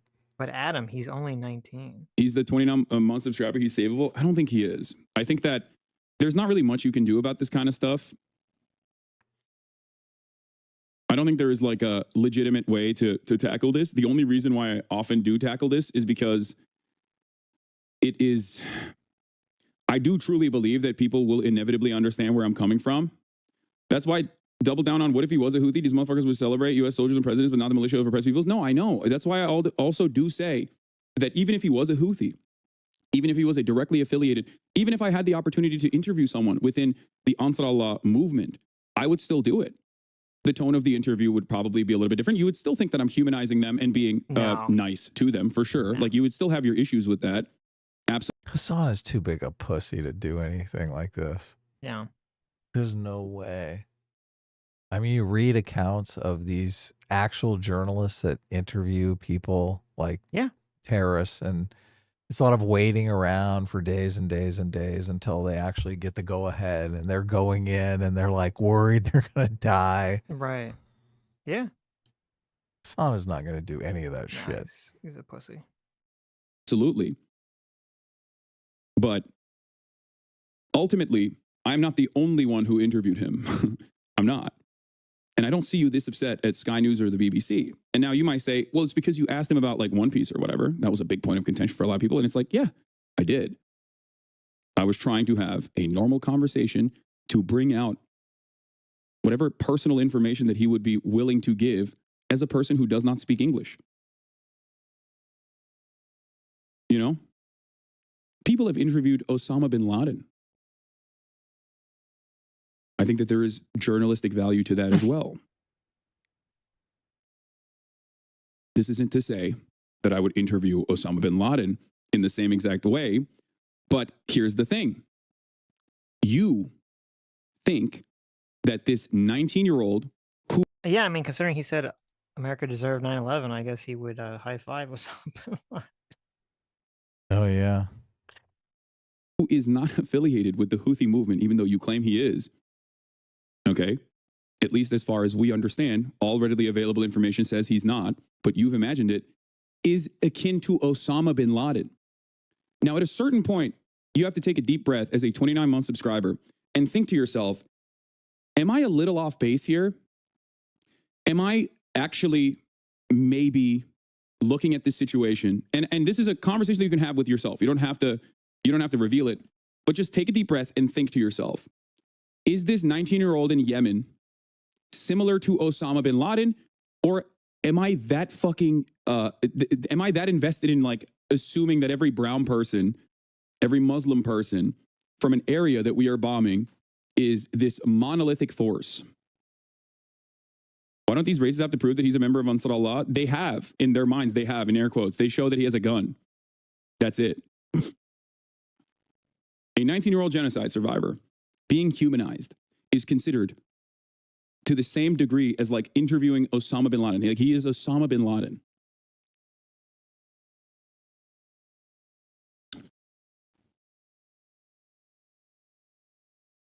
Please think. Think. Also, Osama bin Laden did have a lot of anime in his hard drive, as we found out later. So that's it. And for the record, like cultural differences and obviously the language barrier is going to create a lot of additional complications in this process regardless. But you have to try to work extra hard to remove certain hangups that you might have in your mind, certain biases that you might have in your mind that cause you to leap to this comparison where in your mind, a 19-year-old who experienced genocide most of his life, okay, who simply lives in Yemen, is akin to Osama bin Laden. That leap in and of itself is the problem. And many people make that leap. And I try to talk to people about this stuff as to the best of my ability, because I know that there's a lot of people who are making this leap, making this judgment call without recognizing that it's like a ridiculous thing to say. That's it.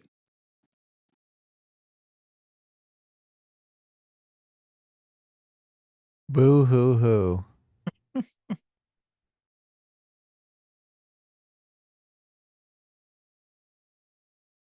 I was trying to look for the interview, the Sky News interview, but looks like they taped something. Oh, did you? Well, the BBC one, I couldn't find, so I don't know if it exists. The Sky News was just basically they just took a couple comments from them. Yeah, I'm like, they didn't ask him shit either. Oh, right. Fuck you, Sky News. Well, Sky News sucks anyway, but yeah, it was a terrible nonsense school. Yeah. We know nothing about this kid. Yep. He's complaining about how his social media accounts keep getting taken down. Right. Well, I wonder why. Jesus.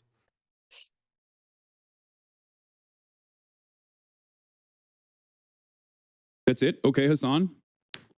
That's all you got? So after all that, this chatter in Hasan's audience is totally fucking bends over and is like, okay, you're right, Hasan, I'm sorry. Mm-hmm. He just totally does it. Oh, it's They so feel pathetic. sorry for him. He gave him the tears. Yep. He turned into a dribbling mess. And now I'm trying to be as they're nice as like, possible here, man. I don't know what to tell you. I'm going to listen to you. Okay. I'm happy that you did. But don't just listen to me. Think about how you arrived at this conclusion, because that's what's most important. Look, Hasan he just brainwashed someone from a top-down perspective. Well, that the thing that he person said was it's not possible. It can't happen. Yeah. he gave him the attention that he so desired. Yes. Yeah.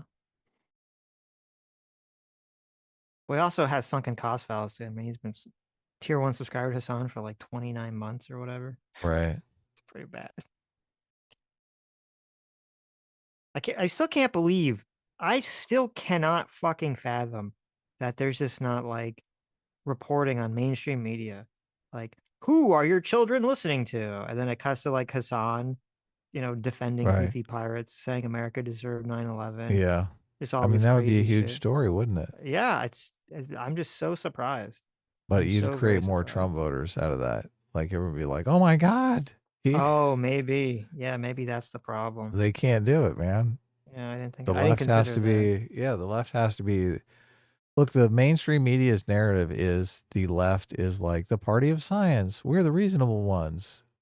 Reality has a left-wing bias. Yes. Kind of shits all over that. Right. You can't have people that are like, oh my God, Blue Anon. It's like Well, listen. QAnon, but on the left. They could have been like, listen, Hasan doesn't like Kamala either. Because she's, talks about people getting raped on October 7th. Right. They could have played that clip. Notice he didn't say anything because he's like, gotta vote for Kamala. Kamala, our queen. Actually, yeah, I don't know what his position is on that. I don't know if he's going to vote for Kamala or not. We got to talk about the Brett Baer interview. We'll talk about that. I can't look. We haven't done it. Over. We haven't been streaming forever. I know. It feels like it. A lot of shit has happened, man.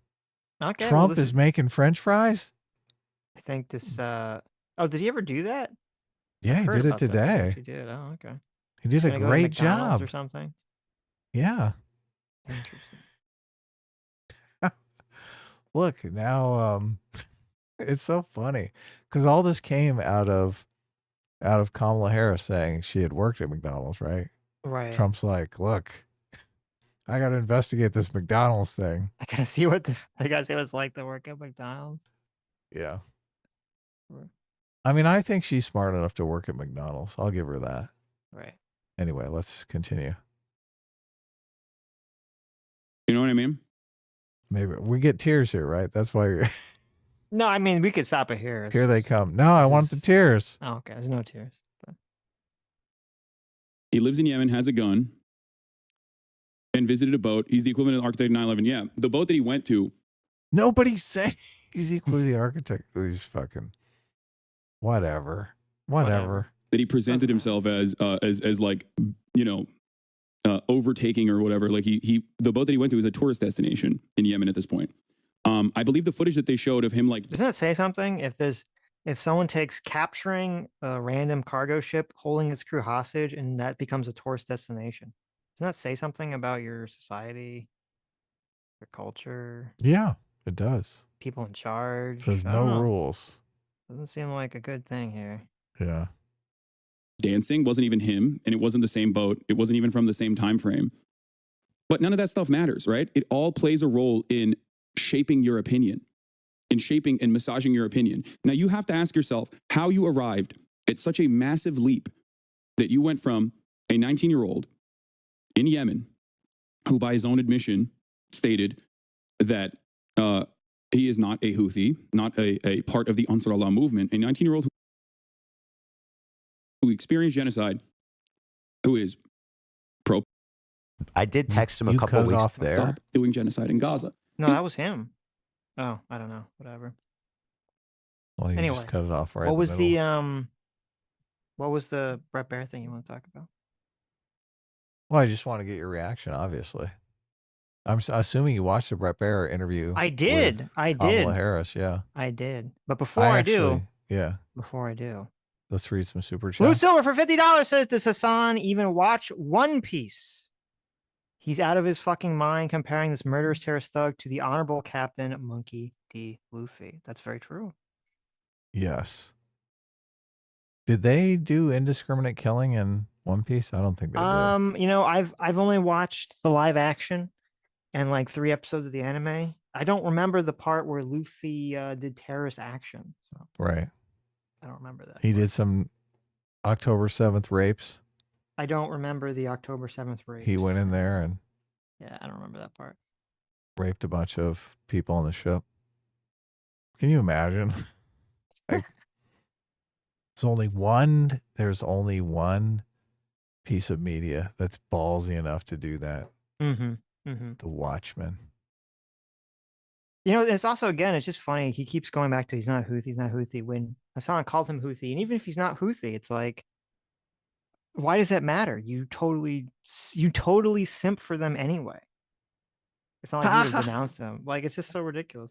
He literally plays the Houthi musical. He literally plays the video of them taking over the ship to, his normie streamer friend. Like, look how awesome this is. Hasan sucked off a guy and he's not even a Houthi. Yeah, I know. See, that's the real reason. Embarrassing. Hasan's mad about it. He's embarrassed. He's like, embarrassed that he blew the wrong person. Yeah. He thought he got some real Houthi action. And it turns out it wasn't even Houthi. Turned out it was a fraud the whole time. So Right. sad. So sad. Yeah. Nomad for $20 says, quick, take the money. Great show so far, and thanks for getting me through the heavy workday. Big ups for Adam and Sitch. Stay sexy, chat. Well, thank you. Thank you. Yes. Thank you.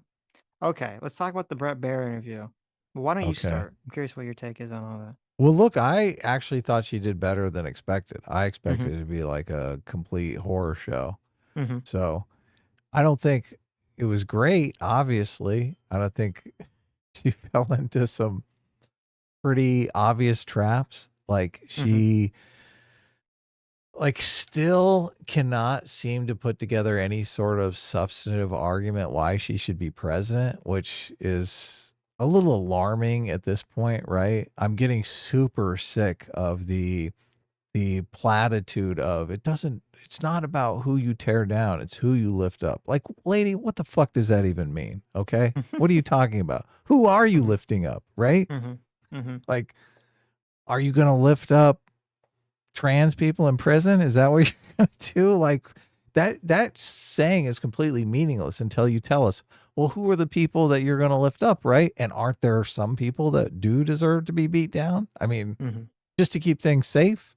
I don't know. It's just, so the substance was completely non-existent, but just aesthetically, I do think she held her own enough that the left could spin it as a victory, which was ultimately what they were going for. So, I mean, I definitely did see a lot of people on the left spinning it as a victory. I think that they all used the word like testy, which was weird. Yeah, testy or feisty or something. I was like, okay. Yeah, obviously they're going to attempt to spin it as a total win, but ultimately, however the media spends it, I don't think people actually make their voting decisions based on how the media spends it. And look, I could be wrong about this, but I like to believe people try to look at sources of the candidate themselves and make a decision on their own, right? Even if it's just a vibe check off of like one interview or something, which there are low information voters, right?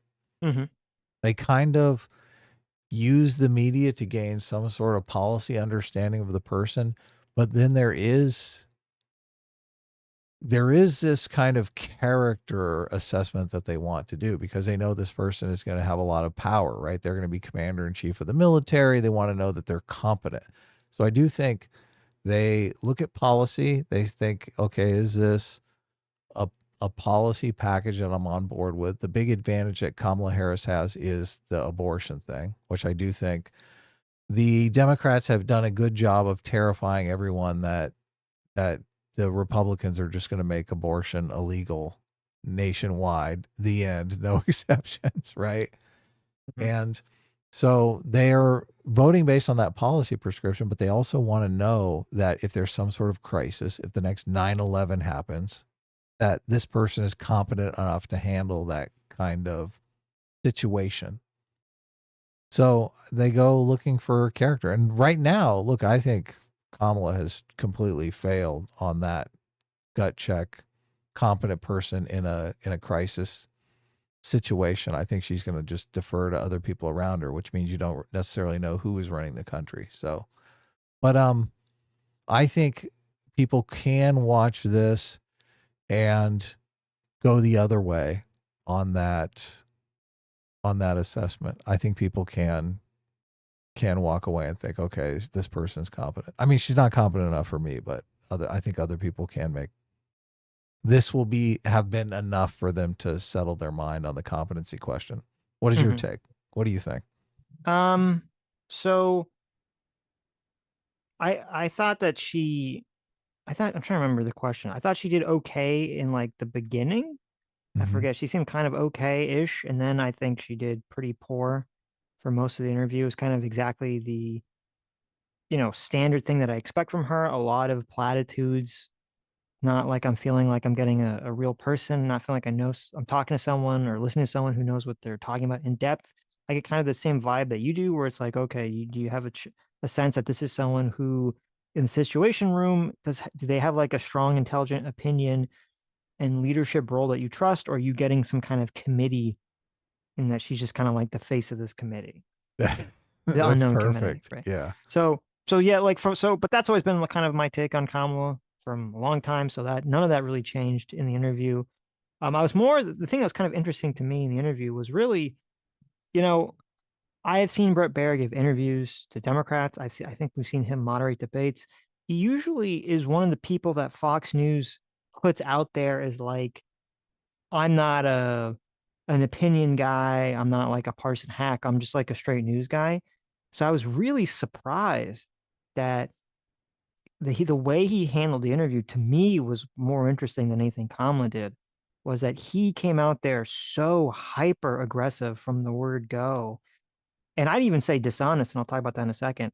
And dishonest and so hyper biased in the interview. It was very surprising, because usually Brett Baier is like the guy who doesn't do that. So I don't know what happened. I don't know why he got the memo that you need to go be hyper partisan bias against Kamala in the interview. So elaborate on that. What do you mean? Was it the style? Because he did interrupt a lot, but obviously she was going to try to filibuster. Was it the questions or the style? Right. Well, first is, the question. I think the questions were all fine that he asked, but first of all, again, the constant interruptions was like pretty surprising to me, not what I expected. But like, there was one thing that really stood out to me that I thought was like hyper dishonest, which is, so Kamala brings up this enemy from within comment, which is funny because, we had talked about that earlier because you had brought that up. And so I had went and looked because when we had the conversation, I hadn't actually heard what Trump said about source? that. Oh, right, the original source. So I went and I looked up the clip, and apparently Trump has said it like 2 or 3 times, this enemy from within, including, talking about, like, he's kind of vague, though he's included like Adam Schiff as like the enemy within. He's included Antifa, and he's sort of talked about, like, kind of vaguely, as Trump does, this enemy from within, and they're radicals, and maybe they're going to have to use the military against them, sort of kind of vaguely, like, does he mean if they riot on election day or what? It's all kind of vague, right? And that's kind of, Trump does this intentionally, in my opinion, to sort of get strategic ambiguity is the good strategic term for ambiguity in order to get people riled up, so people on the left go, oh my God, he's talking about using the military on people within the country, and then people on the right say, no, he's only talking about people rioting, right? It's kind of vague enough that you could sort of interpret it one way or the other. And Trump does this consistently. Like, he can't, like, he is so consistent, it has to be intentional at this point. He's a master at it. Are you kidding me? Yeah. Yeah, you're correct. Strategic ambiguity is a good way of phrasing it. So, but anyway, so Trump made that comment, like the strategically ambiguous comment. Kamala brings it up in the interview. And so the Brett Baier cuts to this clip, not of the original quote of him saying it that she was talking about, but of some town hall that he did with Fox, where they ask him about it, and he just hand waves it away like, oh, it's just like ridiculous. The left is just lying. And they just play it. And I'm like, well, that's hyper dishonest, because she wasn't talking about this. She was talking about the original quote. You should play the original quote. Then you could play his response to it or something. But they just played his response. So if you hadn't seen the original quote, you'd think Kamala was like a psychopath or just lying. You'd be like, what the fuck is she talking about? Can we bring up his original quote? Do you remember where it is? I don't remember where it is. But okay. So I I thought that was just hyper dishonest that they did that. So. I would call that more in the line of questioning than stylistic of interrupting. Like, the interrupting didn't bother me because, look, she was going to try to filibuster her whole way. He would have gotten one question because she's just going to talk forever. So I think he had to interrupt. So, and also they started, I don't know if you know, but they started late. Yeah. So they were like 15 minutes late. It was So he got very 20 minutes. He was supposed to get 30 minutes. So they literally took 1/3 of the interview away from him. it was very apparent to me because again, I said I've seen Brett Baer do a lot of these interviews. I've seen him moderate debates. I always thought of him as kind of like a pretty objective, good journalist. So I was just really surprised to just see him do what to me just appeared as like a straight partisan hatchet job. Okay. Which, by the way, I mean, he's talking to Kamala. I don't even think it's necessary because I think she makes herself look bad enough as it is. So What? So they went full Willie Horton on her ass with the yes. immigration questions. What was your take on that? First, can you kind of summarize what they did? Because it was kind of you okay. summarize So it. they ask her if so basically they are arguing over the policies of immigration, and Kamala says that they introduced a bill as soon as she got to Congress. Brett Baer knows what the bill is, and it's not really kind of a close the border bill. It's more like, let's just give citizenship to everybody who's here. So it's like a big gift to the left. So it's kind of weird that she's framing this as this would have saved people's lives. But Brett Baer introduces the question about immigration as, there are these 3 people who were murdered by immigrants who got into the country because you didn't properly vet them, which is kind of Willie Horton is a famous ad that took place, I think, like in the 1980s, where they went after Michael Dukakis because he let some criminal out of prison and the person ended up murdering somebody again. So they basically blamed Dukakis for that murder, which, I mean, you can make an argument for that. But Brett Baer is basically making the argument that you, Kamala Harris, are responsible for the deaths of these people. And do you think that you should apologize to these people? Which, I mean, it's kind of a crazy situation for her to be in. But Kamala goes full, like, I completely apologize. I don't know. It's just, I'm curious what your take is on that whole interaction. I'm trying to remember what the actual, because I'm trying to remember, I was trying to find the clip. I can't find where it is in the interview. Because I thought basically he brought up that the women died. And then she said, well, we had the border bill, which I think that the border bill was introduced much after those women died anyway. So that wouldn't really make a difference. And Brett Baer said that. She tried to pivot to the border bill because all she wanted to do was basically talk about Trump. So she basically wanted to shift the blame over to Trump. Like, this isn't my fault. This is Trump's fault. But I do think that that's going to play. I mean, that's going to play to voters. I don't see how it cannot play to voters because it's obviously the policies were misguided.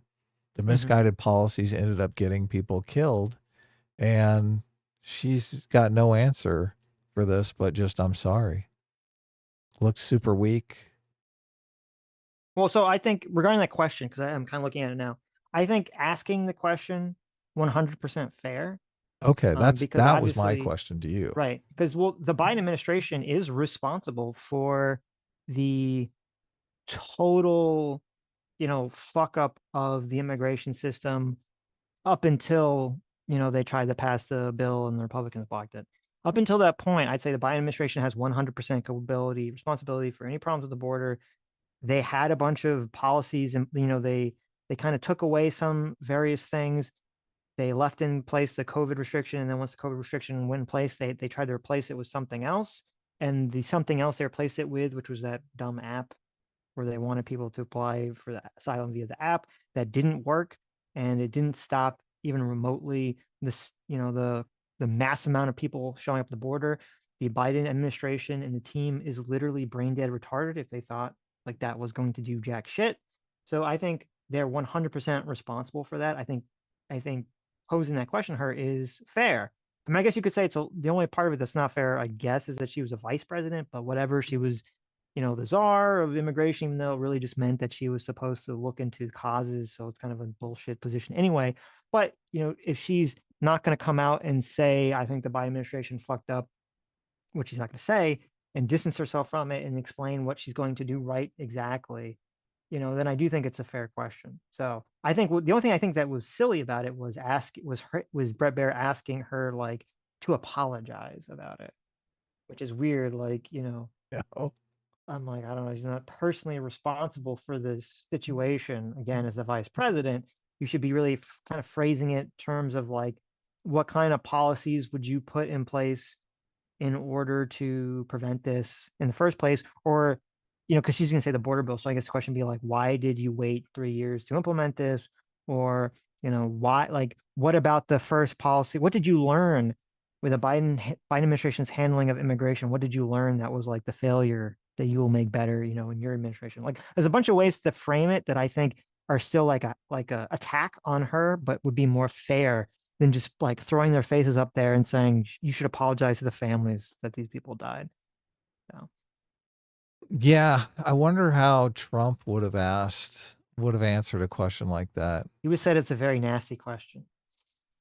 Right. Look, and Trump going into the lion's den so much, he's accustomed to getting these questions that he perceives as unfair. I mean, you frame it as fair, which I don't know. It's just. Well, I think asking about the immigration problem in the first place is fair. I think, the way that they phrased it was not fair. Yeah. That like you need to apologize for these people that died. I don't think that's like a fair thing. I thought that could really sway independent voters in the election. You're correct. Yeah. You're correct. It is a very good persuasive, partisan way to frame the situation. Yeah. And just like as a mental exercise, I don't know that there is like a good way to respond to that question. I would like to see JD Vance respond to it, because look, JD Vance keeps getting asked you called Trump Hitler, and like he's so masterful at responding to that now. And this is kind of he's become good at it after answering it 100 times. At first, he gave really bad answers. Of course, he's had to answer that question so much that he's now developed a good answer for it. Of course, yeah. And I just saw one recently, and he's like, "Oh yeah, a lot has changed," and it's almost. Here's how you'd answer the question. Here's how you do it. Okay. If you were like a good politician, you first would say, I think what happened to those women is tragic and horrible, and then you would kind of do this move where you'd explain why the asylum situation on the border has failed. Like, you'd explain why the immigration problem is the immigration problem that it is, so that people would be confident that you understand the logistics of it. Okay, so you just explain this is logistics of it. You explain how you're going to fix it, and then you can even throw in that we're trying to fix it and the Republicans stopped us. Right. That's how you answer the question. How do you get around the guilt? You just don't even address it. Oh, you just ignore it. Right. You just say in the beginning, you say it's a horrible thing that happened to these people, and this happened because our asylum system is fucked up. Our asylum system is fucked up because XYZ. Here's how I'm going to fix the fucked up asylum system. Boom, boom, boom. That's how you do it. Right. And just move on. Move on, yeah. And I guess you say it's tragic, but you don't necessarily apologize. You just say it's tragic. You don't say, you wouldn't obviously not apologize. I mean, she says, "Look, I'm so sorry for those people. I'm so sorry." Like, and she does the look into the camera thing, like, "I'm really trying to convince you. I'm so sorry here." Yeah. It I don't think comes she should say, "I'm so weird. sorry," because even though she means "I'm sorry for what happened to you," it could come across as like, "I'm sorry, like it's my fault." Yeah, I'm guilty. That's the way it came across to me. Right. I think it's interesting because JD Vance has kind of the exact same problem as Kamala Harris does, because he went from literally calling Trump Hitler. Look, I don't think he called Trump Hitler. He said, like a lot of the people on the right will say, he didn't literally call Trump Hitler. He made some analogy where Trump was Hitler in the analogy. Okay, look, I understand the details. Close enough. Yeah, right. Yeah, exactly. Right. But he has to move from that position where he's literally comparing Donald Trump to Hitler to now supporting Donald Trump, which is a big move, right? But he keeps getting this question, like he answers it masterfully by just admitting that a lot has changed, like his perception of the situation has changed. And I just think if Kamala had literally spent just 5 minutes thinking about the argument for her to be president, she would have come to the same conclusion. Like she needs to be she needs to understand that people want some different course of action, right? Right. She has to go from being a 100% Biden supporter to being not really, to being her own candidate, to not really supporting the actions of the Biden administration. Like she needs to make that same transition, but in the opposite direction. And she really hasn't done any of that. Like every time these questions come up, she just kind of wings it. What the fuck is happening? Maybe there's one of two things going on. One of two possibilities here. Either one, Kamala is very loyal to Joe Biden or to whatever agreement or arrangement they made for him to drop out and support her. Okay. Right. Which is possible. Number two is there's a fear that if she starts shit talking Biden, he's going to say something that they think is going to really hurt her chances.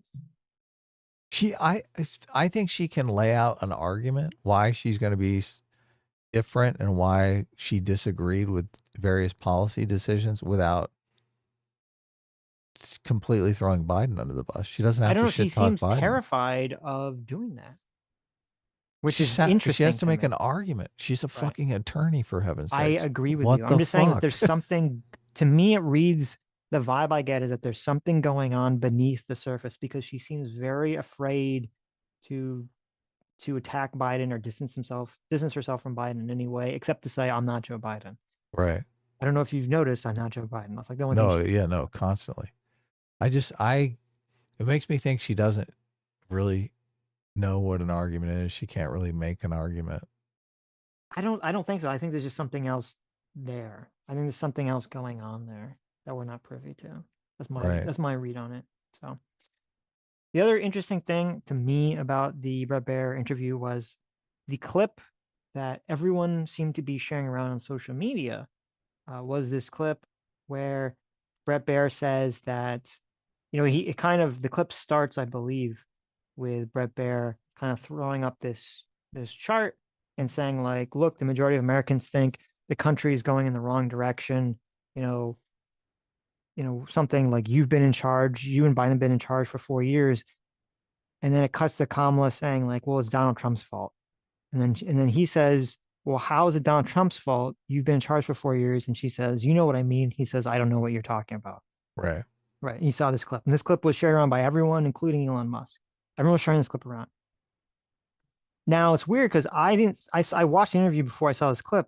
And I was like, I remember this conversation, this interaction playing out very differently. So I went back and I watched it. And lo and behold, my memory was correct. This was a total dishonest edit. This was a total Aaron Rupar. Because what they cut out was that the thing that she said before the clip starts the question was about people believe, Bret Baier asked her, people believe the country is going in the wrong direction. And then she says, which again, you can either disagree or agree with this.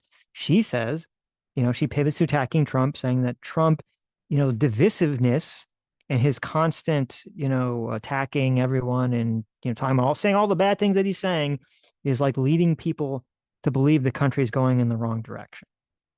So they cut out that entire context. That's why she's talking about it in the first place. Okay. So that's cut out in the middle? No. In the clip that everyone's showing around, they cut out the beginning of Bret Baier asking the question and then her responding to that people are believing the country is going the wrong direction because of this. How she's answering the question is Donald like Trump has been here for 10 years. I don't think her answer was particularly good on that. No, anyway, I don't think her answer is particularly good either. But I'm just saying she was basically trying to lay out this argument that the division in the country the reason people think the country's going the wrong the reason people think the country's going the wrong direction is because the country is so divided, and the country is so divided because of Donald Trump. That was her argument. Right. Okay. I don't think it's the best answer, but that was the answer she gave. That argument. They cut out that entire context and they just play the second half of it. So you're like, what the fuck is she talking about? I would say that the country is as divided as it is because the mainstream media has depicted Donald Trump as literally Hitler, a fucking neo-Nazi, and people are just, their brains explode because they literally believe that half the country is voting for a neo-Nazi, gleefully, happily voting for a neo-Nazi. And that is how they're depicting. That's why the country is so divisive. But so divided. But look, if you take away that narrative, which was completely cooked up by the mainstream media, then I don't think the country is as divided. But here's the problem. I agree with what you're saying. That was the rhetoric, that was the narrative the media had been pushing, for a long time, for the last 8 years. Right. So that's true. But they're blaming the you're victim. only looking at half of the equation. I don't know why. I feel like you do this often. You always leave out the fact that Donald Trump is just as incendiary, just as divisive as anything the mainstream media has done himself in terms of his rhetoric and what he said and what he's done. Okay. Give me an example. Well, the way he entered politics was saying that Mexico was sending their rapists. Right. Okay. Okay. Yes, and that was before the fine people thing. The way he ran for president was saying he was going to put Hillary Clinton in jail. Yeah, lock her up. I do remember that. Yes. The birth certificate stuff with Obama was not very cool. Yeah. Right. He literally tried to get the attorney general to arrest Joe Biden before the election. He's still saying Barack Hussein Obama, which I'm like, he's still saying Barack Hussein Obama. Right. Knock it off. Like, why? Yeah. Why do you need to do that? He denied the election despite not having any evidence. Tried to do the electoral scheme. Tried to get Ukraine to investigate Joe Biden through coercion. Well, look, he's talking about the enemy of within and talking about using the military against, I guess, people like Adam Schiff in his strategic and ambiguous way. So this is my problem: is like, yes, the media has done a lot to cast Donald Trump is like a neo-Nazi and the fine people hoax and all this stuff, but then Donald Trump does just as much intentionally to rile up the media, to rile up his base, and to do all this other incendiary stuff. You can't just blame the media here. He's just as responsible. Oh, I can just blame the media. You watch me do it. Okay. I would have to do some sort of, look, you make great points. Obviously, I don't disagree. I do think the Mexican rapist thing, it was strategic ambiguity, obviously. So I would have to go back and look at the rhetoric volleys that took place and kind of do some assessment from there. I do think that once they started comparing him to Hitler and saying that he praised neo-Nazis and that sort of became a thing, I do think Trump was like, okay, well, the gloves are off now and I can do anything. Yeah, but see, that's the problem. We just spent how many hours criticizing Hasan for having this mentality that, like, well, if some group of people, someone who's part of a group of people has wronged you, that gives you carte blanche to just be insane, to say whatever crazy shit ever. Like, just because some people in the media or some people on the left were dishonest and disgusting with the fine people hoax of Charlottesville, that doesn't give Donald Trump the right to also be just as dishonest against any number of people just because they also might be, quote, in the media or be on the left or be an immigrant or any of those things. Well, but it is important in the special claim of who is responsible for the divisiveness. It is essential in that claim. Well, no, but it's only if someone said, I've never made the argument, and I don't even believe it's a morally correct argument to say, well, if some people in the media or some people on the left were divisive at first because they said untrue things or mean things about Donald Trump, that doesn't give him a justification to start lying about them or lying about other people just because they share a team of being on the left or being in the media. Doesn't justify any of those actions. Right. Seems like all the things are kind of before the how is Hitler this not thing. the same argument that like, well, the Houthis have been, victims of genocide, so they get to do whatever the fuck they want. The Palestinians have been oppressed, so they get to do whatever they want. Like, just because Donald Trump has been victimized by the media or the press or whatever, that doesn't justify him to do whatever the fuck he wants. Right. No, I agree with you. But each action, you kind of gauge the level of divisiveness that this causes. Look, and I said clearly, I think the reason why there's so much divisiveness and why people are disowning family members and friends, they believe that Donald Trump is literally Hitler.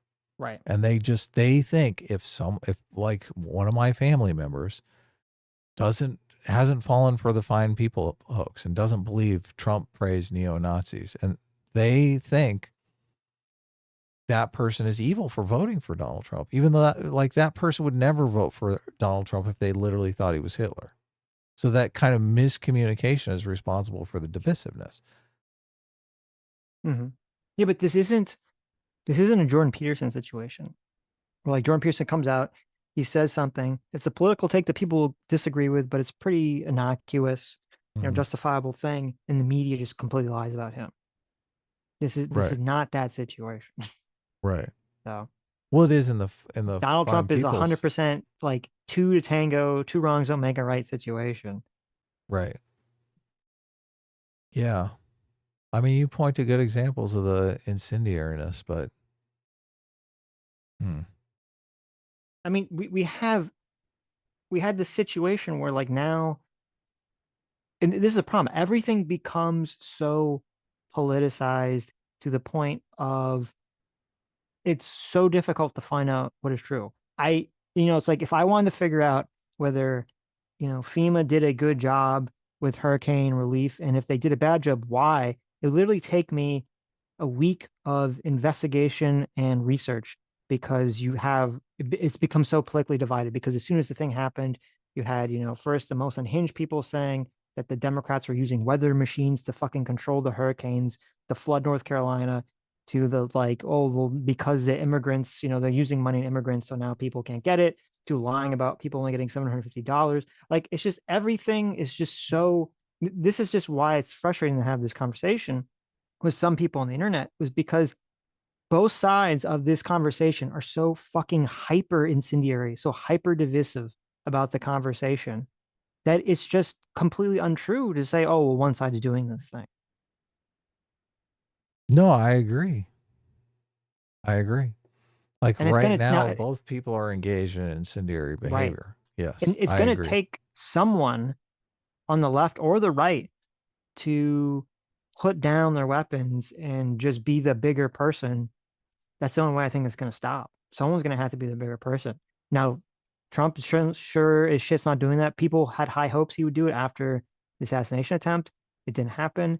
And Kamala sure as shit is not doing it. She kind of pretended like she was going to do it, but then she's not actually doing it whenever she brings up Donald Trump. So, yeah. Is it going to happen after the election? Because the election, I have no idea. Yeah, no, it's not. Yeah. Yeah. I can't. Yeah, everyone's going to lie and. Well, it is what it is. We're in divisive territory. When I listen to Scott Adams or these other people, they're already saying that the election is going to be rigged before it's even happened. Yeah. They're just 100% on board with this election is going to be rigged thing. They're already set themselves, like, talk about being divisive. Okay, half the country thinks that the elections will be rigged before they've ever occurred, and it doesn't, not based on anything other than the fact of if their preferred candidate doesn't win, they think it's going to be rigged. That's the deciding line here. Yeah. So. Yeah. Anyway. Well, look, I was just looking. I was trying to think, where are we going to start this war? And look, if you go back to when Trump came down the elevator, obviously Trump is responsible, right? Well, I mean, yeah, the first words out of his mouth. We're sending the rapist. Like, oh, okay. Right. We're like, this is what I got this. I guess this is what we're doing now. So, But he assumes some of them are good people. yeah, right. All right. So the Brett Baer interview, decisive, not decisive, big nothing burger. I think it's mostly a big nothing burger. So, Okay. yeah. Did you see the Catholic dinner responses? Trump did like a, I think 30-minute stand-up routine, basically. It's this famous Catholic dinner that presidential candidates usually go to. Mm-hmm. I think it happens once a year, but they invite the presidential candidates during election season. I've seen a bunch of them. And this year, Kamala Harris did not go. She sent a videotape instead. I think when Hillary Clinton was running and Donald Trump was running, I think they both went, and Donald Trump just went completely like scorched earth on Hillary Clinton. Yeah, I remember that. Yeah. Yeah. So, did you watch the videos? I did watch it. Okay. I did. Yeah. So, regarding that, yeah, I saw Trump's his speech. I thought he did pretty good. I thought it was pretty funny. He did a good job. Most people were laughing at most of the things he was saying. You know, I'd even go as far as say that he killed it. I think he did very well in his little comedy speech. And then you juxtapose that with Kamala, the most insanely cringe, retarded video I've ever seen in this election cycle. My God, like, don't hold back, Sitch. No, like it was, I watched and I was kind of shocked because, again, you have Trump goes out there and he's very funny. He says he's very funny jokes. He totally kills it. Then you have they play this stupid, first of all, it's like retarded, ridiculous that she won't show up. Right. Like, I know she's not funny, but she could have had smart people write jokes for her that she could have stood up there and delivered. Maybe they're too afraid that she was like unable to not laugh at her own jokes like a retard or something. So they give this stupid video, they play it, and it's like, I don't know what the fuck the thought process was here. They're like, okay, I know what people want in the year 2024, Adam. They want you to bring back a recurring SNL character from 25 years ago that no one thought was funny 25 fucking years ago. Yeah, totally. What was the thought process here? Which, by the way, I don't even know how many people. I think you have to be over the age of 35 or in your 40s to even get this fucking reference. You have Molly. I am old enough to get the reference, but I am too. Well, listen. I'm not even. I only get it because my parents used to watch SNL. Okay, if my parents didn't watch SNL, I wouldn't know what the fuck was going. Actually, no, I would have remembered because the movie came out. And the movie bombed. The movie was a terrible failure. Right. Yeah. So if you don't know what we're talking about, there was this SNL character, Molly Shannon, used to play this SNL character, recurring SNL character that was horribly unfunny. I forget the character's name, where she was a Catholic schoolgirl. Yes. And the movie was called Superstar. And she was like this really weird, awkward Catholic schoolgirl. And this is the big bit. This is the big funny bit. Are you ready for this, guys? If you haven't seen this is her big funny bit. Her big funny bit she would do in every skit was she would come out very nervously with her hands under her armpits. So she would be sweating into her hands, and she'd walk out, and then she would talk about how she takes her hands out and smells them. Right. That was the big funny joke in this SNL sketch. She smells her stinky fingers in her armpit. It's just so bad. And I'm like, what the okay, so this character never fun. SNL has done funny bits in the past. Okay. Celebrity Jeopardy, hilarious, right? Mm-hmm. And all the Lonely Island songs are very funny. They've done funny bits in the past. I even liked Caveman Lawyer. That was very funny. Oh, yeah. That was great. Right. Phil Hartman is caveman lawyer, right? Poor Phil Hartman got killed by his wife. I know. Same. I love Phil Hartman. But yeah, but they choose just the worst fucking reoccurring. It's just so weird. Okay, you tell me, Adam, what the fuck was the thought process on this? I don't get it. Yeah, I read something that it was somebody's idea that they were trying to blame it on, but now I can't remember who it was. So they acknowledged that this was terrible. Someone's trying to blame it because they know this is like just a total. Yeah, they were like, "Oh yeah, this was this guy's idea. Fuck that guy." Right. Yeah, this is your opportunity to show that you can be funny. Like this is the opportunity for you as a candidate to be funny and get away with it, right? Running for president's a very serious affair.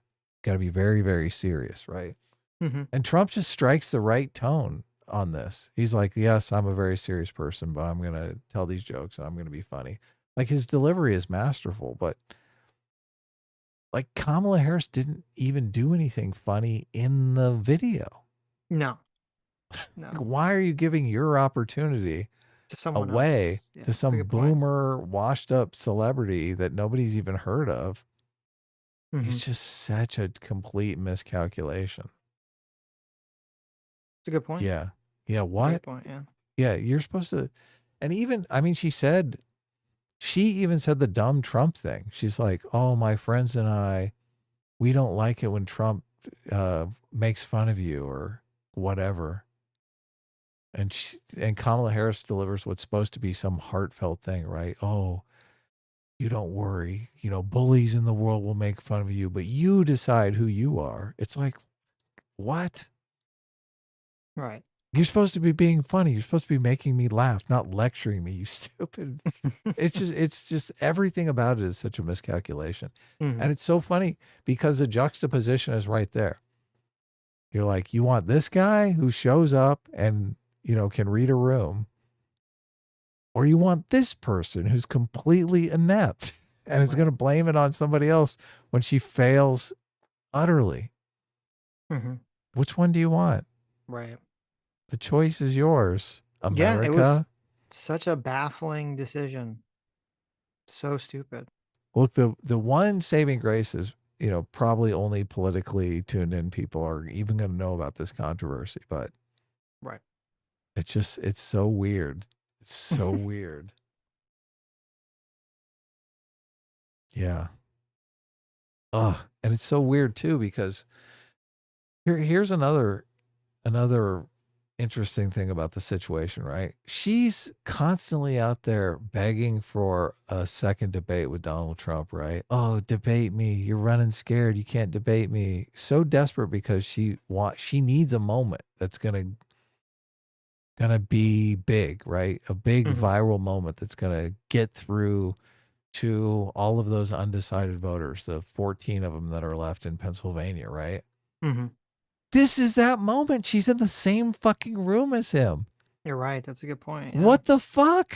What the fuck? You're right. If she had some great zinger or a great series of zingers, yeah, that's zingers to Donald Trump's face. And it's even, look, it's not the torture of a debate where you've got to do some big back and forth and ask questions and rebuttals and all that.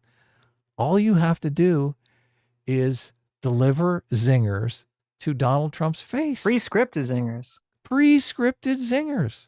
Right. And she can't do that. Like the internet would be they would be everywhere. Those clips would be everywhere. That's like a decisive thing. Like if she loses in November, I think people are going to point back to this and say, oh, should have done the zingers. What the fuck was she thinking? I don't think they're going to point back to this. I don't think they're going to see it that way. Well, no, look, every single opportunity that she's had. Well, I guess she did pretty well in the debate. The first debate where she actually was like talking about crowd size and knocking Trump off his game. That was not an opportunity missed. But it seems there's a lot of opportunities here. You know, we're getting late in the game here, and she's just missing massive opportunities. I think Trump offered her a second debate, and she turned it down because she didn't want to go on Fox News. Well, no, it was like they were supposed to do. It was kind of funny. Now we're talking about Brett Baer. I think they were, and maybe this is why Brett Baer was so aggro, was I think they were going to do a second debate. I think it was possibly going to be Fox News, but it was going to be Brett Baer and someone else moderating. He was like, no, I want Sean Hannity and like, I forget, some super partisan hack like Sean Hannity to be the debate moderator. Right. And she didn't want to do that. She wanted whatever the other agreement was. And so neither of them could agree. Right. So, I mean, I would say it was 100% in that situation, definitely Trump, trying to weasel out of it by, just making the ask so unreasonable that you would not agree to it. Well, I'd be she like should have agreeing agreed, to like, though. let's have a debate with Rachel Maddow, and Chris Hayes being the moderators. It's like ridiculous. I mean, she ultimately ended up doing the interview with Brett Baer. And I mean, that was not the best case scenario. No, obviously. right. But I wonder if the fact that Trump was so pissy about Brett Baer moderating the Fox News debate, if that had some impact on Brett Baer being like, oh, I have to show I'm a team player, or the producers of Fox saying that they had to be like hyper partisan. I don't know. Yeah. I thought he did pretty good, to be honest with you. So I don't. I think you can ask tough questions. I think you can, try to extract answers from the candidate without letting them run away, without coming off as just like partisan hack. he got closer to the real Kamala Harris than anybody has. And Mhm. that's just as a voter, I just think. Did he? Like, oh yeah, totally. What did you see there that you thought was closer to the real Kamala Harris? We saw how Kamala Harris responds in a crisis. Oh, okay.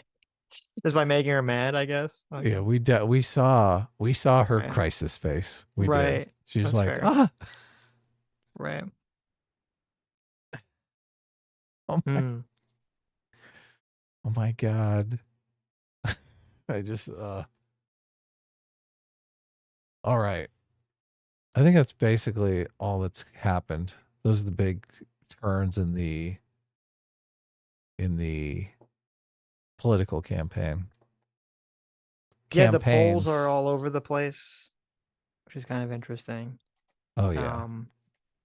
I don't know how they poll people in modern times with the Right. Nobody look. You never answer your phone unless you know the number, right? Obviously.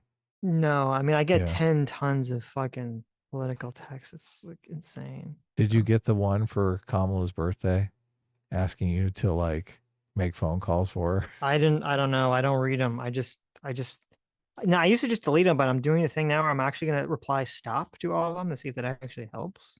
So, because usually when I hit stop, there's like an automatic reply that says it's going to like remove me from whatever. Oh, it the fuck, is? Oh. Automatic messaging garbage that they're sending out to people. But I never hit stop. I figured then they know it's actually someone read well, it. that's the problem. That's, sort of the risk, right? When you do that. I should have texted back. I would love to make calls, and I can tell them how Kamala Harris is a disaster. There you go. I mean, I hope Kamala and Trump appear, more so Kamala appears on Joe Rogan. That'd be very interesting. Oh yeah. But I'm not holding my breath, so. Imagine if it's just completely boring. Like, it's possible. I mean, Joe Rogan's just going to sit there and let the word salad flow. That's all he's going to do. Will Like he might I don't ask know. He might ask some questions, but she's going to feel no obligation to actually respond to those questions, and she's going to talk and filibuster. And then this is my prediction. Joe Rogan is going to ask another question, and she's just going to not respond to the question and filibuster. It's pretty soon Joe Rogan's going to be like, check out. He's going to be like, I'm not going to ask her any more questions. Here's the 'Cause question. We're getting So nowhere. Donald Trump does this. You're correct. Well, I don't know. I think Joe Rogan knows like a lot of his reputation is at stake in the conversation. It's probably why he didn't want to really do it. To kind of press both the candidates for something interesting or worthwhile. And if it's just boring, it's gonna be bad.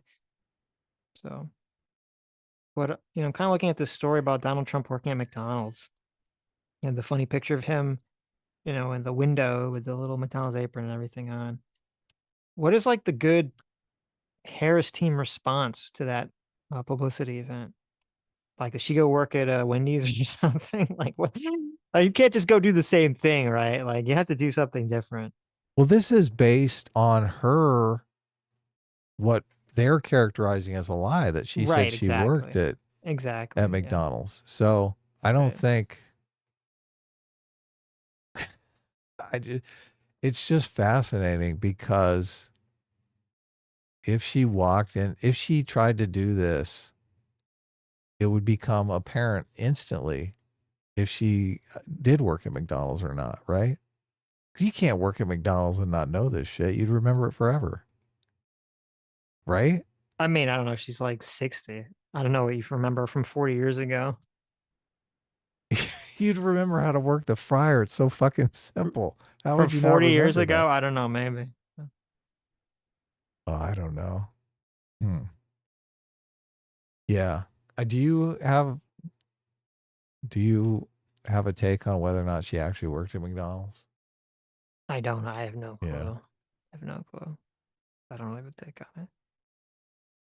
Donald This Trump is a great today stunt, called though.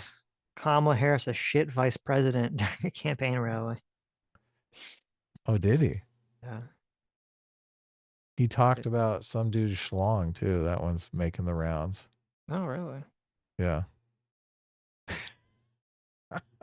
What was the context of that one? He was talking about this dude being super manly or something. He's like, yeah, if you're ever in the locker room with him, you know. I think it's, look, and everyone losing their mind over it. Like, you'd think he was describing this guy having intercourse with someone or something. Like, it's just an offhanded comment. And it's a kind of comment that just guys make constantly. It comes off as totally authentic, but people losing their minds over it. It makes me think, okay, we're not dealing with real human beings. It just seems dishonest. So much of the campaign is really just trying to gauge who you believe is being more honest and who is being less honest. Mm-hmm. That's true. Yeah. I don't think Trump is honest, in that I do think he is like a salesman, like he tells tall tales and stuff like that. Mm-hmm. I don't know if he's out. Well, I guess January 6th is kind of the whopper, right? That's kind of the whopper, yeah. That's a good But point. look, if he believes it, I mean, it's not really a lie, right? I mean, does it matter? I don't think it really matters.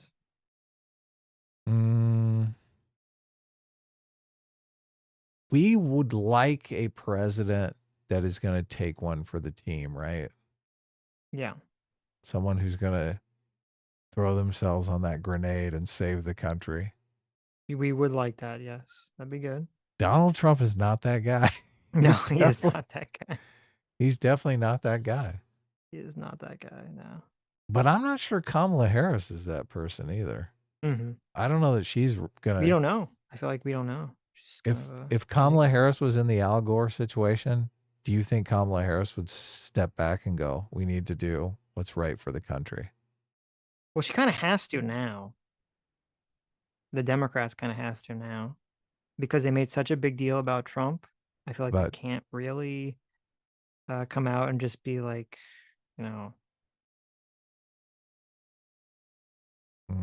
hyper fighting on the whole situation. So, did you watch a clip of Donald Trump making the fries? Making the what? Making the French fries. No, I did not. God, it made me want McDonald's French fries so bad. Why? Because they look delicious. Oh, okay. That was a good move. They're saying now that we're not going to know on election night who won. They're Well, doing another. It's obviously. going to be like 2 weeks before we figure out who wins the election. That's how close this is. CNN, Trump's closing pitch to voters began with profane attacks and a lewd story about Hall of Fame golfer. That's what you were talking about. Yeah. God, I look, I fucking hate the media, Sitch. I really do. I'm It's aware. like, Yeah. it's what he said was so innocuous. The story, And which they're seemed to just- serve little purpose beyond invoking a regional icon, which lasted nearly 15 minutes, included tangent on Palmer's immense wealth and several offhand remarks about the Hall of Famer's naked body. Quote, Arnold Palmer was all man. I say that in all due respect to women. I love women.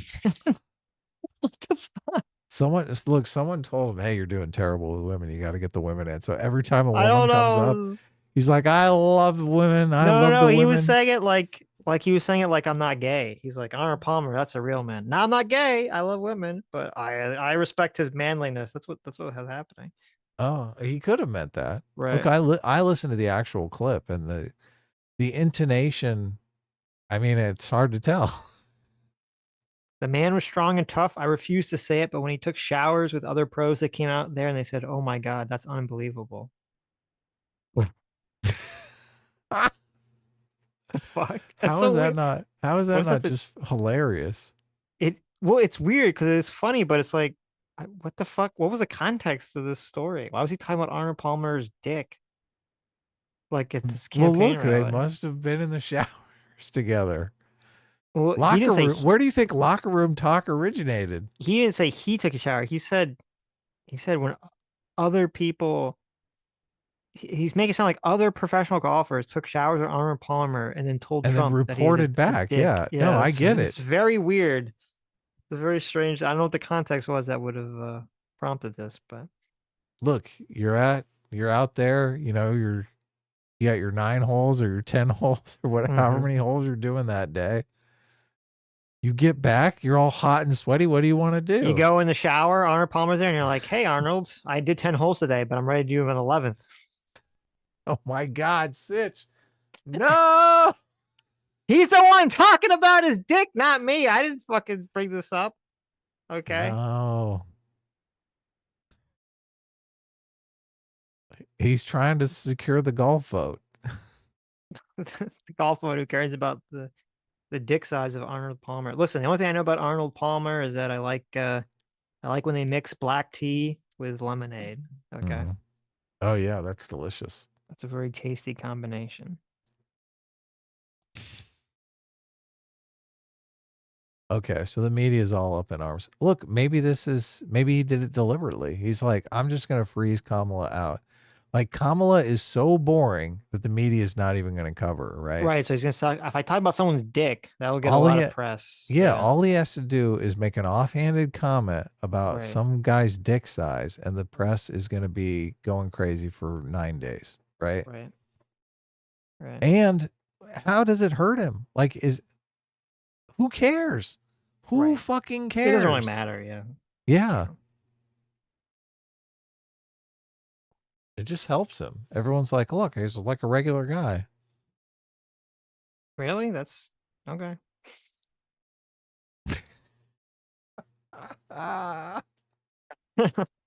Okay, Ed. Sitch was like, nah. I remember not quite what I would say, but okay, sure. Do you?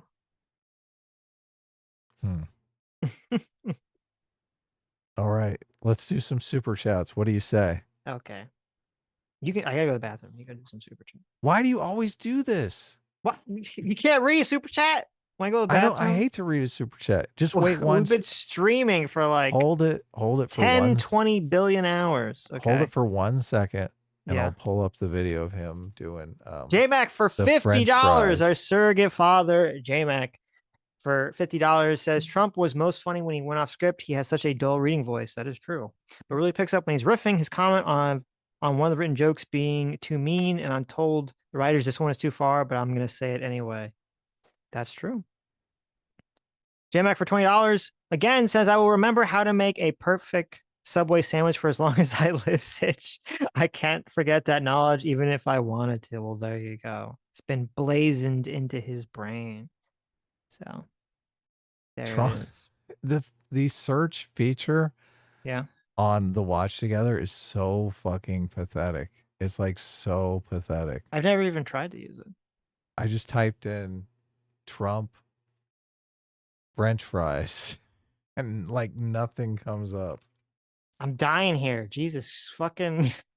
Are you really? Yes, I gotta be. Look, I've had you're to an pee for like the adult. last 2 hours. You're literally an adult. You can. What does hold it. that mean?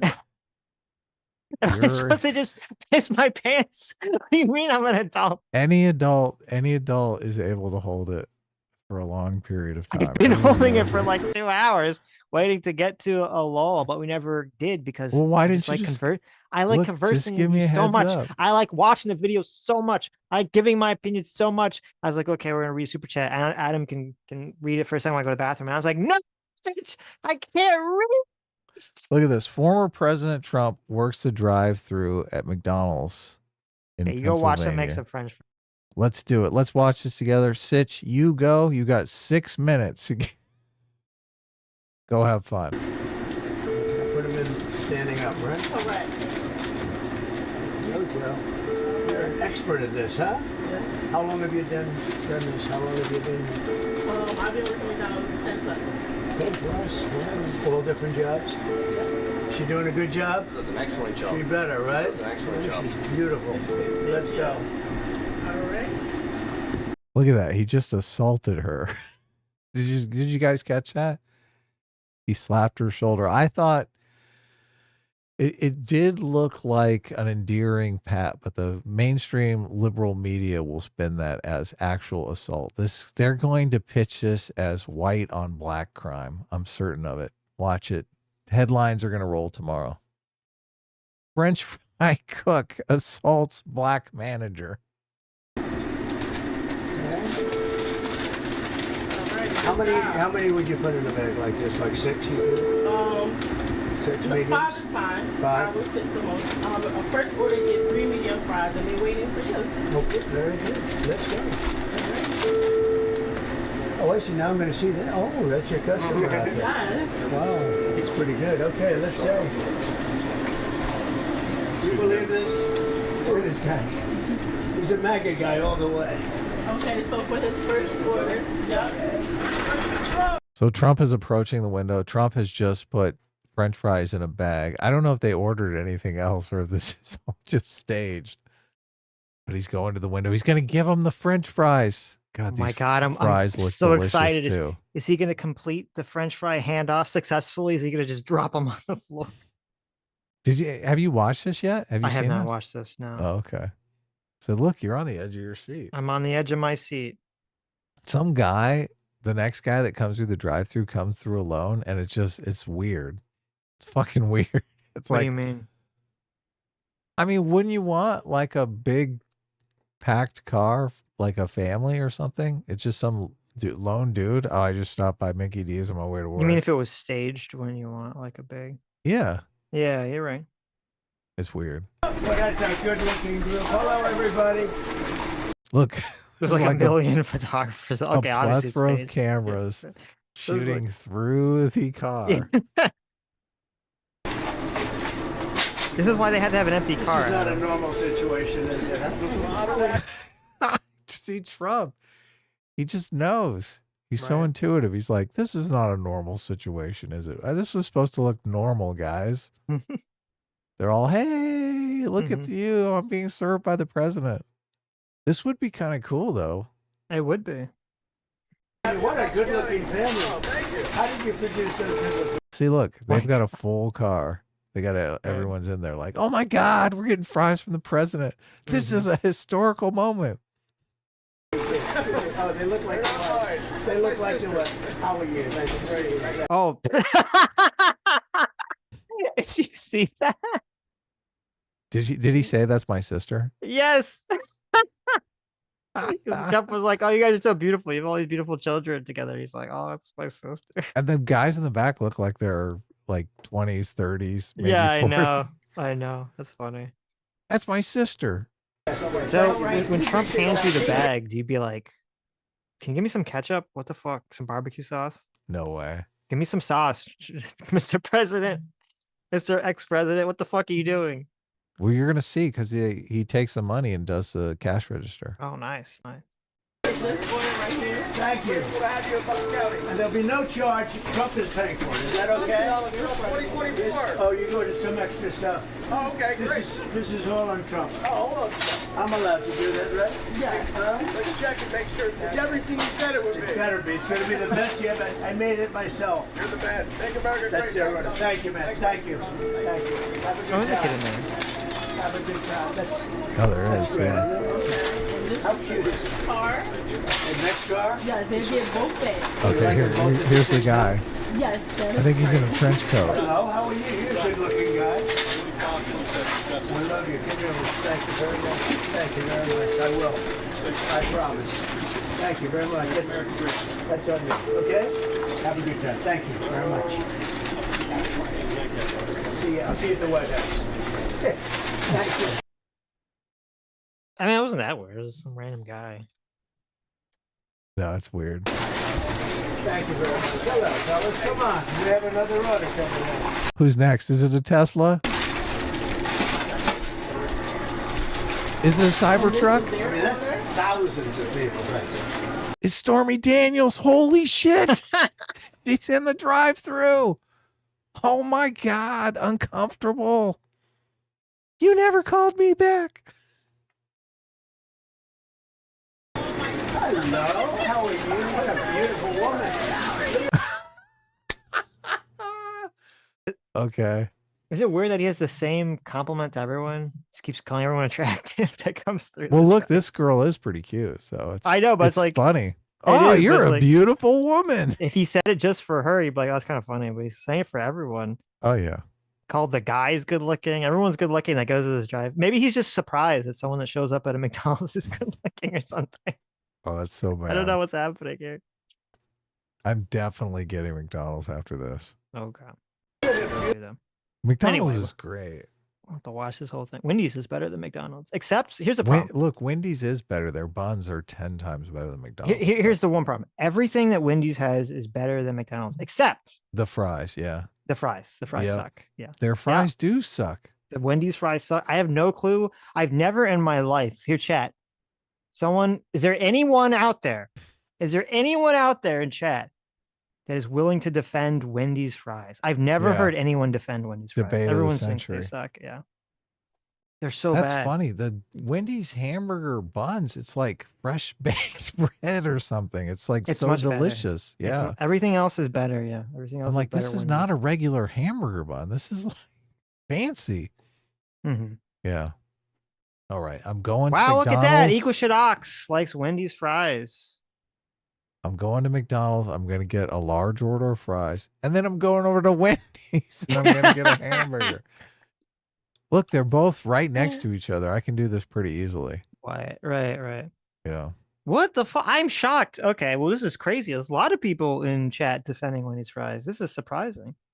Yeah. We need to do a poll here. I'm very surprised by this. I thought I've never in my life heard anyone ever defend Wendy's fries. Crazy. And we're like, I'm in Florida, you're in California, so it's not just like a Florida thing. True. Okay.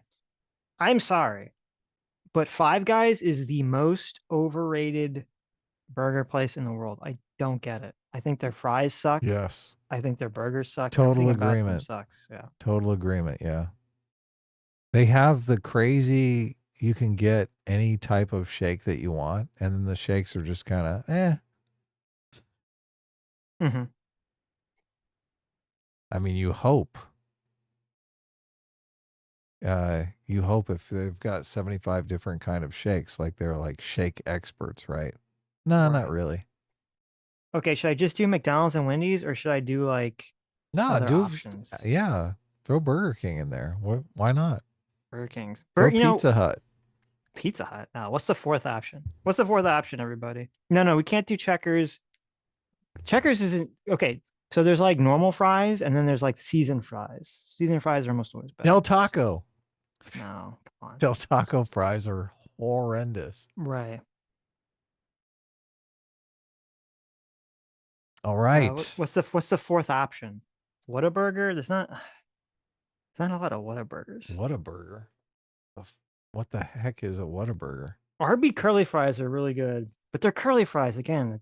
They have to be like the same type of a fry. Okay. Sonic. Whatever. I'm just gonna do the big three. Just gonna do the big three. Because I'm curious out of these options. You know, it's so weird. I'm curious also to what chat thinks about this.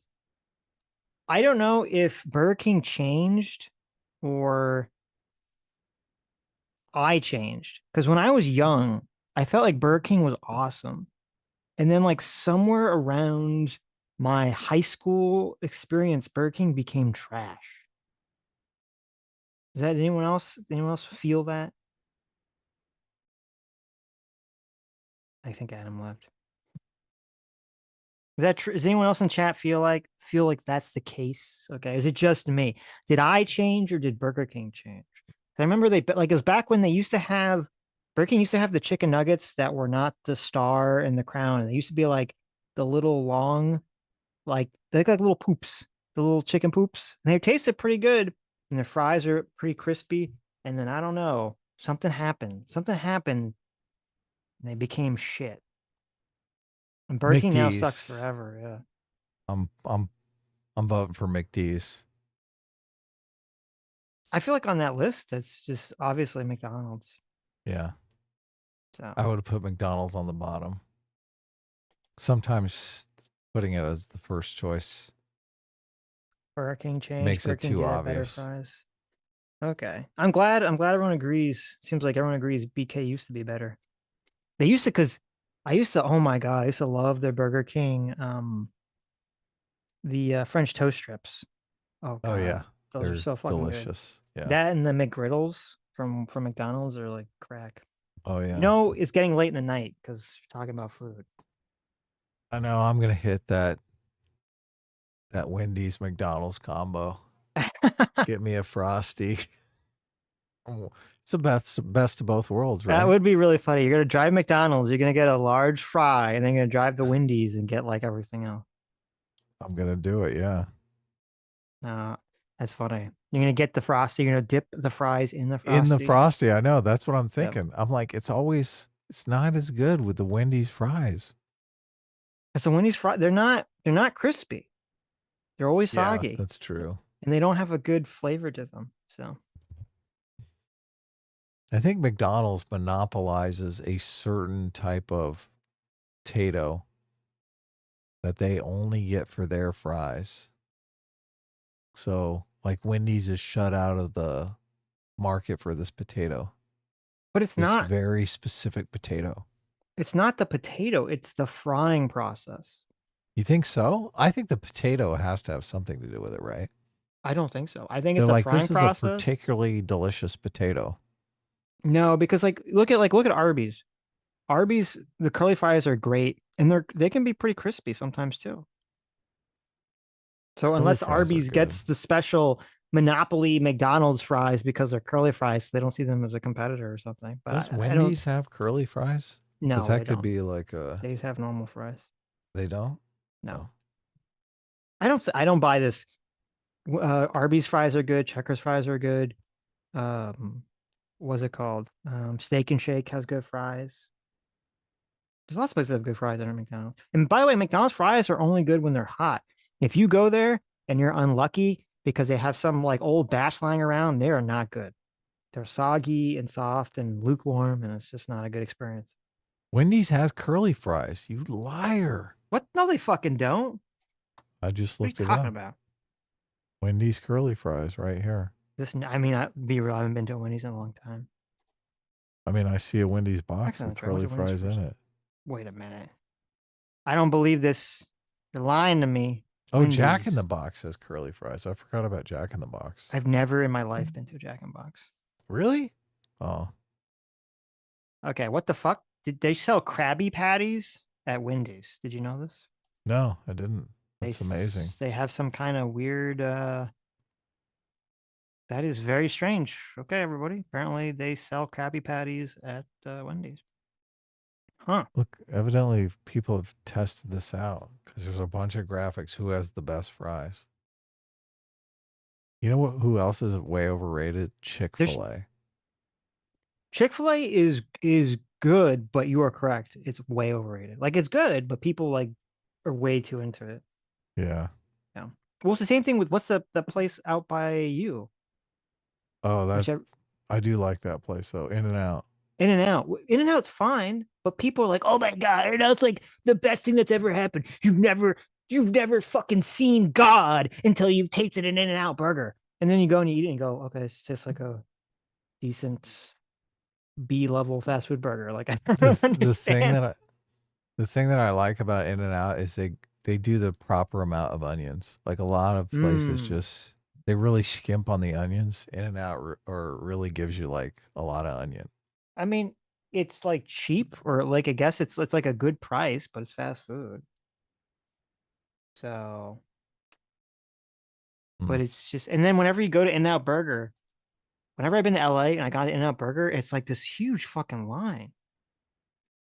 Yeah, last time I ate at In-N-Out, I just happened to be there like 20 minutes before they opened, and I was like, okay, finally I'm gonna get In-N-Out without the line. And I walked over and the thing was fucking open. I'm like, dude, the door says you don't open for 20 minutes. And they're like, no, come on in. I came in and ordered, and it still took them like 15 minutes to get my order together because there's a bunch of people in there. Mm-hmm. What place opens 20 minutes before they're actually even open? So weird. They're like, yeah, that sign on the door is just kind of like a guideline. They're more of guidelines than rules. So I've been told via Twitter that the Krabby Patty was not very good at Wendy's. So I don't know if anyone else in chat has experienced the Krabby Patty burger that can either contest this or agree with it. Is it crab meat? I'm not going to try that. That sounds weird. Someone said it's just a normal Wendy's burger with different sauce. Oh, okay. It's got like tartar sauce. I don't know. What's the sauce? What is the sauce? That's the question. Yum. Interesting. Anyways, now I'm hungry for fast food.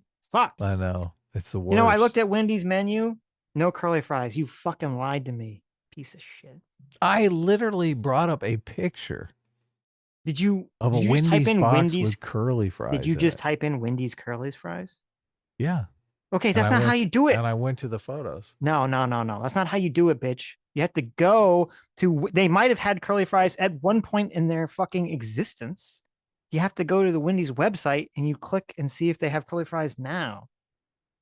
Let me see. Oh, this is a Tumblr post from 14 years ago. Yeah, exactly. Fuck you. Fuck it. I told you, fucking, well, they got curly fries. No, they don't. Well, look. 14 years. They tried. Get out of here. Get out of here with this nonsense. And even that picture of the Wendy's curly fries, it looks like someone just took Arby's curly fries and they put them in a little Wendy's box. I don't believe those are actually Wendy's. Have you gone to the grocery store and noticed that the entire frozen food aisle is taken up with like frozen fast food? No. Wait, they don't.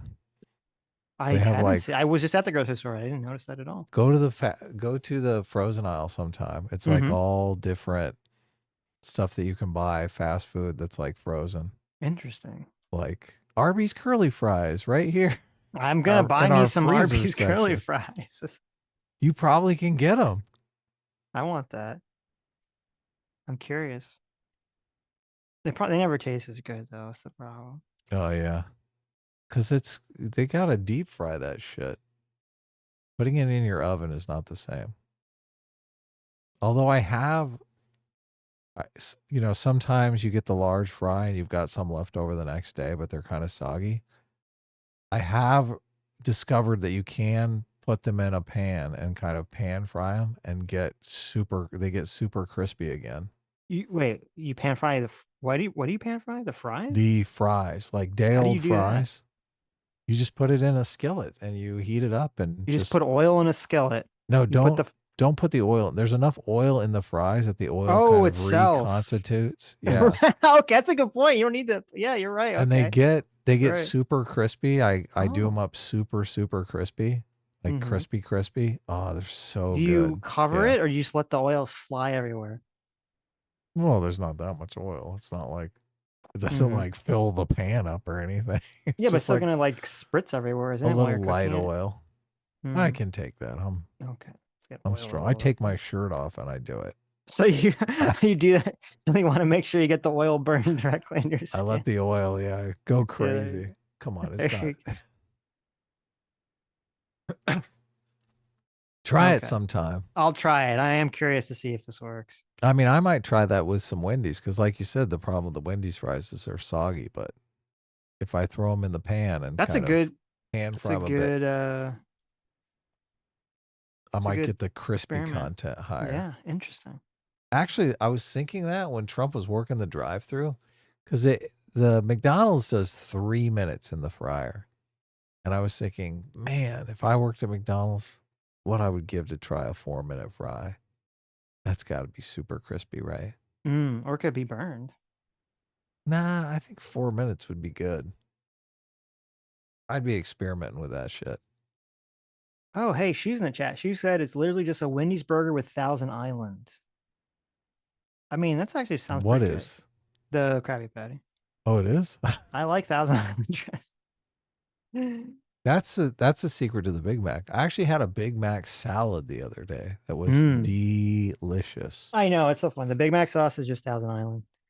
So Thousand Island dressing's great. But only on Big Macs. No, it's good on everything. Salads, any sandwich.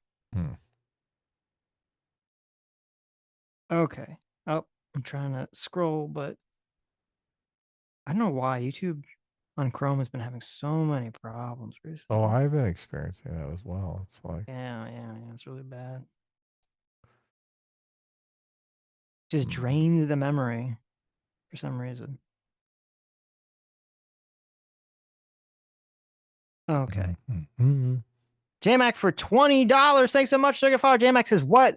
Five Guys has tons of options, including fresh cut jalapenos, and their Cajun fries kick ass. That's it. I'm pulling my funding from the show. Oh no, look at that. JMac is apparently a big Five Guys fan. There it is. Wow. I don't know, man. Like, you'll have to take me to Five Guys next time and show me, because maybe it's a Florida thing. Every Five Guys in Florida I've ever been to sucks. The burgers and the fries are just so greasy. Like, they hand me a bag of just grease. And I'm like, I thought I ordered a burger. And they're like, there's a burger in there somewhere.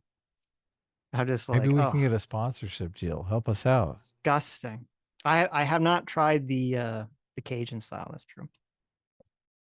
And it's funny because they cook everything in peanut oil, so people are like, "Oh, it's healthier." And I'm like, peanut oil is like super fucking fatty. It's not. I don't know if it's that much healthier than like normal vegetable oil or whatever.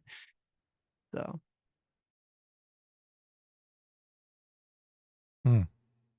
JMac or Sugar Five for another $40 says McDonald's fries are only good if they season them right and they aren't cold. That is true. Also, Freddy's is super underrated. What the hell's Freddy's? Freddy Fuddfuckers? You never eaten Freddy's that? frozen custard and steak burger? I thought it was Fuddruckers. No, Fuddruckers. They have Fuddruckers here. I've never heard of Freddy's. That's not a thing in I thought it was Florida. Freddy Fuddruckers. Oh, it is a thing in Florida. I've never even heard of this before. Oh, wait, no, it's not a thing in Florida. These are just other Freddy's. No, I've never seen this place in my life. We had a Fuddruckers, but it went under. Fuddruckers isn't fast food. Fuddruckers is just like a sit-down restaurant. Oh, it is? Well, it's like you go up. The one that in Florida, I haven't been to one in a billion years. You would go up and there, like, you'd go order at like a thing, and you go sit down, and you'd have to come back and get it. So it's like one of those in between. But I mean, it was good. They give you these giant burgers. They're pretty tasty. I don't think I've ever eaten at Freddy's. Interesting. Looks good though. Looks delicious. Okay. Stargate 44 for $2 says thoughts on Kamala's Fox interview. We talked about that, but thank you. We did, yeah. Mitch for 2 Aussie bucks says thoughts on reincarnated as a slime. I like reincarnated as a slime a lot. I kind of watched the first 2 seasons and then I kind of fell out of watching it, but I should get back to it. But I liked it. It's pretty good. It was okay. It was fun. Is that Not an as good as anime? it's an anime, yes. Not as good as Mashal. I finished watching season 2 of Mashal. Fantastic. Highly recommend Mashal. It's like Mashal, if you haven't seen it, is One Punch Man meets Harry Potter. So there's a kid that lives in a magical society where if you're born without magic, they kill you. He's born without magic, and he was basically adopted by this old guy, and he was living in the forest in seclusion, and he's like super obsessed with weight training. And so he's become like super ultra strong. And through some like weird circumstances, he has to go to Harry Potter wizard school. And he has to basically use his incredible physical strength to like make everyone think that he can do magic. It's pretty funny. And it's just like a pretty straight comedy. Highly recommend it. Sounds great. Did you ever see The Joker too? I was gonna see it tomorrow, actually. Really? Wow. Yes. Okay. Good. Even though it's Can't been wait to get your forever, so I feedback. don't know if anyone cares about it, but Poor guy. yeah, So it's just like, oh, everyone's over the Joker though. they are. Stug for $5. Thanks so much, Stug. Says, quote, take this Piker, but beware. It carries a terrible curse. That's bad. But it comes with a free Frogan. That's good. The Frogan is also cursed. That's bad. That's bad. Seiki Jokes 451 for £5 says Jordan Peterson knocking back benzos like Skittles in an effort to avoid making a 6-month-long tour, symbolically telling Ethan Klein, I told you so. There it is. Trent There Roberts. it is. There it is. There it is. There it is. There is. There it is. There Trent it Roberts is. for $2.79 Canadian says Hasan still needs to fight Sam Hyde. Yes. That Tell him would stop be being a fucking great. pussy. Yeah. Hard-hitting interview. He can't even fight Sam Hyde. True. Jeez. Screw Tape Games for 11 months says we need to keep up the pressure on Twitch and their advertisers. Yes. No, let's not. No, I disagree. Okay. You Why want to the go cancel fuck? culture? No, you Yes. can't. Never go cancel culture. Where the fuck is the ADL? Tell them to get off their ass and do something. Okay. Do something for good for change for once. Bad. Haunting and Deswell Spook officially for $5 says preferring to die for a cause rather than live humbly for one is the mark of an inferior culture. Also dishonesty and cheap signaling. Yeah. Not being Yeah. able to control yourself emotionally. Like, just Right. think of that. To carry a grudge like that continually on and on and on. Mm-hmm. Shouldn't you move on? Shouldn't you try to get your own life together? You should.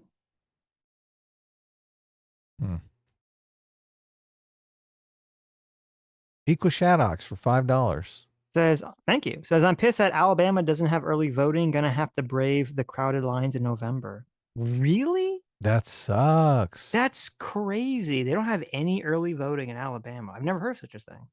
I do my voting by mail. I fill out my mail-in ballots, 4 or 5 of them. I take them to the post office. I've never heard of such. Like, I used to always do early voting, and it was awesome. It would always take forever. It was terrible. And then I started doing the absentee voting, and I'm like, this is just so lazy. I love it. So Early voting? no, the mail-in voting. Yeah, I get a mail-in ballot. I usually take it to the polling place because I'm too lazy to put it in the mail. Right. Well, that's fine. You just don't want to stand in some giant line. I know, like, when I Exactly. was like a million years ago when Obama was running, both times I stood in line for 4 hours. It was insane. It was totally crazy. And that was early voting. So good luck, Equishadox. Famalam for £5 says, did you see Majority Report's video on this? Yes. Emma and Matt were saying it's a good thing Hasan platform the Houthi kids supporting them both unhinged. Definitely unhinged. Haunting and Devs Wall Spook officially for $5 says, quote, he's hanging out with a hostage. Leftist invading another one of my hobbies, but they'll ruin this too. Wow. Terrible. Terrible. But I won't tell Dev. Okay. Is that as long as you keep abducting paying people? up, I won't tell Dev. Lethal Strain for $5 says, have you seen the video of Trump working at McDonald's? Look, we just did. We played it. Yeah. Yep. It was great. Butter Anvil for $2 says the Huxley quote is more relevant every day. I almost brought it up, to tell you the truth. Yeah. Sure is. Speaking of McDonald's, our current polling, we currently have 368 votes. Who has better fries? McDonald's with a whopping 63% lead. Wendy's at 24%, and Burger King in dead last with 13%. Really? Wow. There it is. The king going down. McDonald's, yep. McDonald's winning as expected. Do you know what the Huxley quote is? Have you got it memorized yet? I'd have it. And there's no treat as delicious. The surest way to work up a crusade in favor of some good cause is to promise people they will have a chance to maltreat someone, to be able to destroy with good conscience, to be able to behave badly and call your bad behavior righteous indignation. This is the height of psychological luxuries, the most delicious of moral treats. That's exactly what's going on. Great. Yeah. Love it. That Huxley knew what he was talking about. He Is that sure from did. Brave New World? Must Smart be. man. Eagle Docs for $5 says, ship spotted. Arr, ye mateys, hoist the Jolly Roger and make ready the Mars bars cannon. We'll get them M&Ms yet. Get those Twizzler reelies. Let's get the booty. I get it, because the Jolly Rancher, it's all candy. Right. Oh, yeah. That was me saying Jolly That was your Rancher. fault, Adam, for saying Jolly Rancher. It worked out well, though. It did. Eagle Docs for $2, thank you. Says, Twitch's top streamer, everyone. God help us. Yeah. I know. So sad. Ugh. Haunting and Devs Wall Spooks officially for $2 says, I can't even meme. This is just evil. Yep. Straight evil. Lucifer Doman for 5 Canadian says, quote, Hasan can't be this stupid. Are you sure about that? That's true. Never underestimate the depths of stupidity Hasan can conjure up. He gets so mad. Overseer's Logs for $10 says, have the Houthis attacked U.S. boats or citizens? All things being normal, the moment they touch any of our U.S. boats or take our people hostage, the hammer will fall down and they will know what hit them. I don't believe they have any U.S. citizens hostage. I don't know if they've attacked any U.S. boats. I'm not sure about that. Yeah. Loose Silver for $5 says, Asmongold was railroaded. I agree. Didn't he only get a 2-week suspension, though? So yeah, it's not too bad. That's true. PC for $5 says, Hasan is okay with targeting civilian ships. How surprising given his previous takes around baby settlers. Yep. Godlike Snake for $5 says, long ago, the Middle East was in harmony. Then everything changed when the Israelis attacked. Dun, dun, dun, dun, dun, dun, dun, dun. By moving in. Yeah, by moving I mean, in. the context of the situation would be so different if there was like 5 prominently Jewish states. They got just one little country. Like, where can they immigrate to?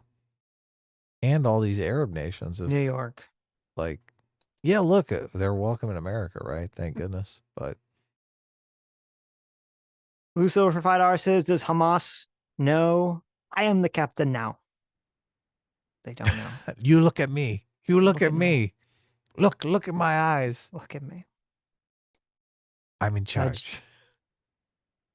Jason M for 5 Canadian says, I recommended a recent trigonometry show with Melanie Phillips. She well describes the mindset of leftists who hate Israel and support Hamas and the Houthis. I'll check it out. Cool. I haven't seen it yet. Luke W for 16 months says, I can't believe we're at the point where saying you dislike terrorists is praiseworthy, but here we are. Yep. Lethal Strain for 2 hours says, Hasan got him with that Houthi and chill stream. Messy Tenet for $5 says, how has Hasan not been arrested by the DOJ for financially aiding a terror organization? It's crazy that Islamic terror is just not a crime, apparently. Well, I don't know if he's the Kamala Harris campaign or administration, right? I don't know how if he's financially aided them, but it is crazy that he hasn't gotten in trouble for promoting them. So Trump's DOJ will go after him, right? Oh, Lock okay. him up. There you go. D5280 for $2 says Google Nelson Mandela and his wife and necklacing. Uh-oh. No, don't do it. Uh-oh. I mean, I know Nelson Mandela used to do some pretty violent things, so. Did he kill his wife? Did his wife kill someone? True Power Zay for 20 months says, quote, I'm just your friendly neighborhood terrorist. Hasan Piker. Alex Wright for $10 says, this is a threat, and when we try to do something like the Anti-Semitic Awareness Act 2023 or enforcing 18 USC 2339A or potentially banning TikTok, people freak out and cry, Patriot Act. Yeah, when are they going to ban TikTok? Well, that's interesting. How are you going to feel, Adam, if so TikTok has been, I believe, is still in the process of their however long they have, 180 days to divest unless they get banned, right? They didn't change. Right. So what are you going to do how are you going to feel if Trump wins the election and unbans TikTok? Not going to happen. He just Are you doesn't sure want about to that? say anything during the election because he knows a lot of people like TikTok. So he doesn't want to risk alienating any of those voters. But as soon as he's president, ban hammer, TikTok is gone. Well, no, bitch. it's a bunch of people in his campaign are heavily invested in TikTok. Yeah. Financially. So it's He's not gonna like say, look, it's not a voter thing, it's a money thing. Look, he's going to say, guess what? Mhm. You guys are the new owners of TikTok. I see. Yes. Interesting. TikTok becomes an American company. Unless you're insinuating that all the people in his campaign are Chinese. Is that what you're saying? No, I'm saying that they're invested in TikTok, and Trump said he, softened on TikTok for that reason. Well, yeah, they want because it's a payoff. It's obviously a payoff. Yeah. He's we'll see. No.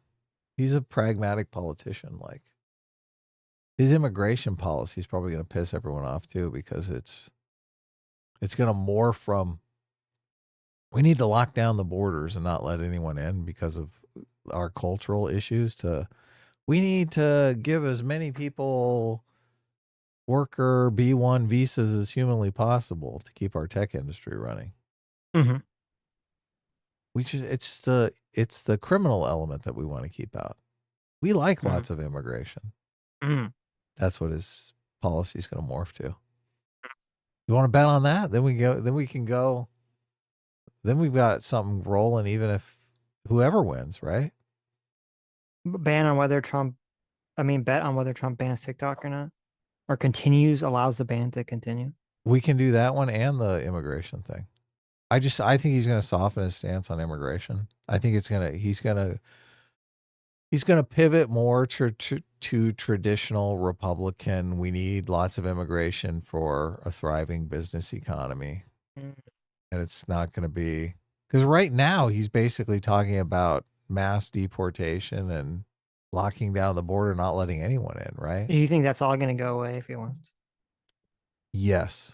Interesting. I think he's going to soften his stance on immigration and be I'll bet on that. I don't think he will. Well, I mean, it's going to be hard. I think he might soften a little bit. He might soften the deportation stuff. But I don't think it's really going to soften the rhetoric. So the rhetoric's going to be harsh, but he's not going to do anything? Yeah, he's going to keep saying, I'm going to build a wall. Building a wall to keep them out. He's not even really doing the wall thing now. I mean, he's not doing the build the wall thing. Yeah, I guess that's now true. He's moved on to mass deportation. He's like, the wall failed.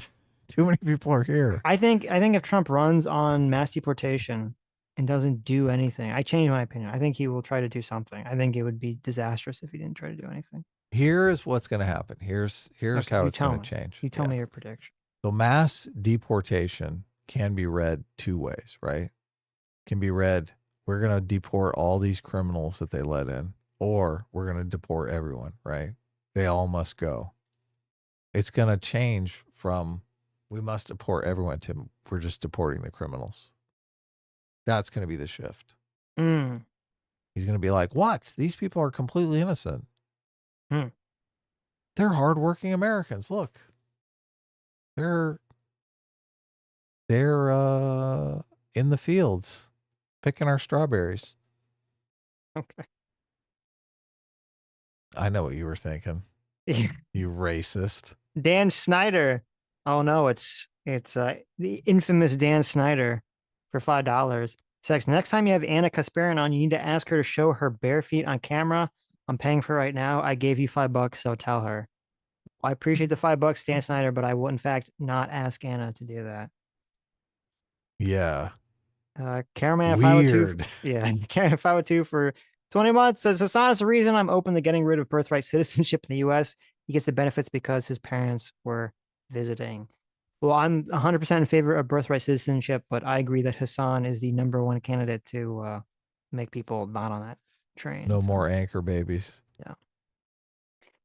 Dan Snyder again for another $5. Oh no. Says, Hasan's friend is even worse and more evil. He's like if AIDS and cancer had a baby conceived through rape, which he's probably proud of, by the way. There you go. So the Chapo Trap House guy is like if AIDS and cancer had a rape baby. It seems accurate. Well, here's the question. If AIDS and cancer had a baby through rape, which one's raping who? Mm-hmm. And would it be baby cancer or baby AIDS? Right. Did AIDS rape cancer or did cancer rape AIDS? It's like, what is the sound of one hand clapping, right? It's a very deep philosophical question. It is. Hayden Dill for 27 months of This One Equals Freedom. Thank you so much. This question, would you rather be served McDonald's fries by Trump or watch Kamala Harris react to Freedom Tunes cartoons about her? I was a McDonald's worker for a few summers and worked with tomboy felons, LOL. Well, that sounds pretty funny. Obviously, making Kamala Harris watch Freedom Tune cartoons about her would be pretty amazing. I agree. So I would go with that one. That's the easy win. Right. I've already seen Trump do fries, so yeah, exactly. He's just gonna call me beautiful and hand me a prize. Okay, I know what's gonna happen. Stargate 404 for $10 says I expect rape denial from Hasan, but Breaking Points also actively pushes at denialism, accuse it of being fabricated, then claim it is Israel soldiers raping Palestinian prisoners. It is sick. Yeah, I saw that. I don't remember if we covered it. Did Crystal say that? Yeah, they're completely on that whole. Crystal did that? Really? Yeah. Sagar did it too? I don't remember. That's crazy. Oh my God, Anna Kasparian, the real Anna Kasparian, was listening for $10. Oh shit. Said, bad boy, Dan, bad. There you go. There you go, Dan. You actually got your request heard. Oh by Anna. God. So there it is. That's hilarious. There it is. And good for Anna. So no, not gonna do that. Disgusting. Okay. Oh man, that is hilarious. Oh, that's top tier content right there. Look at that. Anna coming in for the win. Yep. You better heart that bad boy. There you go. Doug for $5. Thank you, Anna. Doug for $5 says, I'm starting to think that he really thinks the Houthis are the straw hats and the president of Iran is Imperio Ivankov. Yes. Mm-hmm. Ace for $5 says Hasan is evil. He is trying to guilt trip Ethan for calling out him platforming a terrorist and defending left-wing anti-Semitism. And also for another $5, Ace says Hasan and Hamas only care about people insofar that they can use them as human shields. Oof. A long story short for $5 says if Hasan and friend really cared about the safety of the Palestinians, they would be condemning neighboring Arab countries for not taking refugees. It is interesting that that doesn't come up in these conversations very often. So, quotation points for 4 months says, I still do not understand how Hasan is able to even stream. I assumed he would have his operation shut down now due to blatant anti-Semitism. Well, I'm just surprised, not anti-Semitism, but just, again, advocating for Houthi terrorists. I am very surprised that people that like buy ads on Twitch are totally fine with that. They probably just don't know about it because no one ever reports on it because of the media bias about the whole situation. Alex Wright for $2 says, Adam, have you seen the movie Beasts of No Nation? I have not. Is it good? Should I see it? Beasts of No Nation is an American war drama film that follows a young boy who becomes a child soldier as his country experiences a horrific civil war. Shot in Ghana, starring Idris Elba. Based on a 2005 novel of the same name. So there you go. It's another one of these depressing child soldier movies. I'll check it out. That book, A Long Way Gone, is just, oh God. It's page turner, as they say, right? Is Long Way Gone is, it's not a story, right? It's just someone talking about like what is going on, like it's nonfiction. A Long Way Gone? Yeah, it's not like it's a memoir. It's a okay, it's a memoir. Yeah, he was a child soldier. They turned him and a bunch of the kids over to, I think it's UNICEF, and he ended up getting adopted by a person in America. So that's how he came to be an American. Good, yeah, at least, yeah. They they turn him over to UNICEF, and I think a bunch of the kids, like, they're thrown together, but some of the kids are from the rebel side and some of the kids are from the army side. So they're in the boys' home or whatever, Talk but about they're still like awkward. sworn enemies. Yeah. Right. And he forgets, but he has a hand grenade in his fucking bag. Oh my God. Yeah. So like a fight breaks out and he ends up using the fucking hand grenade. It's like the craziest fucking book ever. Jesus. Yeah. How do you use a hand grenade in a fight? Like, I think you're they you're usually pretty close to someone in a fight. You're like, oh, let me just like run away and throw a grenade at you. I can't remember if the hand grenade actually goes off. They do end up like mutilating this guy or cutting his fingers off or something, and the guy still works there. And he's like, oh, it's crazy. Yeah. That's not good. That book is insane. That book is totally insane. So whenever I see anything like child soldier related, I always think, ugh. Right. Grueling. As you should think, ugh. As the proper reaction to a child soldier situation is, ugh. There's stuff in that book that I can't repeat on this. Right. Like, it's so heinous. Like, think of the most heinous possible things you can think of. And that's where they go. It's just, it's mind bending. Yeah.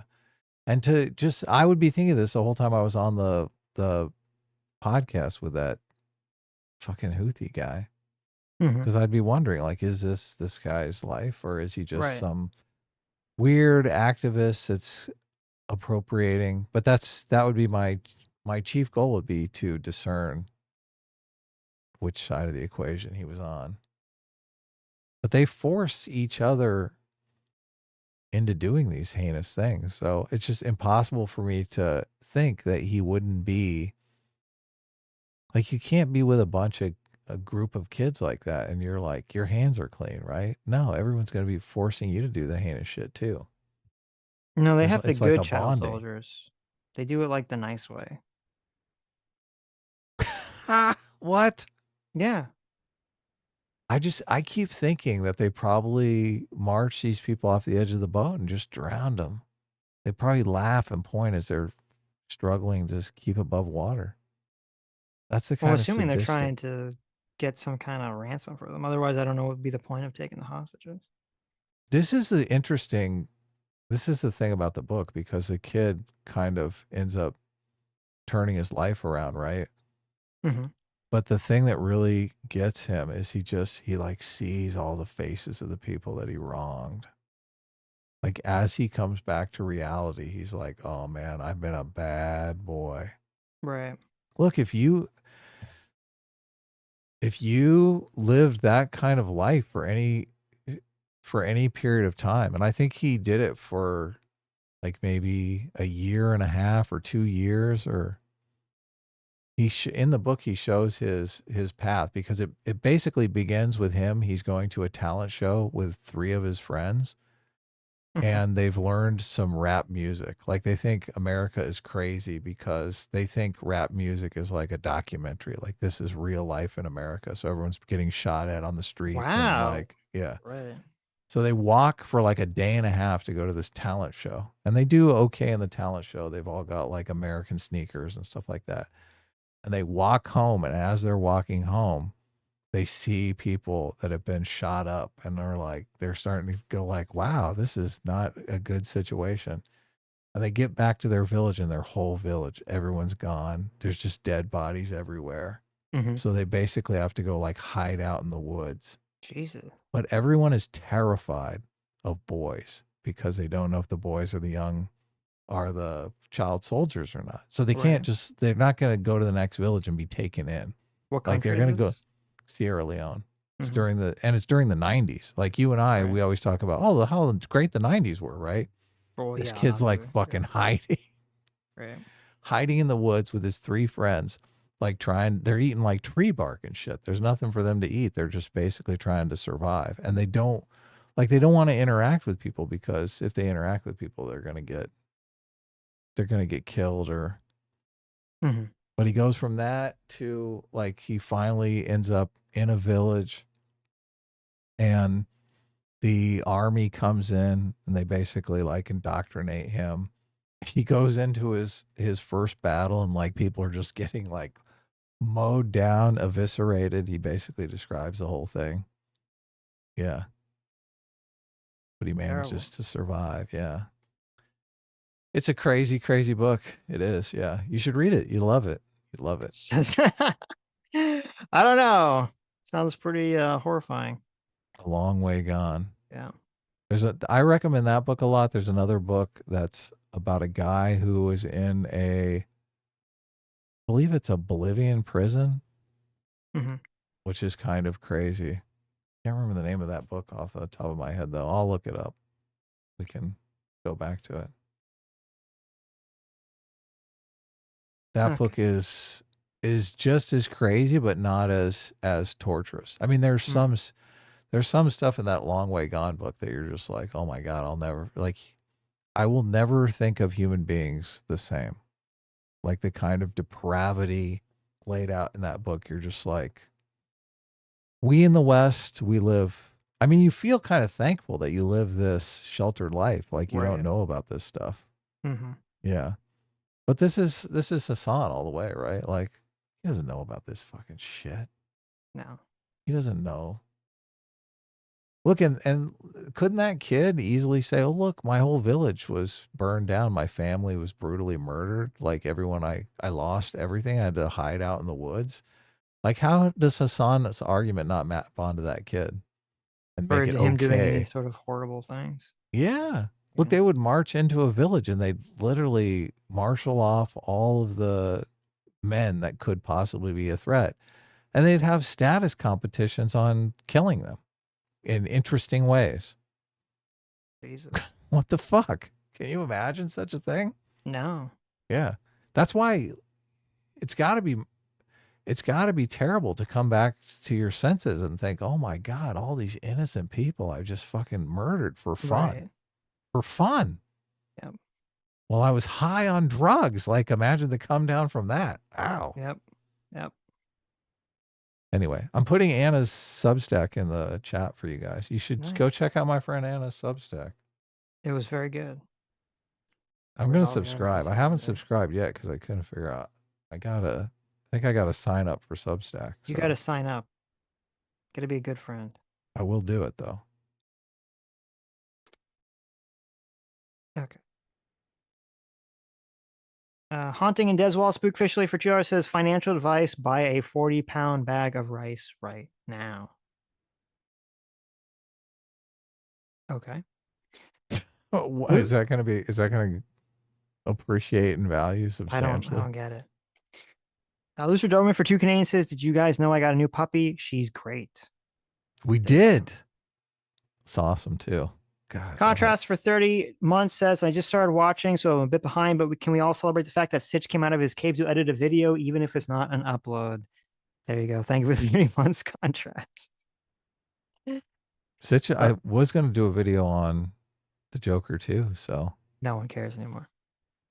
Maybe I still will. Floki VT for $5 says, did you see the Frogan on Vet's clip? Twitch is getting roasted by Vet streamers at the moment. It's crazy because she even doubled down now playing Cry Bully. I did see it. She had a clip where she said that she hopes all vets get PTSD and don't have health care. So she's just doing that for attention, right? Look, some people realize very quickly that they can say super incendiary things and all eyes come to them, right? It's the lowest common denominator with content. Yeah. It's like you're not trying to say anything informative or insightful. You're just like, I can say, you know, all cops should get PTSD and their health insurance should be pulled from them. Well, it's interesting because you talk about duping. You talk about duping Delight. She definitely has, whenever she says this shit, she has this face that's like the face of a 5-year-old, or I should say like 8-year-old boy doing a shit stirring to just like the totally. You know, they have that that little face, and you're like, oh, they're just doing it to fucking trigger people. So it's weird to see I guess adult, I don't know how old she is, adult woman basically engaged in that behavior, who is Hasan's mod or one of Hasan's mods, and has been held up by Twitch as like some sort of amazing person. So horrifying.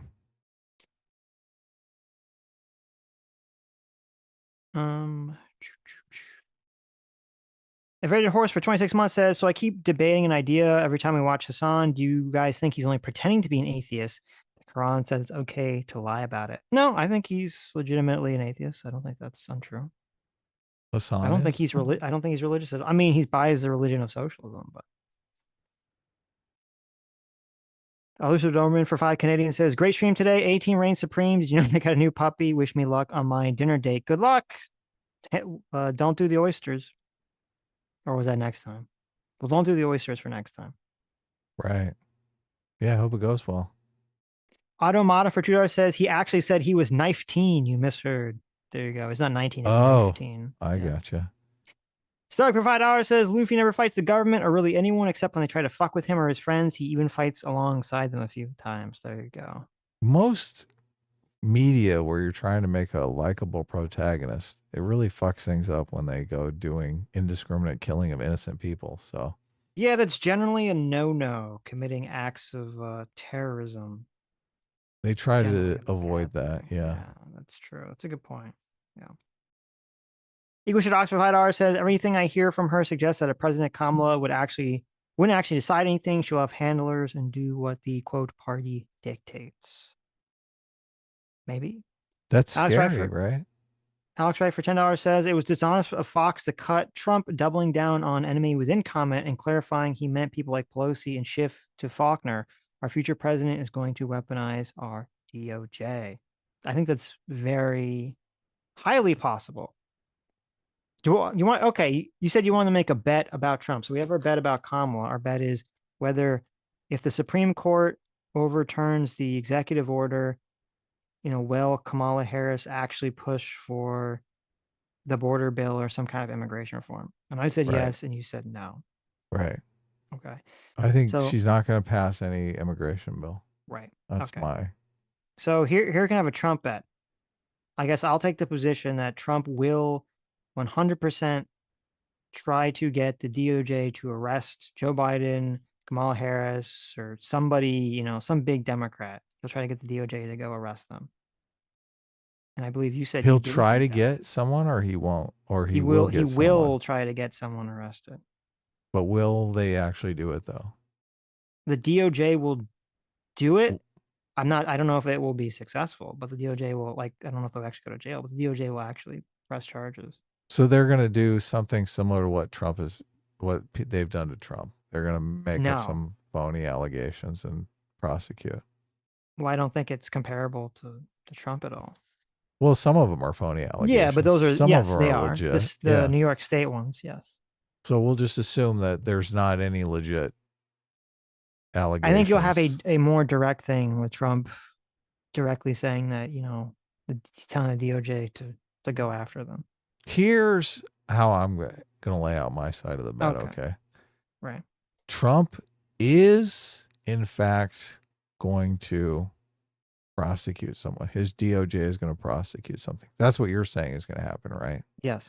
But I'm saying that they're going to actually investigate Hunter Biden, and they are going to find out Hunter Biden is, in fact, guilty of shenanigans with the Russians and the Ukrainians, and that he gave money to Joe Biden in the millions and millions of dollars. And they're going to prosecute Joe Biden. They're going to throw Joe Biden in jail, and he is going to be guilty as sin. Okay, so you actually do think that he's going to go after him. You just think that it's going to be through the Hunter Biden thing. And he's going to be guilty. And he's going to be guilty. Yeah.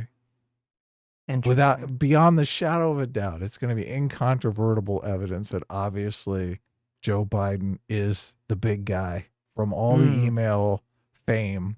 Incontrovertible. Wow. Yes. Yeah. They're going to have him on videotape. Putin had his webcam on as he was sending the email. Okay. Interesting. And it was pointed out at his fingers, and you could see him type out 5 million for the big guy.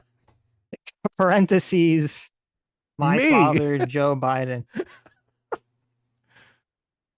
Okay. I'll take that bet. Okay. I don't think that's going to happen. It'll be an interesting bet, though. Yeah. What if that does happen? How crazy is that going to be? Then, wow, that'd be pretty crazy. Look, that is the ultimate I told you so. Like, it's my prediction career is over as soon as I predict that one, right? It's like I am the prediction god. If you get that one right, I will be very impressed. What was so you're just saying he's going to wrongly prosecute people, right? Yeah. Okay. I like yours better.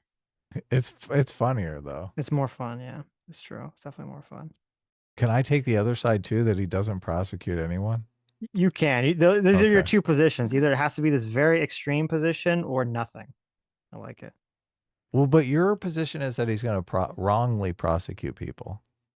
And my position is he's not going to prosecute anyone if they're not guilty. But if they are I wasn't guilty, even he is gonna making prosecute. my position wasn't even on the basis of right or wrong. It was just that he's going to use he's going to very explicitly use the Justice Department to go after some major Democrats. Right. But you said they would do that. Like he'd put someone in that was amenable to this strategy, right? 100%, Obviously, he's not going to. Who do you think he is going to put in the DOJ to do this? I couldn't tell you. Tell you. Well, he can't put J.D. Vance in because he's already. Can he? I mean, can you be vice president? No. Oh, that's unfortunate, right? It'd be kind of weird. Well, the vice president technically doesn't have a job, so. They're the vice president. Okay, they're very important. Why couldn't they just be the head of the Department of Justice? I don't think that's Attorney General. I don't think it works that way. What if he makes Nikki Haley Attorney General? That's not going to happen. Because she's not going to prosecute people wrongly, right? No, he needs some stooge. What about Ted Cruz? He's kind of a stooge, right? No, he needs even more of a stooge. Ooh, I got it. Little Marco. No, he needs like Flynn level of stooge. Could he do Flynn? I mean, Flynn's already been pardoned, so he's perfect. There you go. Right? He could try. What about the My Pillow guy? Could he? Oh, there you go. I like that. Mike Lindell. The My Pillow guy is the head of the Department of Justice.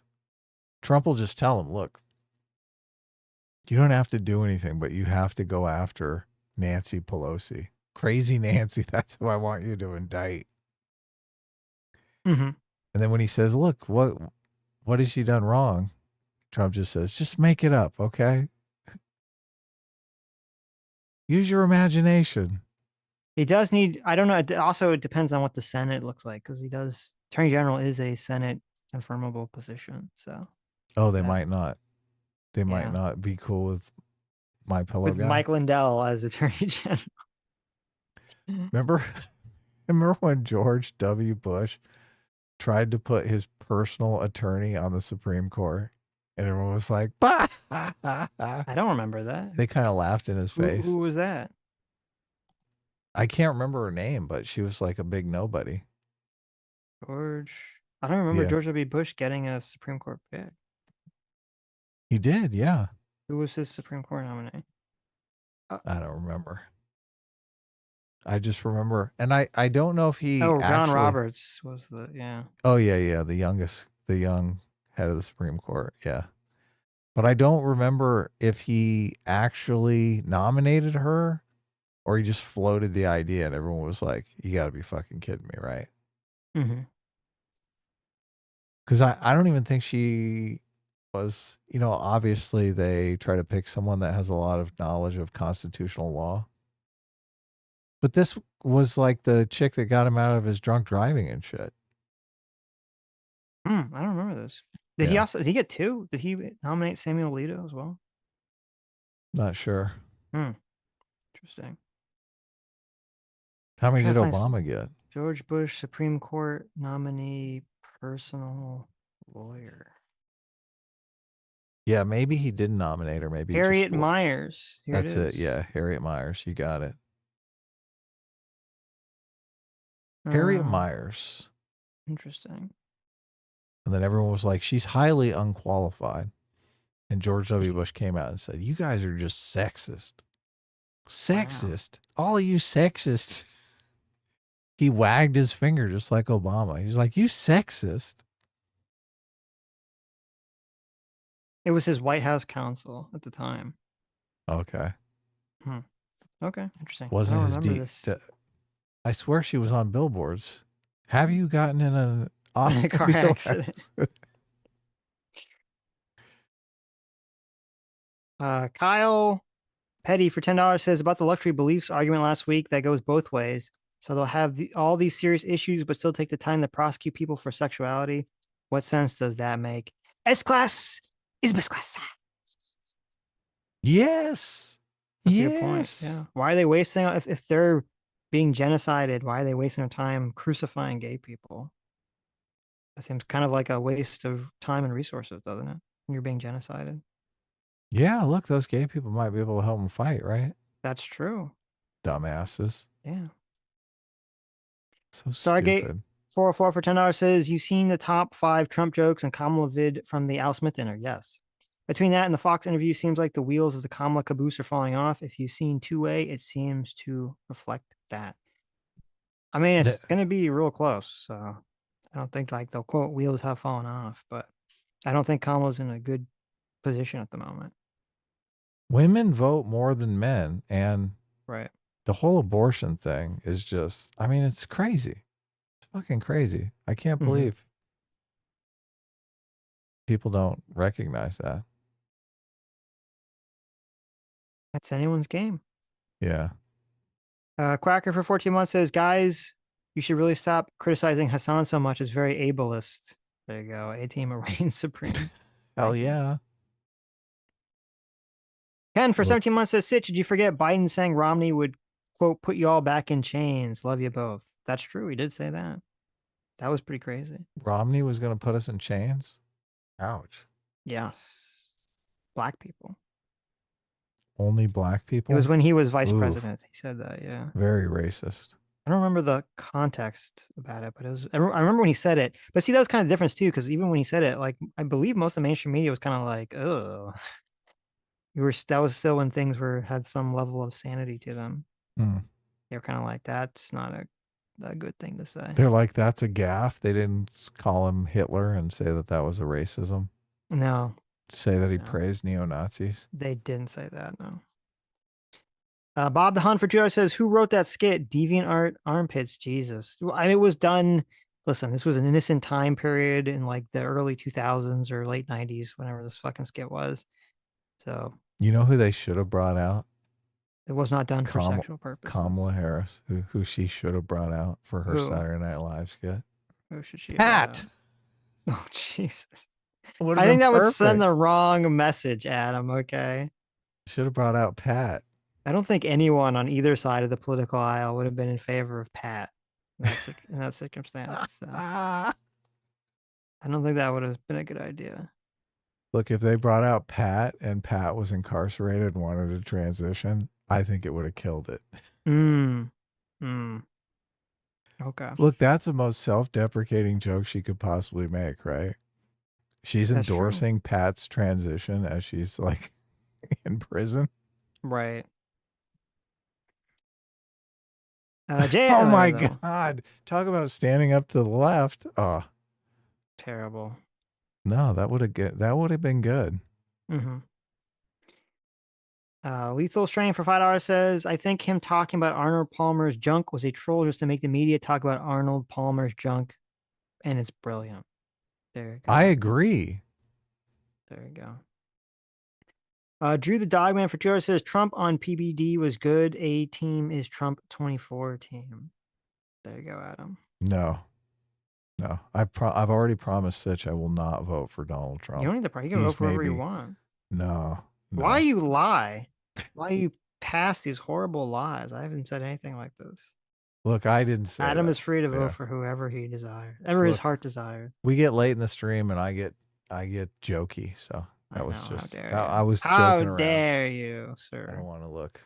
Sitch, I can vote for whoever I want. Sitch's mom I'm will allowed be it. very angry at me. I've but allowed it. No, I don't care. I literally don't care. you know your mom's gonna be mad. I don't have to tell my mom who you're gonna vote for. Look, if I vote for Donald Trump, will you promise me that Yeah. your mom will never find out? I will not tell my mom Okay. if you vote for Donald Trump. Is she gonna ask you? You think it'll come up in conversation? It I know you will talk to your probably come folks up a in a lot. conversation. Now that I think about it, it probably will come up in a Right. conversation at some point in my life. Right. Well, what are you gonna say if that? Look, I don't want you to lie to your mom. I'm going to tell her that you voted for Kanye. That's much better, right? It's perfect because it's true. Like Yeah. you don't have to tell her what election. I When you voted in. voted for Kanye. Exactly.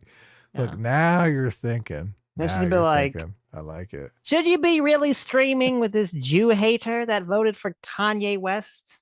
I saw him on Alex Jones. He had the net. He was crazy. Oh no. Oh no. It was totally crazy with that net and the mask. Mama Sitch trying to sway the show. He said he loves Hitler. No, he did, Mom. He said he loves. Your co-host voted for a man who said he loves Hitler. Oh, you go fault. Oh. Haunting Alright. in Dev's wall specifically for $5 says everyone in the Sitch and Adam chat is good looking and has beautiful families, the best families. Such an attractive group of people. True. So Haunting true. in Dev's wall spook officially for $2 says Checkers Rallies is objectively the best fries. Checkers are very good for fast food. I don't know if I'd say best, but they're definitely up there. They're definitely top tier. Oh, my thing froze again. Luso for $2 says Tommy's chili cheese fries with jalapenos. Those are Tommy's? delicious. Yeah.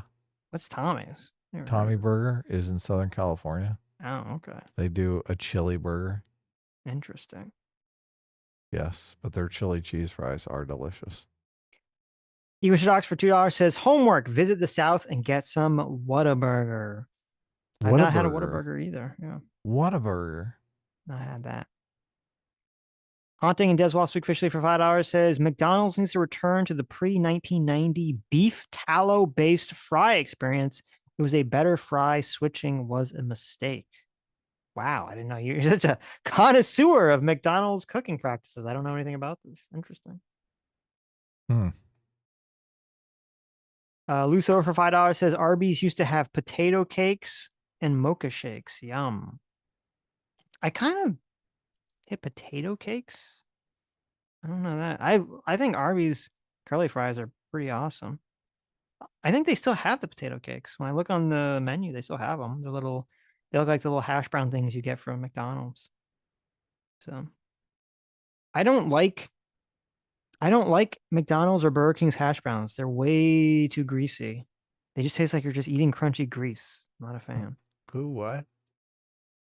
The McDonald's and Burger King hash browns they're not good.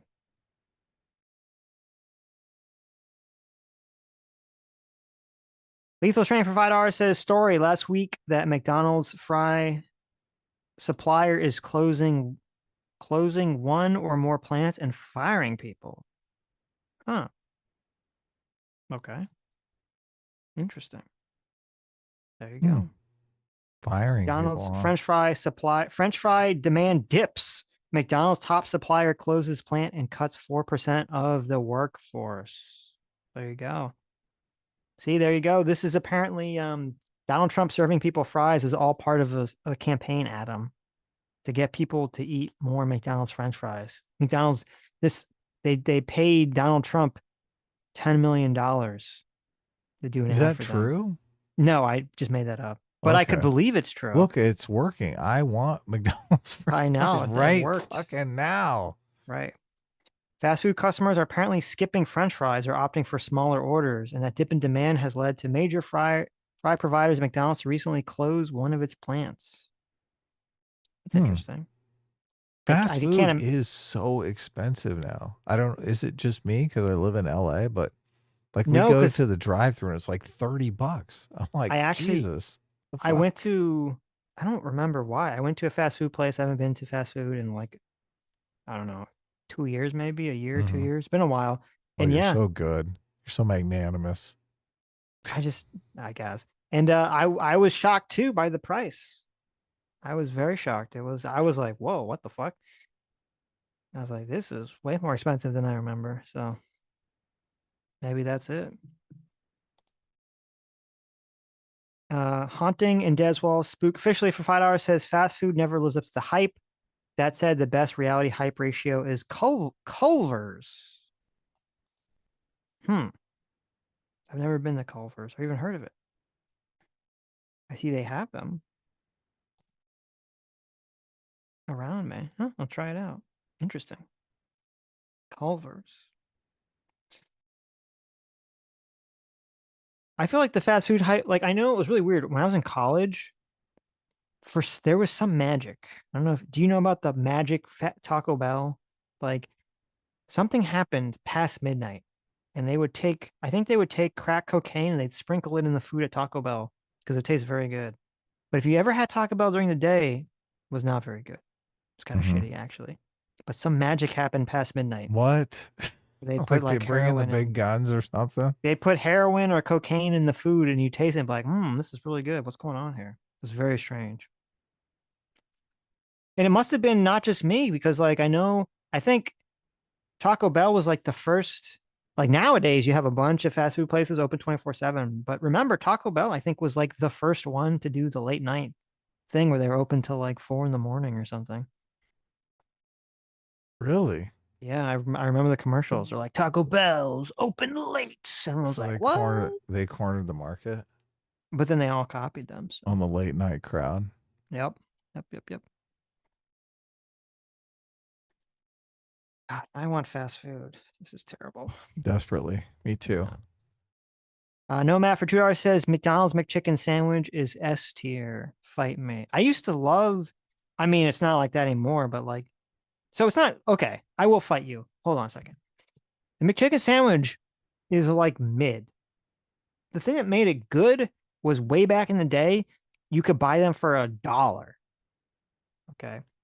When I was in college, you get the $1 menu McChicken sandwiches. That was S tier, right? But I believe the price is like $3 now or something ridiculous.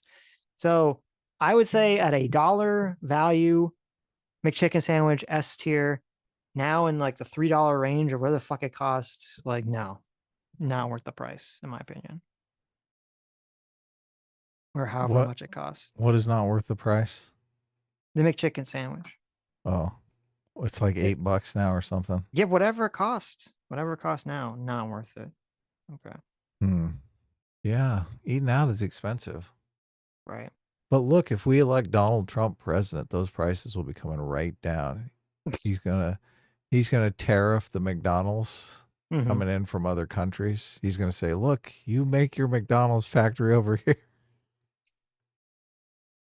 It's gonna be great. A new golden age. Look, if anyone knows that McDonald's fries are overpriced, it's Donald Trump. Okay? It's Donald Trump, huh? He eats there all the time. He's like, "What? $8 for a large fry? Fuck this! I'm running for president.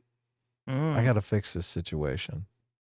So I'm looking at, it says McDonald's near me, McChicken costs $3.35. How do I look up Los Angeles? How do I do that? I don't know. I don't know your fucking zip code. Where's the price thing? On McDonald's website? Yeah. McDonald's. Why is, you're right. It's like the chat keeps freezing and stuff like that. Yep. And now I'm going to go to some website where I got to put a zip code in. McDonald's. Okay, right here. Or it automatically does it to your like location or whatever. It does. It can. Yeah, it I had to says click on the accept. it says McDoubles $3.65. Single cheeseburger. Remember when cheeseburger cost like 39 fucking cents on Wednesdays or whatever? I do remember that. $2.39 right now. What the fuck? For a the cheeseburger? For the shitty ass McDonald's cheeseburger, you're gonna pay $2.39 for that piece of shit. That's ridiculous. Okay. McChicken sandwich. I was wrong. It says $3.10. $3.10 for a oh my god. I used to get 3 McChicken sandwiches for $3, Adam. What is this? This is fucking madness. What a mad world we live in. First of all, you're eating McChicken sandwiches? Wait. I did back then. It was $1. It was $1. That was the golden age, Adam. McChickens for $1. Where do now, I this get is weird. I'm looking at it. Where's the price at on here? According to the thing I'm looking at, the Find price new for like restaurant. the main sandwich seems to be the same. I kind of recall the spicy McCrispy being around the $5 mark. It's a little bit more. So it's weird. It just seems like just the dollar menu. Maybe that was like a massive loss later and they could just make up for it in other areas or something. I don't know. Can you get a menu at this place? Did you click on mobile ordering? I want to compare my chicken sandwich to your chicken sandwich. I want to see how bad the residents of Los Angeles are getting raked over the coals. McDonald's mobile order. How'd you get the price on yours? Well, first I looked on Uber Eats. Oh, you okay? And then I looked on the make sure to confirm because they always add a little bit extra. Look, if to do Uber Eats, I gotta call my wife in from the other room. Like, I don't know how to do Uber Eats. What are you talking about? Fucking Adam, you're like retarded. I know, basically. Right. Look, I delegate, Sitch. Okay. I know how it's done. I'm perfect to be president of the United States. Let me tell you the story. Getting sushi with Adam. Oh my god. Did we go to sushi? I can't even remember. We did go to sushi. We did? Yeah, No, but you didn't get sushi. didn't. No, it was a sushi or ramen. I don't know. Wherever we We went, went to ramen, but yeah. You didn't order the sushi or the ramen. Yeah. Yeah. And you know why? You know the reason why you didn't order it? Did you order for me? No. I don't know what you fucking want. I can't Do you not remember this? I remember. Do you remember this story? Yeah, tell it. No, I don't remember. The story was, I think we went to like a sushi place. It was either sushi or ramen? I don't remember. It was either sushi or ramen. No, it was ramen. And we specifically went there to get ramen. And we show up and I get the ramen. And Adam's looking at the menu and he realizes that he doesn't actually know what he orders. Because his wife usually orders for him. He didn't know what ramen to order. So I'm like, well, I mean, it says there's little descriptions next to it, what it says it is. I like bring up little pictures on my phone. But Adam ends up not ordering ramen because he doesn't know which one he gets. Look, because his wife orders for him. I do remember now, yeah. Look, my wife, there's like 2 or 3 ramens that I like, and she'll describe it to me. So I don't have to learn the name. Look, when you get married, Sitch, you'll know. It's great. It's like having a whole second brain that you can engage whenever you need to. Okay. The only problem is the brain has to be with you in order Right, to right, engage yeah. it. So Interesting. I'm looking. This can't be right. What is it? McDonald's oh, I guess it is Uber Eats. Okay. But Uber Eats, it says $13.99. That can't be right for a They chicken always charge a sandwich, little. They right? charge more. So yeah.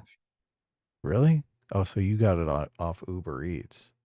Well, I was trying to see if you could do a pickup, but you couldn't because then that usually drops the price to whatever it is normally. But McCrispy says $7. for what? I don't know. It's like a Oh, for the McCrispy? yeah. Yeah. What's it for the McChicken though? Oh, there's a difference. Yeah, there's a difference, Adam. I'm looking. You better. McChicken right here. What was your price? $3.19. $4.24. Look at that. You got an extra $1 change. Yeah, Got to pay for your gas tax. probably so. Yeah. I want to know how much it is just if I go get it myself. Look, I have a car. Why am I fucking paying Uber Eats to drive me around? Here's a what was it? Here's a car for your burrito. A private car for your burrito. Private taxi for your Private burrito. taxi for your burrito. Every Yeah. time my wife orders Uber Eats, I bring up that meme. I'm like, inflation, or you ordered a private taxi for your lasagna? Yeah, there you Private go. taxi for my There lasagna. you go. Luso for 2 hours says Dan S is the best. No, untrue. Stop it. Is that the Oh, feet guy? that is the feet guy. Speaking of the feet guy, Dan Snyder. This is after Again. Anna's super Oh, chat. look. Dan Snyder for $5 says, I just feel it would strengthen her credibility. Being barefoot is more working class. We all know this. The 1% wears shoes. Dan, Wow, look at this.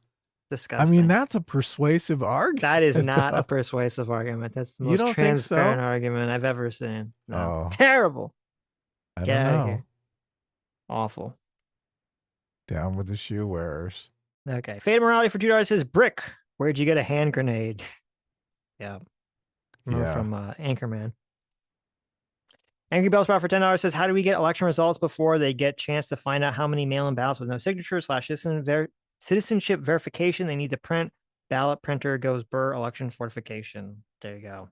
Mr. Obviously, you know how Angry Bellsprout feels about it. He also says, Angry Bellsprout for $2 says, Anna and Sean, ew, gonna make you babies. How dare you? They're both married to different people. Okay, relax. Yeah. Stop it. Don't go crazy. Yeah. Mr. Middleman for $2 says, I had to read that book in high school. It stuck with me. Wow, that's crazy. You had to read that A book. Long in Way high Gone? school? Yeah. Is that the book? Wow.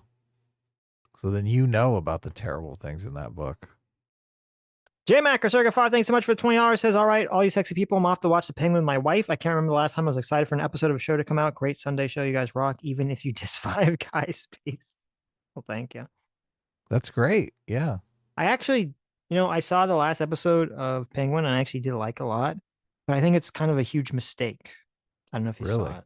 I didn't. I started watching. I watched about half of the second episode, but Oh, wow, you're Yeah. behind. I'm way behind. You should watch Yeah. it. So I think it's getting better. I think it's a I worthwhile thought it was, series. yeah, I thought it was pretty good. So Okay. The I'll last get episode caught is up. all a flashback explaining what's her name? The woman, the hangman crazy? lady. Yeah, explaining her origin story. Really? Which is kind of Okay. fascinating, yeah. That's the sister, right? Of the guy that gets killed in the first episode. The sister, yes. Yeah. And the daughter of Falcone. Cool. Theoden King of Brohan for 19 months says everyone should read Stay Alive, My Son by Pin Yathe. Alex for $5 says thoughts on FTC's click to cancel rule for subscriptions. Lena Khan has been so base. Unfortunately, she'll be gone when Trump gets reelected. I thought that was ultra mega base. Did you see that? The FTC passed this new click to cancel rule that's supposed to make it so that anyone can easily, with one click, cancel any reoccurring subscription or membership. That's super based. That is great. Yeah. Yeah. None Because of this, like, some of these they make them call and you got to I like stay on the phone and they try to keep you on indefinitely. Yep. Yeah. And they know with all the Zoomer kids that don't want to talk to people, that's gonna like add an extra month of them not canceling. That's how they do it. That's why they do it. It's ridiculous. So very based. I do like Lena that Khan rule. right there. I think they're going to get rid of Lena Khan either way. Isn't Kamala going to get rid of Lena Khan too? Everyone seems to want to get rid of Lena Khan. I've heard people say that. I haven't looked into it, but I've heard that mentioned. That she doesn't really like her either. I think Trump should keep Lena Khan. Okay. Yeah. You don't think he will? I don't think he will. Did he say he was going to get rid of Lena Khan? I don't know, but I can't imagine it. So. Hmm. J-Mac, our circuit fought for another $10 says all this fast food talk reminds me of that McChicken that was under my car seat for a month that I ate. Oh God, I remember that. Terrible. Look, you just microwave it up and it's great. How is the bread not moldy? Hmm. That's suspect. Lots of preservatives. Yeah. Val Van Gogh for $5 says doner kebab joints in Europe usually blow American fast food out of the water, especially after a big night out. I would imagine so. They have a bunch of those places in New York too that are really fucking amazing. Right. Yeah, when I lived in New York, I never got fast food because there's always something better. Yeah. Yeah, exactly. Some little falafel place or some pizza place. It's like I actually found a really good bun place, Chinese dumpling place, dim sum place the other day. Last week. that's awesome. That's pretty awesome. That is a very underappreciated food in America. So good. Caleb the Cynic for $5 says, never forget what they took from us. $1 McChickens and 24-hour Walmarts. That was the golden age right there. Mm-hmm. We'll get it back. That's what Yeah. Making America Great Again is all about, really? right? Okay. Yeah. Okay. Make America less expensive again. Make America affordable again. This is How why about that? Elon Musk is making AI with robots. It's all just to get us back on track for the $1 McChickens. I can't wait. The free McChickens. We've earned it as Americans. All fries should be 99 cents. Haunting and Des Wall spookfishly for $5 says Trump was clearly onto something based on chat response alone. Nothing engages the American public like fast food. Long term, probably bad for the USA. That's a great point. Long term, what are you talking about? Short term and long term. No, it's great for you. You should eat fast food 3 times a day. Don't listen to that Shut Sporlock. up. Get out of here with this psycho. That Stargate Sporlock was a drunk. I'm telling you. What? Nathan Sporlock, the Super Size Me guy. Oh, okay. Stargate 404 $5 says pro hack. When you want fresh French fries, ask for no salt fries. They have to fry a new batch without salt and add salt later, fresh every time. Wow, look at that. And That's when they pretty give them to you, clever. go, hey, can I get some salt? Can I get some? Gotcha, bitch. Ultimate move. Ultimate Chad move right there. Okay. Oh, they probably hate you at the They drive-thru. would. They're going to spit in your liter of cola. Target 404 for $2 says also you can ask for fries well done and extra crispy. Really? Never thought to ask for extra crispy fries. I I'm assume they gonna would ask just for spit on me for doing that. I'm going to ask for extra crispy when I go tonight. Okay. I'll say, give them to me extra. Put them in there for 4 minutes. Make it I'm a fry 4 expert minutes now. and 30 seconds. Look, if I did that, they probably would spit in my fries because they'd know. They'd be like, this motherfucker watched that Trump video. He did. He did. How dare you? See, if Trump was a real president, real presidential candidate, he would have asked. He should have been like, what happens if I leave him in for another minute? Every once in a while, you see someone with a bunch of Trump stickers on their car or wearing a Make America Great Again hat in the liquor store, and you're like, wow. That's something you never used to see in Southern California. Mm. Like I don't know what it was. People were just afraid to show any open regard for Trump. Right. Yeah. I'm seeing no a matter- lot of lawn signs now, Sitch. Oh, you've seen the No, lawn sign. I'm kidding. Look, I'm doing a Tim Pool. I'm I kidding. know. I'm kidding.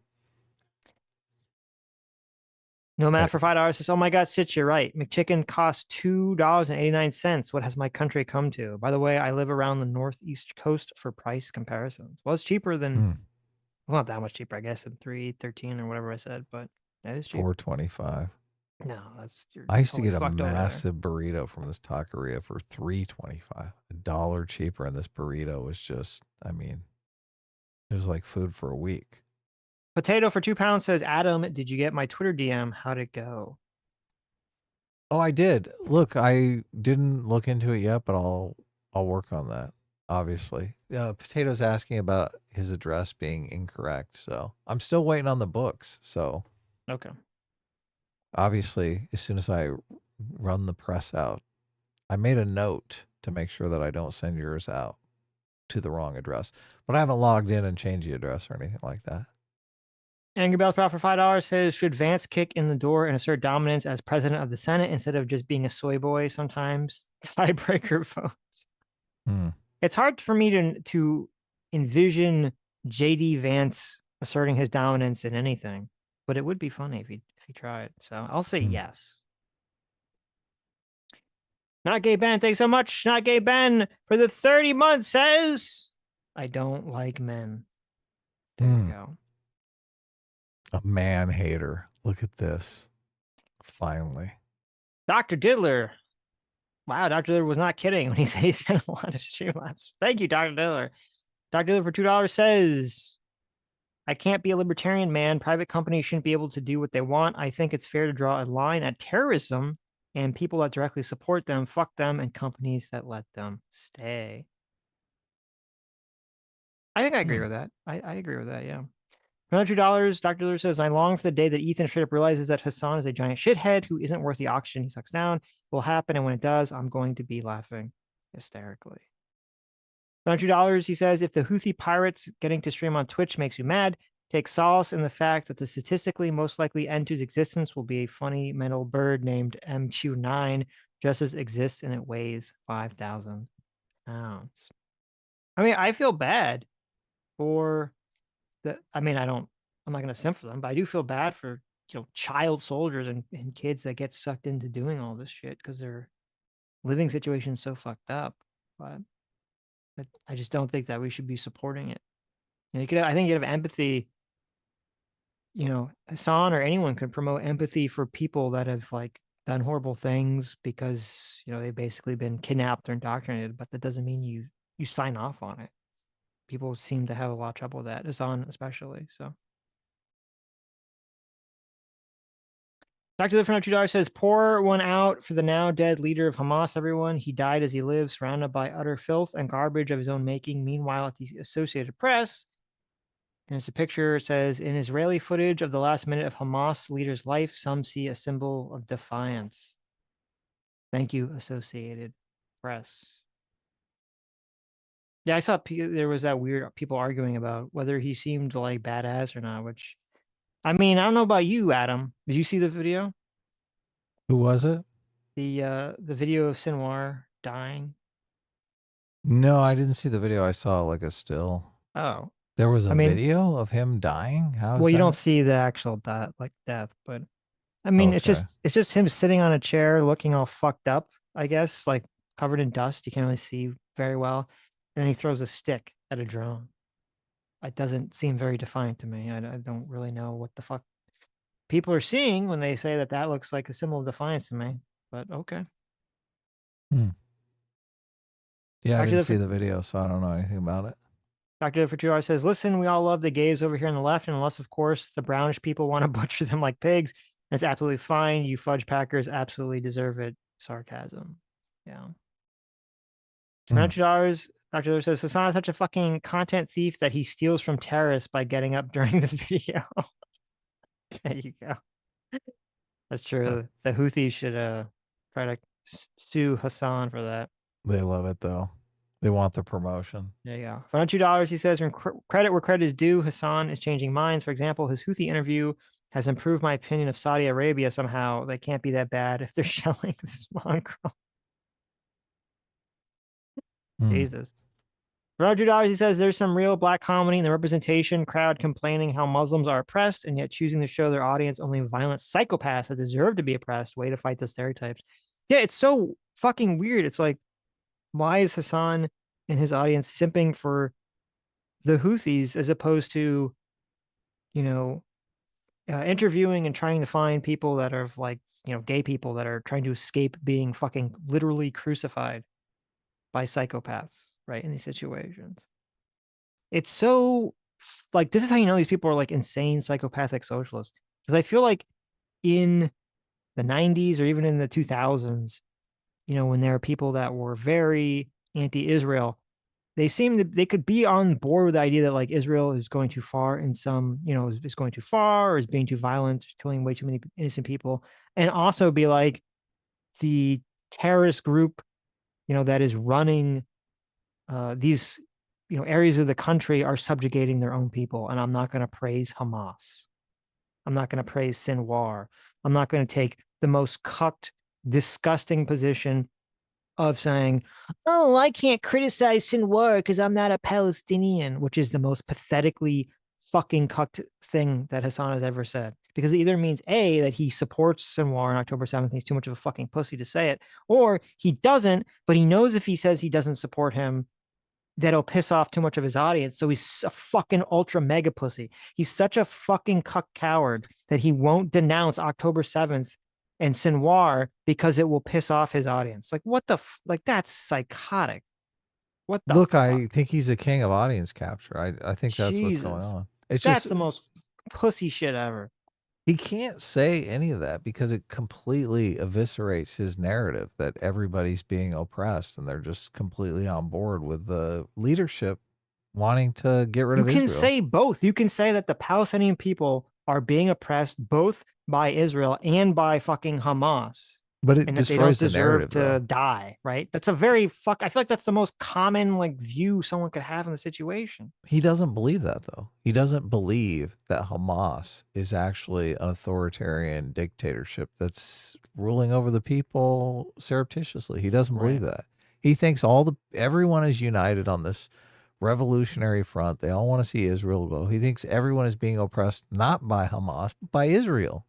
And that Hamas is just the innocent freedom fighters who are fighting against the oppression of the Israeli people. That's what he believes. I'm not Palestinian. I can't say whether it was right. Which, by the way, that's an answer he just fucking stole from fucking Finkelhorn. Oh, Finkelstein, yeah. Can you Finkelhorn. imagine? Like, there's no way he's going to say that they're oppressing their people, that their people are oppressed by the Hamas leadership. I know. He's never going to say that. What a He doesn't pussy. believe that's actually happening. What a psycho. No one important for $2 says, as Chud said, lefties will do all the systemic analysis in the world to explain why criminals deserve sympathy and love. But if someone is a Nazi because of their material conditions, forget all about that and punch them. That's so true. That's one of the truest fucking things that Chud Logic said. Oh. Very accurate. Yeah. Very interesting that they have that position. That's why they're all hypocrites and liars.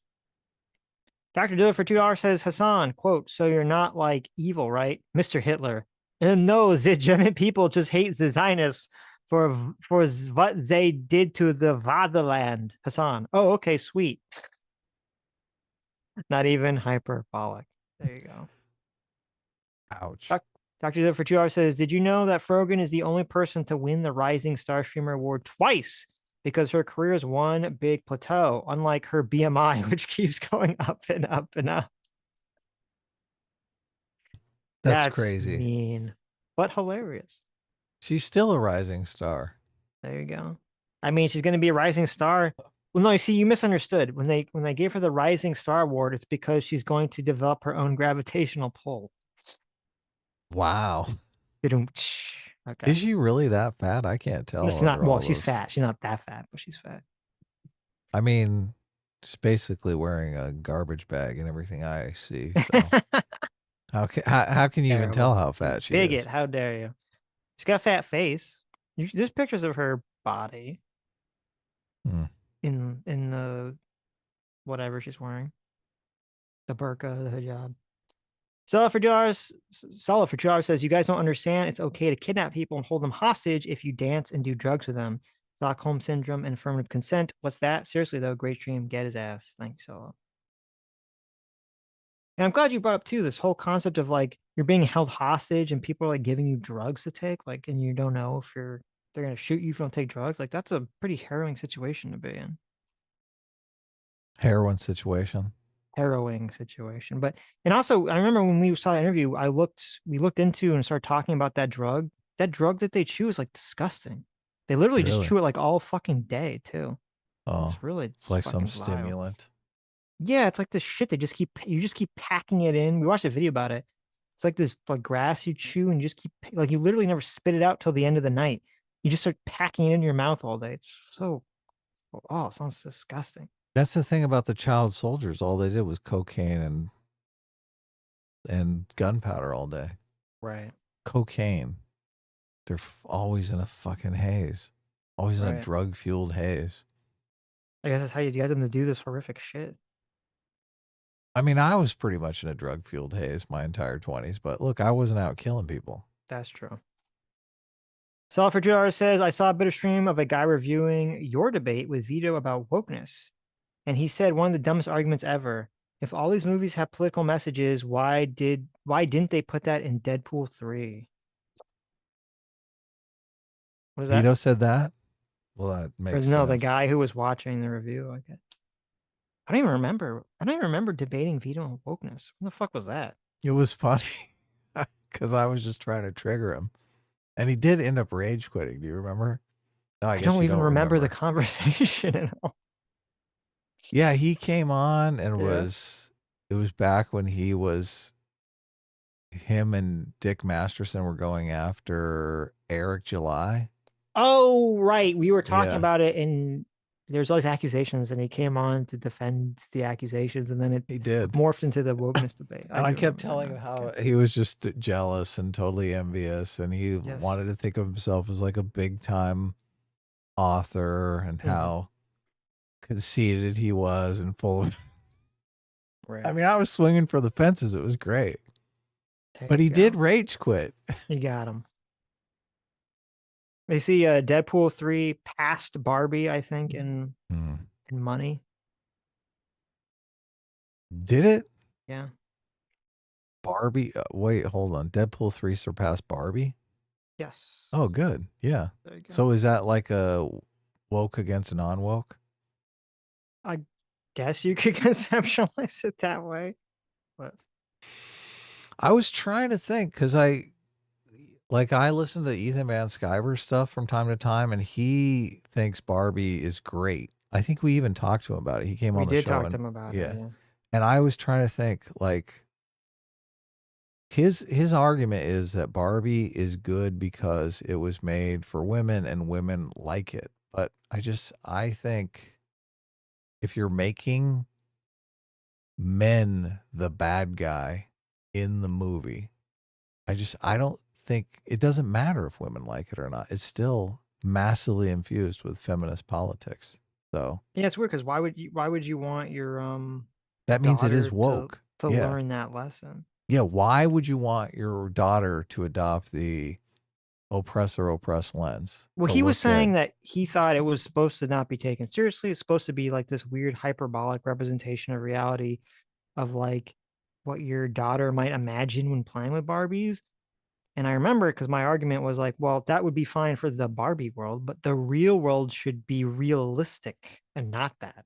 Yeah, and more complicated. Right. And the problem is that the real world in Barbie, the real world is this ultra ridiculous, like feminist strawman representation of reality. Yeah, that they really talking about like the patriarchy and giving men jobs just because they're men. Yeah, when she gives the speech, it gives it all away because it's her taking the real world to the Barbie world. Yes. Using that real world knowledge to save the fantasy world. Yeah. Yeah. I don't see how you can make that argument that Barbie isn't woke, especially when I'm the one that's constantly saying woke means using the oppressor-oppressed lens. And it's all over that movie. Right. You don't have to make men the bad guy in your movie. No. You don't have to believe in a world where men as a class are the bad guys. Nope. Yeah. Hasan the Gray for $2 says, some that live in Israel deserve death. Some that die in Gaza deserve life. Can you give it to them, Adam? Then do not be too eager to deal out gentle criticism to terrorists, for there is no evidence of rape. There's lots of evidence of rape, man. He was doing a Gandalf the Grey speech. So. Okay. Yeah. I thought it was Lord of the something like Rings, that. yeah. You did a good job. Dr. Diller for $2 says, why are backwards terrorists just automatically products of their circumstance who can't help their terrible ideas, but Republicans are all backward, evil trash who hate minorities? Noggin is jogging right now. Yep. It is interesting how they do that. If you're not white and you don't live in a Western world, you're completely the victim of circumstance. But if you're white or on the right, It's so easy when you abandon consistency. I know. You can make any argument you want, right? Yes. Seller for $2 says, I think you guys had a brain fart last week. Brain fart? Never. Adam said many people who died on 9/11 may have protested the Iraq War. That's not possible because the Iraq War was in 2003, but 9/11 was 2001, unless you meant the Persian Gulf War. That is a great point. Yes. Yeah. I missed that. So yeah. Yeah, I totally missed it too as well. Well, there you totally meant the first Persian Gulf War, obviously. So yeah, what was obviously yeah, what was 9/11? 9/11 was in response to us being in the Middle East, right? I mean, that's the popular narrative. I know that you contest that narrative or have evidence that that narrative is untrue, but Osama bin Laden got mad because we had bases in the Middle East, in Saudi Arabia specifically. But people wouldn't protest that. I mean, maybe protest the Kuwait War, sure. But who cares? All right. Good catch. Dr. Diller for $2 says to Climp chimps from the DGG sub, please put me in the clip of Adam saying he thinks Islam preaches revenge and he's racist, etc. Keep in mind that Islam is not an ethnicity and nothing he says involves race. I mean, I don't know. I think the Destiny people are pretty much on the anti-Hasan train, so I don't know if they'd be interested in doing that. So in clipping me out of context. Right. In that context anyway. They're definitely on board with clipping you out of context, just not in that avenue. So Solfridar says, have you seen a candidate in real life during an election year when have you ever seen a candidate in real life during an election year when you never planned on it? John Kerry went to mass at my church during the 2004 election, by the way. Culver's is the shit. Nice. To answer your question, no, and also I'll check it out. Seller for $2 says it was when you were talking about Spider-Man Across the Spider-Verse. It's dumb because if they made it woke, because it would have got leaked and would have tanked it at the box office. Oh. Alex Wright for $2 says A's gone full Tim Putin with this lawn sign top. Mr. Middleman for $2 says Twitch tweeted about the controversy about 30 minutes ago. Oh, really? So there's some breaking news then. What was the They're banning HASANABI. HASANABI's got to go. They're giving him a 2-week suspension. No, it's about the Israel thing. They're like, if we gave Asmongold a 2-week suspension, we have to give HASANABI at least a 2-week suspension. He literally blew a terrorist right on stream in front of everyone. Okay. Twitch support. We want to address concerns we've seen about whether we've prevented Twitch account signups in some regions. When signing up for a Twitch account, you can select for an account verification method, email, or phone for added protection. Following the October 7th attacks, we temporarily disabled signups with email verification in Israel and Palestine. We did this to prevent uploads of graphic material related to the attack and to prevent the safety of users. Signups were not disabled, and we continue to see signups from both regions.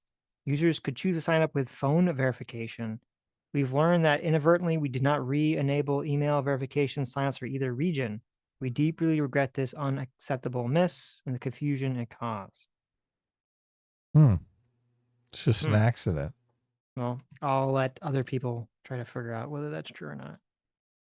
There you go. Do they fix it now? Supposedly. Mason Jordan for 12 why? months says you only need to watch or read Vinland Saga. One of the major themes is about redemption for past sins. S-Class is the best class. Nice. Old School for $5 says, to paraphrase a common saying, for Hasan, the issue, Palestinians isn't the issue. The issue is fuck America and Israel. True.